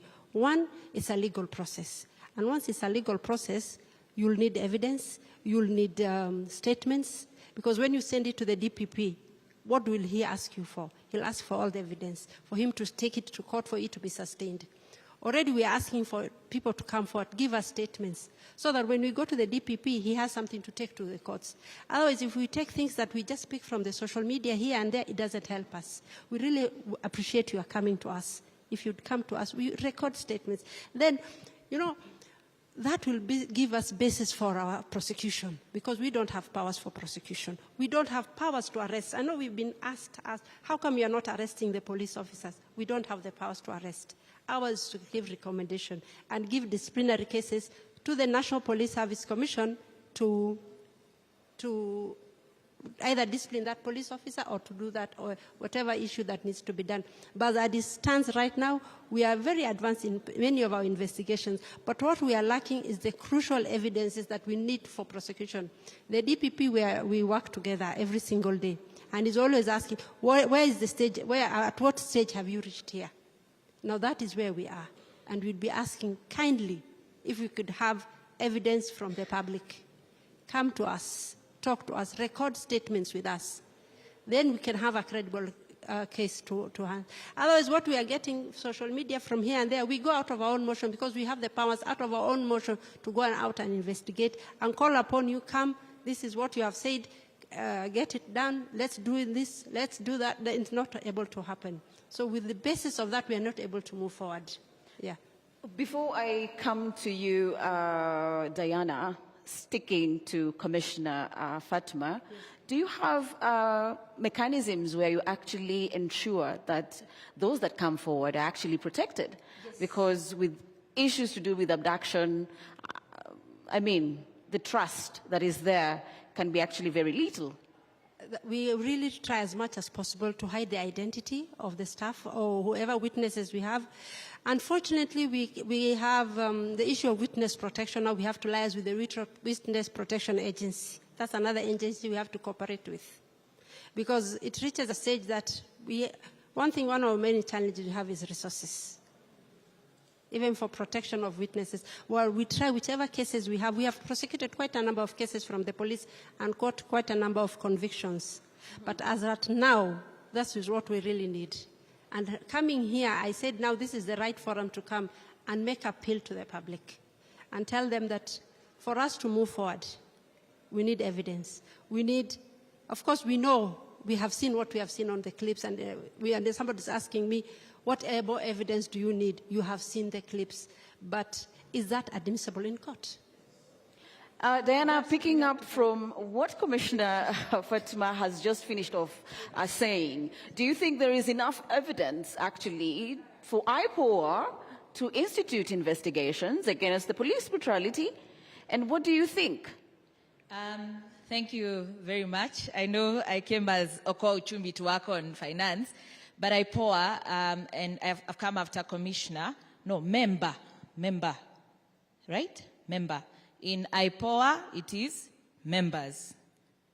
The Independent Police Oversight Authority has no commissioners. It has members. And it was a very deliberate thing in the language. It was very different from Article 59 commissions. It was Independent Police Oversight Authority. It had independent members. In the last composition of the membership, they declined government vehicles because of how much they needed to be impartial. According to the Act, they have powers to first and foremost monitor, not investigate, monitor. So as Gen Zs and Kenyans are reporting about incidences of police brutality, IPOA has a legal mandate to monitor. We ought to have seen their statements before anybody else. They have full powers to investigate and move straight into a judicial inquest. Where is the inquest so far? Bodies are lying in mortuaries with police bullets. What else do you need? What else do you need?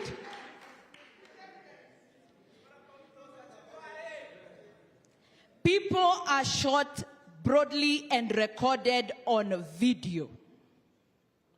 Journalists, local and international ones, ask, give us the video. They are given.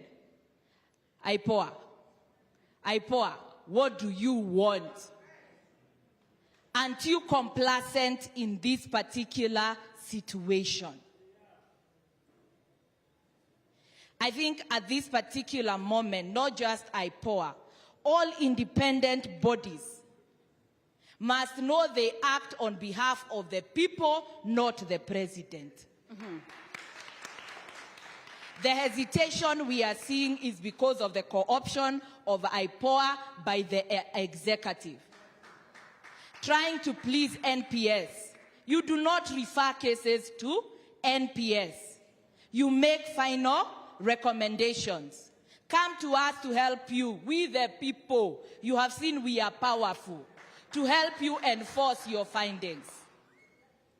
I wish IPOA was here in the morning when we had narrations of people who can't sleep because they were tortured, leave alone the ones who are dead.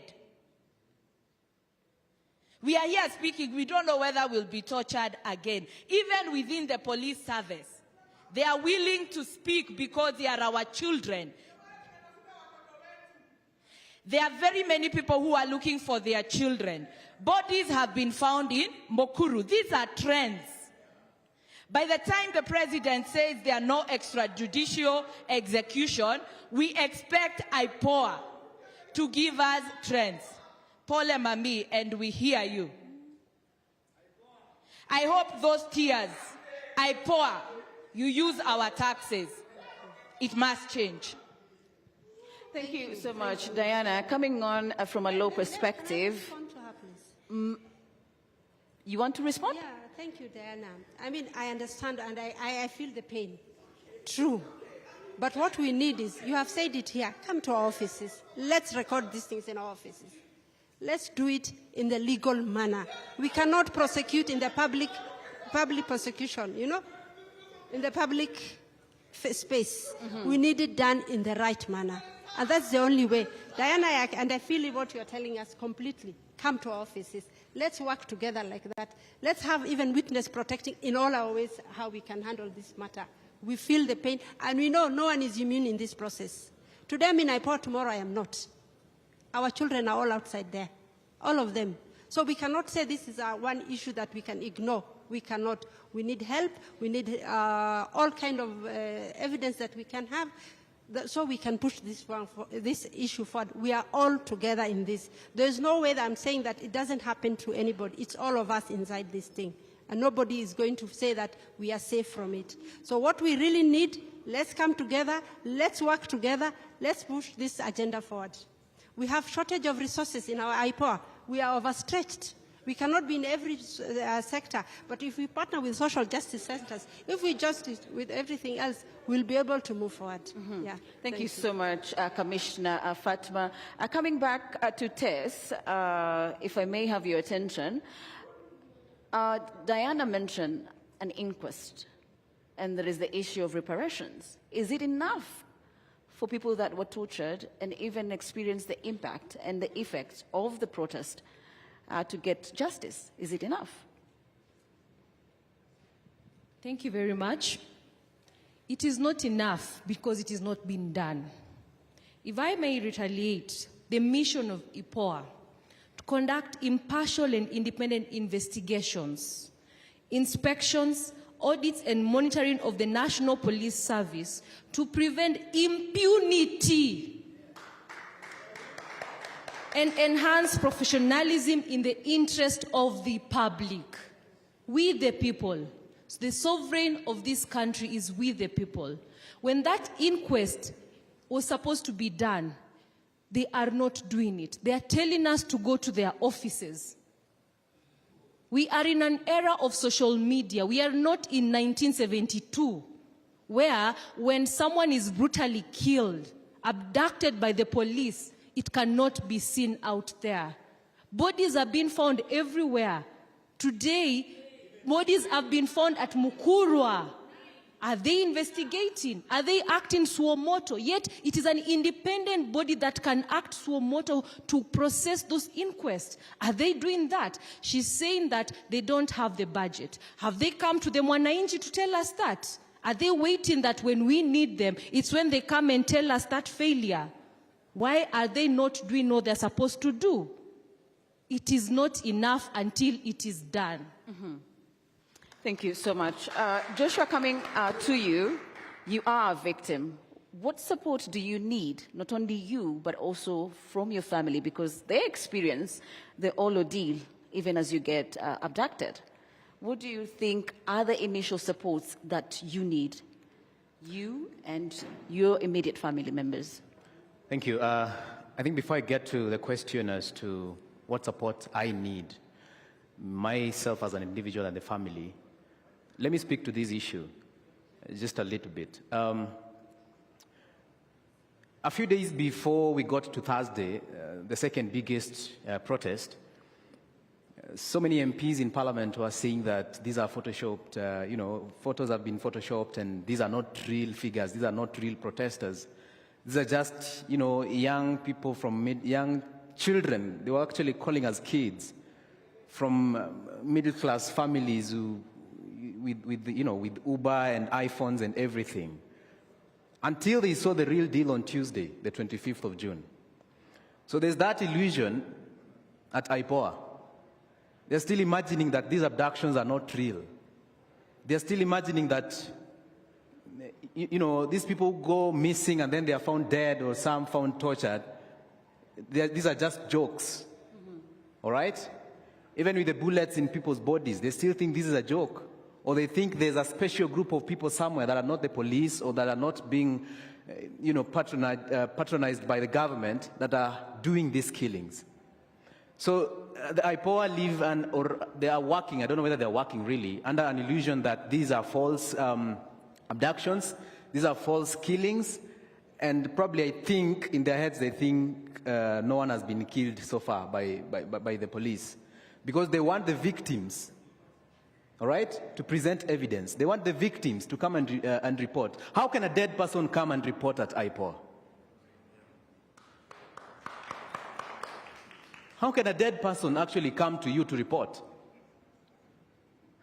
Today I've seen they've given about 14 names. I've seen the post they made about 14 names calling us to, I think I was one of them, to go and report at IPOA. Did you even mind that maybe some of us are not walking? I remember the first day I could not walk. When I was picked, I could not walk. I could not speak. All right? Or are you going to wait until all of us are fine, can speak, can walk, so that you start when everything is all cool and now you can hide behind all that calmness? I think it's time we just call them out. And all of them should go out, should go home. Now, as to the support, and I don't want to speak just for myself. I am very alive to the fact that most of the abductees have not come out to speak, which I understand. I also have a right. I should have been resting somewhere on the bed and trying to, you know, to heal. Right now, someone is hugging me here, and you know, someone can't hug you because your body is not yours. But I'm coming out because I know if no one is going to speak to this issue, then we shall be sanitizing the government by our inactions. So then it is just important that we speak. That is why some of us are coming out to speak. Not that we are okay, not that we are fine, not that we are fully healed. We are not. But because we want this in the heat of passion, when still we understand the importance of all these slogans we've been chanting, we have to come out. I am under the care of 2 people currently. And every once in a while they come to check on me. Sometimes I shout in the night, something I've never done before. I don't know whether I used to do, but people who used to be close to me never told me that I used to shout in the night. The very first day when I slept, well, I couldn't catch sleep, but when I went to sleep, I fought someone who was sleeping next to me. Just woke up and fought. I didn't know this was happening. They reported to me the following day. I've had serious issues of sleeping. Sometimes I just zone out. All right? So, number one is we need to be supported psychosocially. We need to, of course, I've started conversations with some counseling psychologists, but I don't think all the abductees have a pleasure of getting such people. So it is important that this is brought to the attention of everyone else, that we need to be supported by counselors, counseling psychologists, psychiatrists, and everyone else who can support us mentally. Those of us who've incurred charges in hospitals, I remember the first day when I went to the hospital, we had some charges that we incurred. Mm-hmm. And afterwards, I've been going to the hospital. I've gone to the hospital like 4 times now. Every time going for reviews, every time going for checkup. And my left arm is still not functioning. Why? Because I don't know really why, but they can't find what's up with my arm, especially the upper part of my left arm. So such things, you don't really know what's happening. Maybe we are going to the hospitals where they can't get to know what's up. If we could just afford to go to a better hospital, all right, where such things can be checked, where such scans can be taken, so that we get to understand what's happening. Some of these people will be coming forward, and you may think they are okay, they are walking, they are okay. but deep down in their bodies, they have some injuries that they cannot show you. Also, I think it's just in order that the mental torture that we've gone through, and this is not a burden I'm going to put to the general public. This is a burden I'm going to put to those who are behind the abductions and killings. May we be compensated. Thank you, Joshua. Diana, coming to you, one of the things that I picked from Joshua is the fact that a lot of the victims are yet to come out and share their experience. And it's my belief, one of the many ways in which people begin to actually comprehend what happened to them and even begin maybe the process of healing is actually by talking. As an organization, and even as you join in the conversation, how do you think we can be able to bring out the victims to actually now share their own first account just as a way of getting that healing?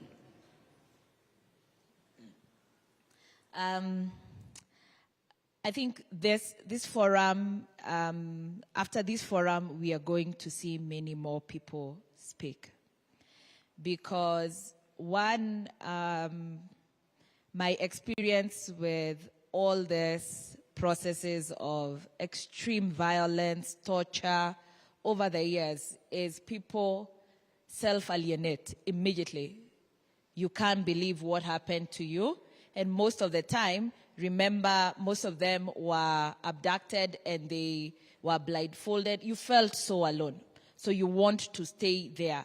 But listening to listening to every victim wherever they are. And allow me to acknowledge, I don't know your name, Mami, but we feel your pain. Tabitha, we feel your pain. Tabitha clearly is looking for her child who has been missing and took part in the peaceful protest. You can see her pain. There are very many parents whose children are missing. They don't know where to search, but you can't silence a mother who does not know where their child is. So the more we keep speaking and spotlighting these stories, we will create avenues for that. And I'm aware the social justice working group, police reform working group are creating all these spaces, and we hope we can reach out to the professional counselors group to take on this particular issue. But allow me to urge the member from IPOA. The act is very clear. IPOA acts first on its own motion. Secondly, when a complaint is filed. Please read the mood. Read the mood of the country. It is time to act on your own motion.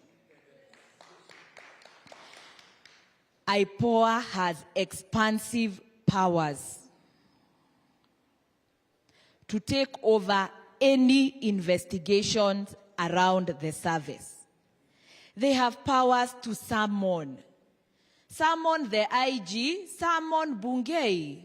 How many bullets did you shoot? Give us the record. You have more privilege and power than any victim will ever have. And please do not go to another space and tell us to come to your office. We are taking victims to counseling rooms. We are taking them to hospitals. We can't be taking them to IPOA as well. Please, IPOA in the past, particularly during the 2017 violence in Nairobi, in Migori, in Kisumu, gave us daily updates. Gave us daily updates of police killings, of people who are missing, of enforced disappearances. We relied on their data to infer the trends. Surely, budgets may have been slashed, technology has grown. Organizations working in this sector, including the Law Society, they have data. Reach out, cooperate. Please, you have a place in ensuring that women like Tabitha get justice and their burden is lighter. Allow me to pause there. My world is the budget. Thank you so much, Diana, for that. If you may pick up the microphone, Commissioner Fatma, kindly, whatever Diana has brought out, you may answer as you put forward your closing remarks. The mic, kindly, the mic is not on. Thank you, Diana. I've heard you very clearly, and the mood of the public we have had loud and clear. And we are working towards ensuring that all what we are asking is patience. And for true, I know time is not there. You're saying, no, there's no time, but time is there. Because at the end of the day, what do we want to achieve? We want to achieve justice. We want to achieve the person who is responsible, even if it's going to be the IG, and definitely it will be the IG, he will be held accountable.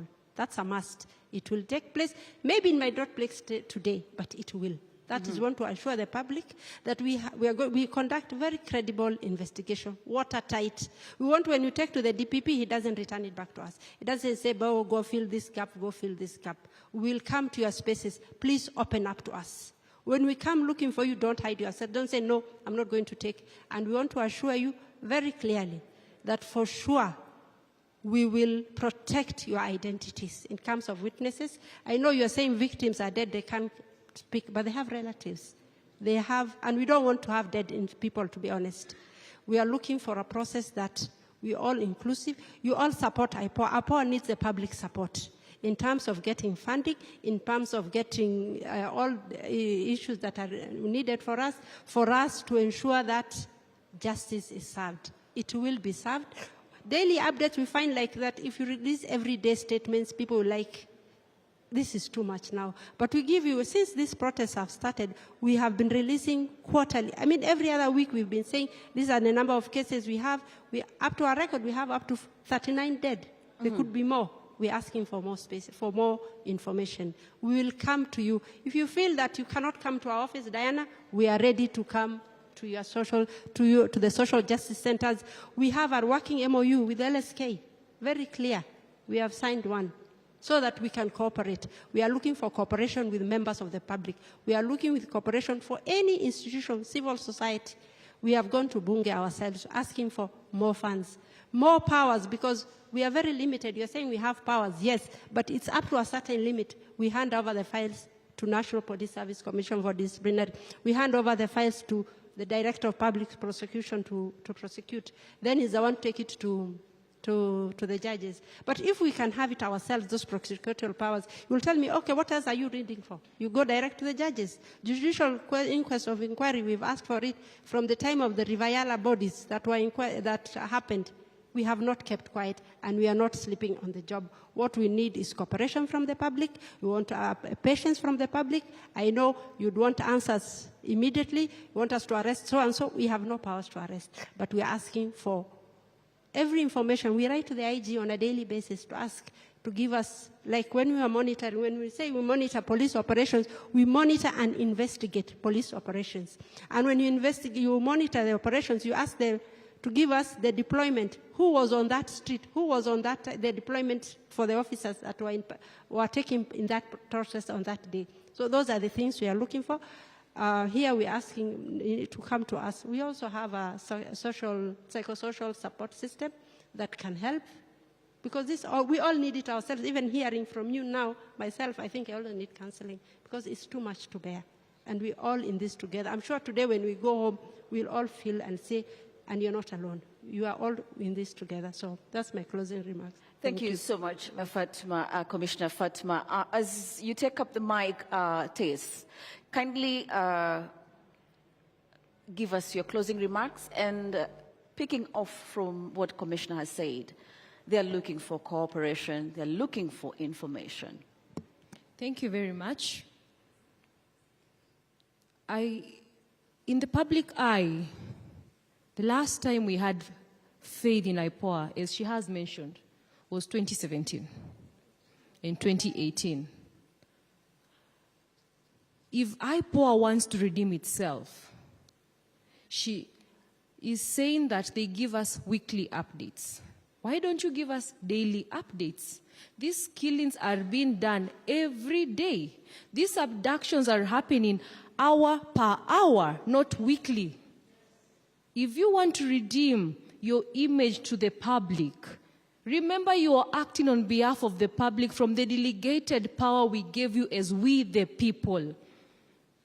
Give us those daily updates. We do not wish to see updates tomorrow on Twitter, the IPOA Twitter handle saying we could not trace Ogunda to record a statement. You can find Ogunda. You can find those abductees. Yes, we do have an MOU with LSK, but have they written to us to help them to get the information on the ground? No. So if IPOA wants to redeem itself, please take up the mantle. Do your work independently as per the powers you've been given by the people of the Republic of Kenya through the IPOA Act. Go on the ground, investigate, get to know. And I'm sure once we start seeing you on the ground, we will willingly come. Restore your image and we will willingly cooperate. Because we want, as we are saying, we do not want dialogue. We want action. We are tired of dialogue. We want action. If we start seeing action tomorrow, all of us will flock at IPOA's office. All of us, myself included, because we have been victims as well. We've been followed by plainclothes police. We don't even know who they are. But if I go and nothing is being done, so that is what we are asking.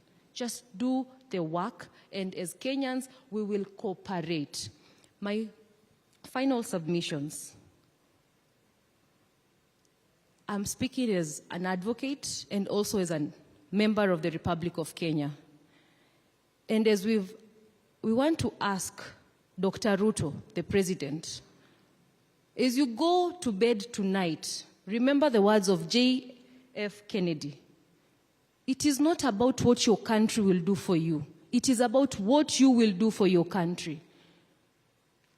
And realize what the people of the Kenya are saying is what we want it done. It is not about you, it is about the people of this country. Thank you. Thank you so much, Tess. Before we come to you, Joshua, for your closing remarks, I'm meant to understand there are some burning questions from the audience. If we could get brief questions, briefly state who you are and your question, and then we could get the ball rolling. And to whom is that particular question directed to? So, yes, Mama, let's begin with you. Okay. Majina zangu naitwa Tabitha Wanjiru Kailo. I'm looking for my son. Sijui kwenye yako. Simu imekuwa mteja from date 18. That's the last time we talked to him. Na juu ya hii mambo iko, I was calling kumwambia kuongea kuhusu maandamano. Na ndio nikapata mtoto wangu hayuko ako mteja. From that time nimekuwa nikizunguka. Nimeenda hospitali zote zenye ziko around, alikuwa na Kamweki. Nimeenda hospitali zote, nimeenda mortuary, nimeenda police station. Na to make the matter worse, ile kitu inaniuma, nimereport. Na nimereport Kasarani police station. Hakuna usaidizi yoyote unapewa. As a Kenyan, nafaa kufanya nini? Kama mzazi wa Mwangi, nafaa kufanya nini mimi? Cause ile kitu nafaa kufuata, ile njia nafaa kufuata ya kwenda kureport a missing child umefanya. Unaenda unapata police amekaa na unamwambia mtoto wako amekosekana for this time na umereport na hakuna kitu anakusaidia nayo. Anakuambia kuna data inafaa kutoka kwa Safaricom. You never know. Haujai kuwa in that scene again. Hujui utaenda wapi, hujui utaanza wapi, hujui utamalizia wapi. You can imagine hizo masiku zote unalala, unaamuka, unaenda kutafuta mtoto wako. Unaenda hospitali, unaenda mpaka unaanza kuamsha wale watu wenye wako wamelala wamejifunika.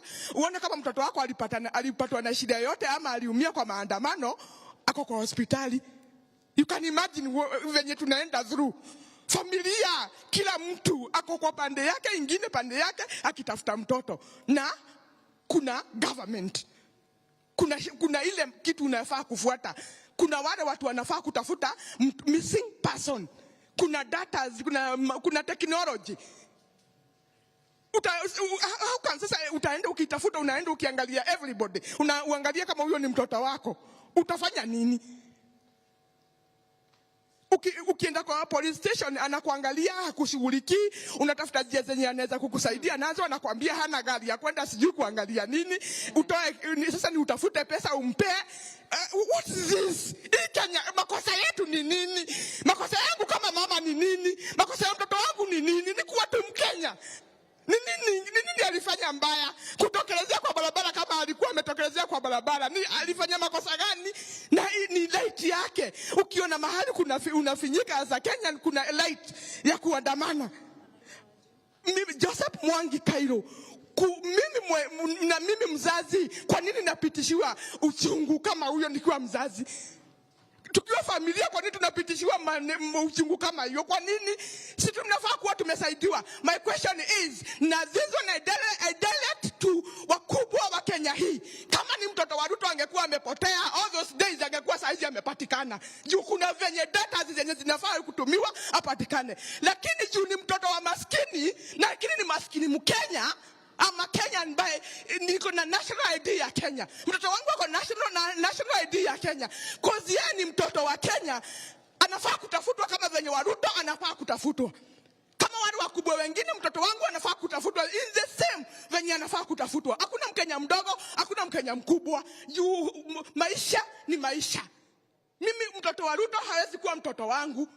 Mwangi wangu hawezi kuwa wa Ruto. So I'm looking for justice for my son. Nitafutue mtoto wangu, nipewe mtoto wangu, nipewe mtoto wangu. Hiyo ndio uchungu yenye niko nayo kama mama. Thank you so much, Tabitha. There she is seeking, of course, her son Mwangi. And of course, from LSK, would like you to answer where she would get help, and from IPOA, if you could. But let's take a round of other questions. Yes, the guy there next. Please make it brief. Good afternoon.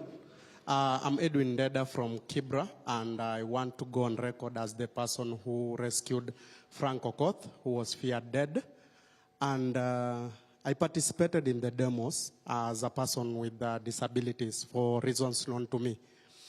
My question to IPOA, this young man, as we talk, though he's in a quite stable condition, he still has wounds of 6 bullets. And with not trying to tell you how much harm those bullets has caused him, such families do not even have access to justice. So you find someone like me, I have to come to avenues like these ones so that I can also amplify their voices. So my question to IPOA is, because part of his life, or 70% of his life, has been disoriented, how are you going to help this young man who in the first place was feared dead, and the reason is because he did not have an ID? And you know, if someone dies, the only identification to his relatives is taking the fingerprints. So when the police do their scans, they don't find him on record, and the country saying he's dead, yet he is not. How are you coming to also make sure that he's not only protected, but is also able to acquire all those documents that were part of the reason as to why he was on the street? On the second question, we understand that there are people who either helped other demonstrators to go to the streets against their own wish, because there were 2 occasions. Some people were participating on demos online. Others went to the street. But there were those ones who did not want to go. But because he's a young man, a form ndo imetokea, haezi acha form. So how are we going to hold those people accountable? Thank you.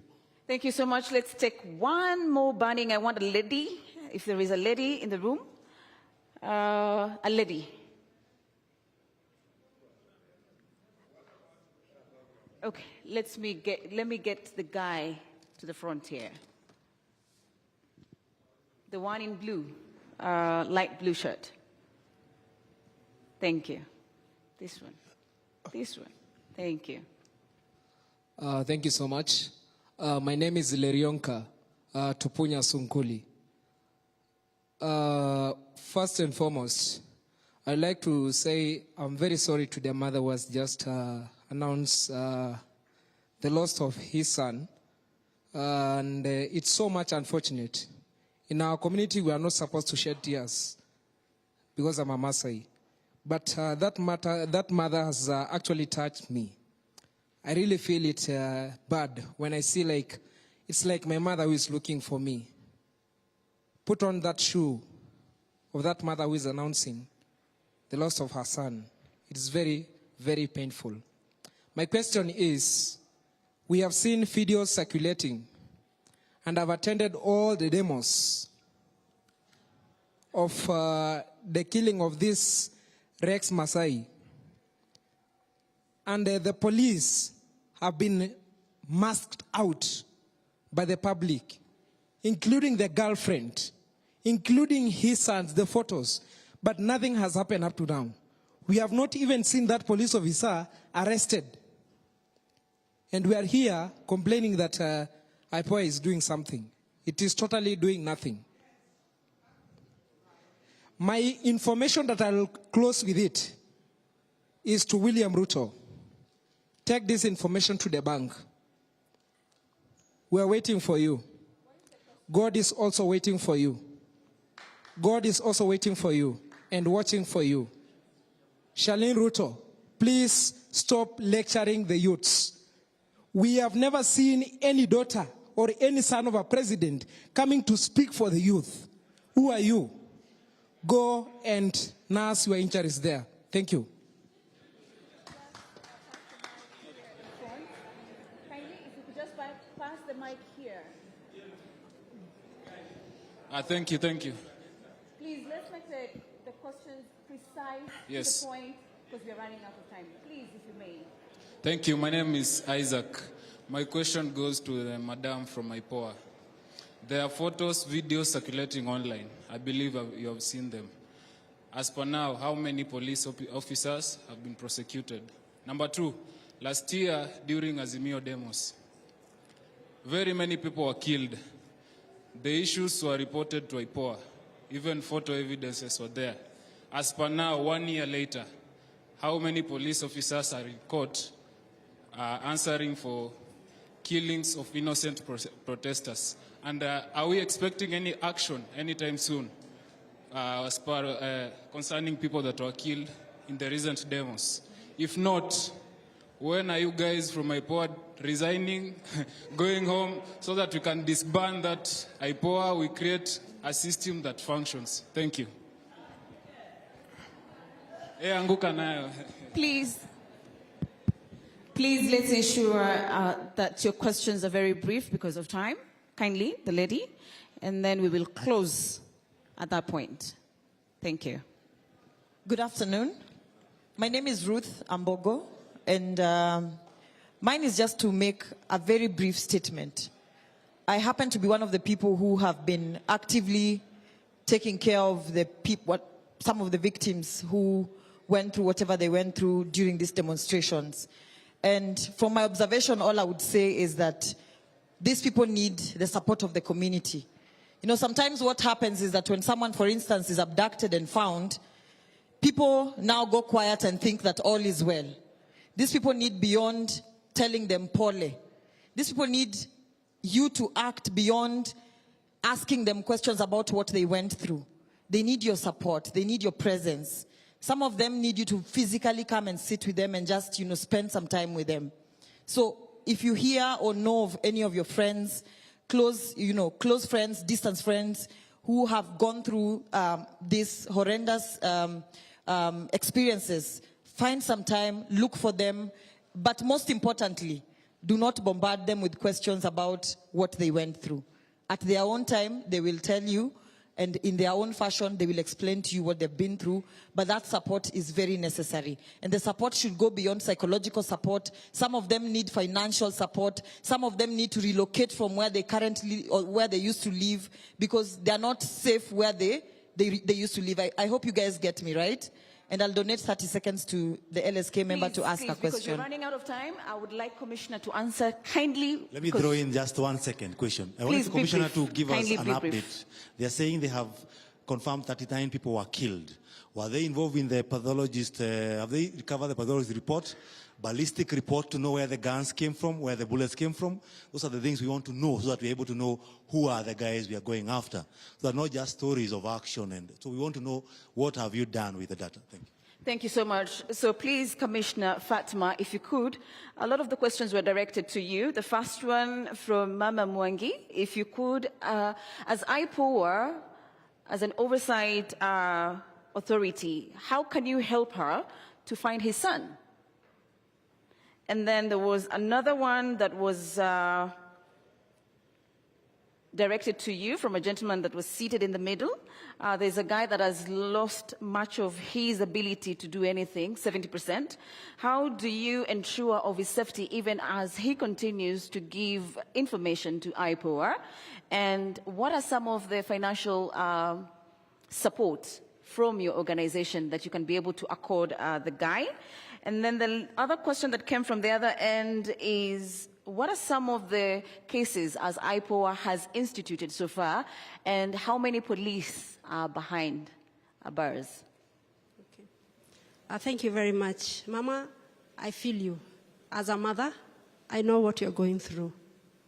And I just want to assure you that we'll work together. We'll see how best it is that we can help you so that we can also get your missing son.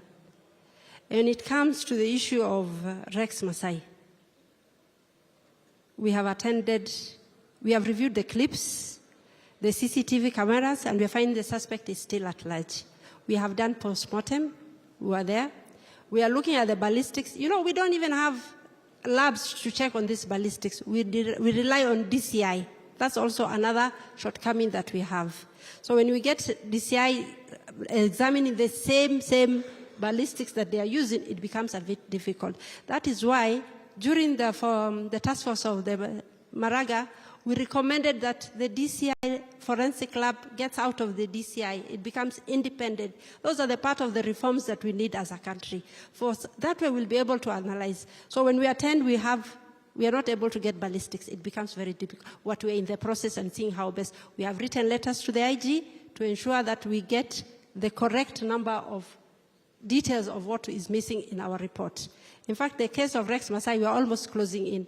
And at the end of the day, I want to assure members of the public, we will get justice for Rex and all the 39 or 40 members who died of this Kenyan Republic. Postmortems we have attended. We are recording statements. At the end of the day, we'll assure you that we'll have justice. I think that's where I want to leave it at. Thank you so much, Commissioner Fatma. LSK, be brief in terms of what are the helps that you can be able to give in relation to Thabita, who is seeking her son. Thank you very much. My mother, it is unfortunate that for the past 2 weeks, you have not been able to sleep because you don't know where your son is. In law, we have a recourse of habeas application. After this, we'll be able to come and get in touch with you, and we get all the details, and we proceed to file a matter on habeas application. Because, as it has been narrated, it happened during the Maandamano, and it is known it is the police who are abducting. So we are going after them in that habeas application to produce him. Thank you. Thank you so much, Tess. Let's get the closing remarks from Joshua as we wind up this session. Of course, the discussions are ongoing on Twitter, formerly now called X, so you can continue the conversation there. But Joshua, on your closing remarks, what is your call on action to the leaders that are listening and watching today? IPOA, the members of IPOA, your difference, the difference between you and CSS is just time. So, the former CSS, yeah. So please get to work. Don't be lazy. Do that which you're paid to do, because you are getting your salaries from the Kenyan people. To my fellow young people, especially those who were abducted and found alive, I would love to encourage you to come out and speak. Because if you don't speak, if you don't tell people what is really happening, what this government and the police are really perpetuating, then no one is going to know the dark side of the police and the government at large. To everyone else, do not be deluded by the two things that have been done. Do not be cheated that because the cabinet secretaries have been dismissed, that because the Finance Bill 2024 was dropped or rejected, then someone is meaning well for you. They are not. Because if they did, we would not have gotten to a point where after killings, after abductions, after torture and everything, then the perpetrators are calling for dialogue. If they wanted dialogue, that should have been done way before. If they indeed meant well for the people of Kenya, and they wanted to engage the young people and act upon their requests and demands, they should have done this. I mean, to the very latest, should have been the first Tuesday when we went to the streets. Otherwise, they waited for a second protest, a third, and a fourth for them to act and to tell you that we are going for a dialogue. It's not going to work. They have not changed. They are the same people. They are the same people, the same characters, and they will be making the same decisions. Right now, they will make something that makes you happy to make you think that they're going to change. They're not going to change. Let us heed to the call to focus on the bigger goal, which is an overhaul of this government and let them go home. Because ultimately, no condition is permanent, Ruto must go, and this is a just cause, and when the cause is just, conquer we must. Please help me say that. When the cause is just, when the cause is just, when the cause is just, when the cause is just, and indeed we shall conquer. Thank you. Thank you so much, Joshua, for that powerful closing remarks. At this point, I'd like to close. I want to make my closing remarks. Oh, you did? No. Oh. Thank you. Mine is twofold. One, in addition to IPOA, the NIS is also supposed to have a similar oversight body under Section 66 and 67. It has never been operationalized despite numerous court rulings.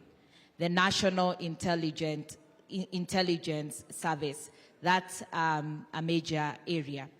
Then the second area is, and the chair of the students at KSL has clearly indicated that this revolution is being given to us with a lot of trickery and treachery.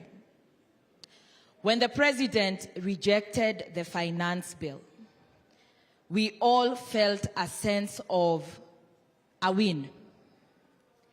But the following day, he signed something called the Appropriations Act.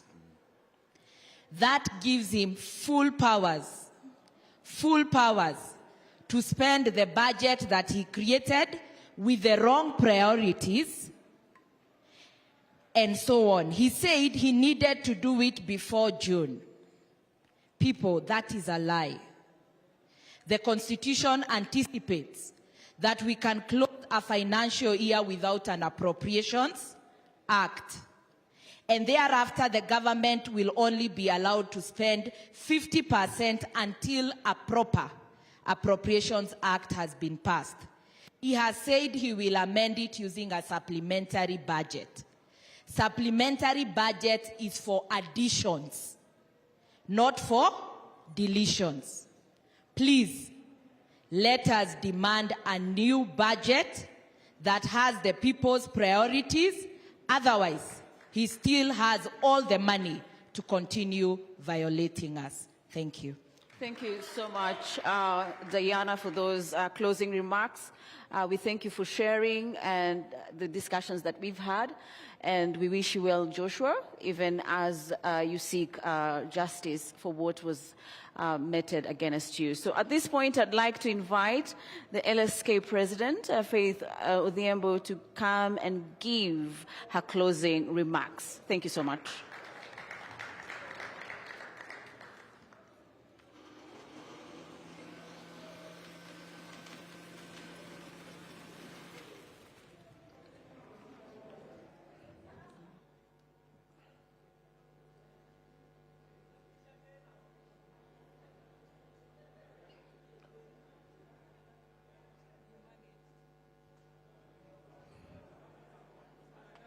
Thank you. Good job you're doing. How are you?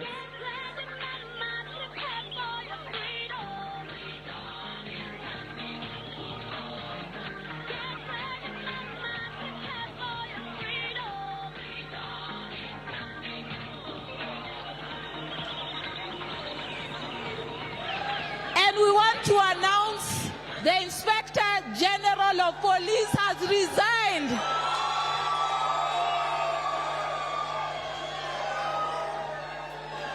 People's power, people's power.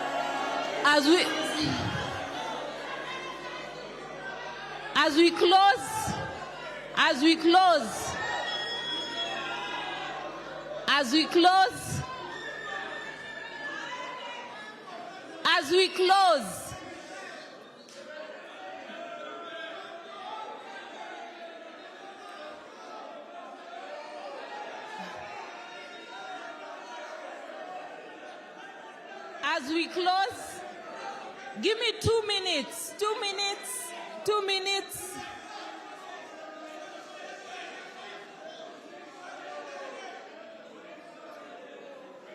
First of all, I would like to say that the JQuat students are asking that the police to receive their petition against the murder of one of their colleagues, Denzel Omondi.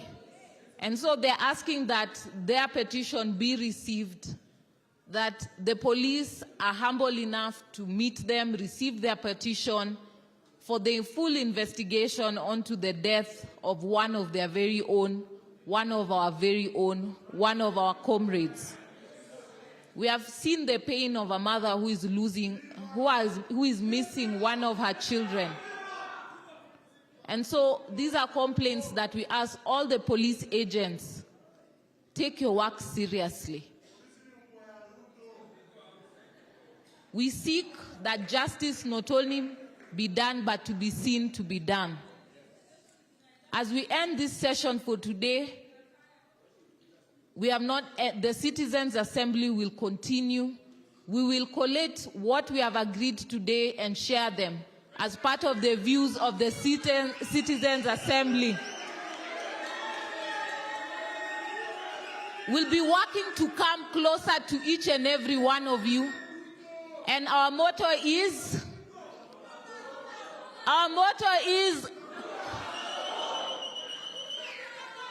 We are leaving no man behind. We will leave no man behind. So we invite one of our very own to end this session. Wenye hawatusikii tutafanya nini? Tutaanguka nayo. Viva, comrades, viva! Viva, comrades, viva! I want us to take a 1-minute moment of silence for all the lives that we have lost. We are going to say their names, and when we say their names, you're going to say viva in their honor. Denzel Omondi, Brian Lemayan Kasaine, Austin Makoha, Mike Kihunga, Kelvin Madanga, and all the people whose lives have lost. Tutasonga kwa mapinduzi, tukomboe Kenya na wananchi wote. Social justice tupe uwezo. DJ.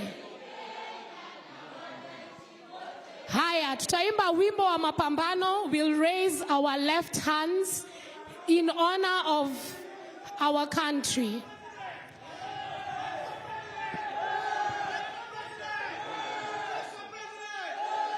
Kupigwa na kupokonywa maisha hakutatuzuia sisi wananchi kunyakua uhuru wetu na kia jasho letu na kia jasho letu. Tumekataa kupiga magoti mbele ya wauaji. Bila shaka sisi pia ni watu, hali ya utumwa tumeikataa. Hali ya utumwa tumeikataa. Tutanyakua mashamba yetu, tupiganie uhuru wetu, tuikomboe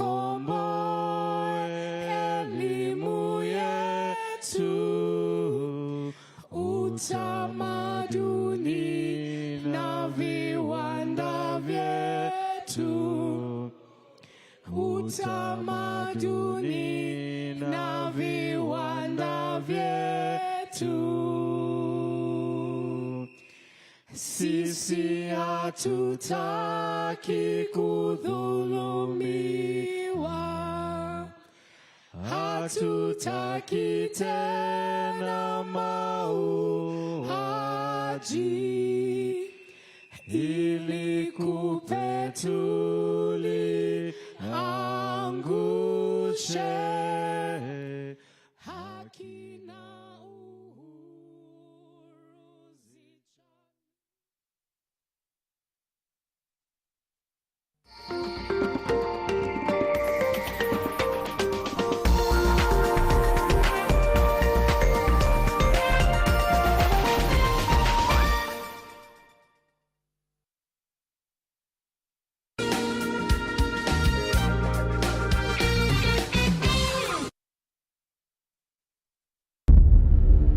Letters for Good. In Ol Kalou, Nyandarua County, Joanne Dungu is filled with joy as she expects her 9th child. But everything would change after the birth. uchungu siwezi iringanisha na ingine ya mtoto yeyote. There's an untold story inflicting misery on thousands of women. Be inspired by ordinary Kenyans beating the odds through extraordinary determination. Watch M-Pesa Foundation's Letters for Good this Sunday on NTV. A warm welcome to my esteemed guests. You're a monster, Ulysses. You don't fight fair. Boss, the cops are here. We need to go now. Mom and Gwen should stay at the safe house. We can't be too careful. Dad! Hi, Princess. A notification from their tracker on Adolfo's car. Take them all inside. Dad, please! That's the syndicate's wealth. Ulysses gathered it up. Boss, it's Leo! Shoot them! Let's go! Dad! Fists of fate. And people come in and they're like, oh, it works. I can have ice cream and I'm not in any discomfort. I recommend Sensodyne because it works.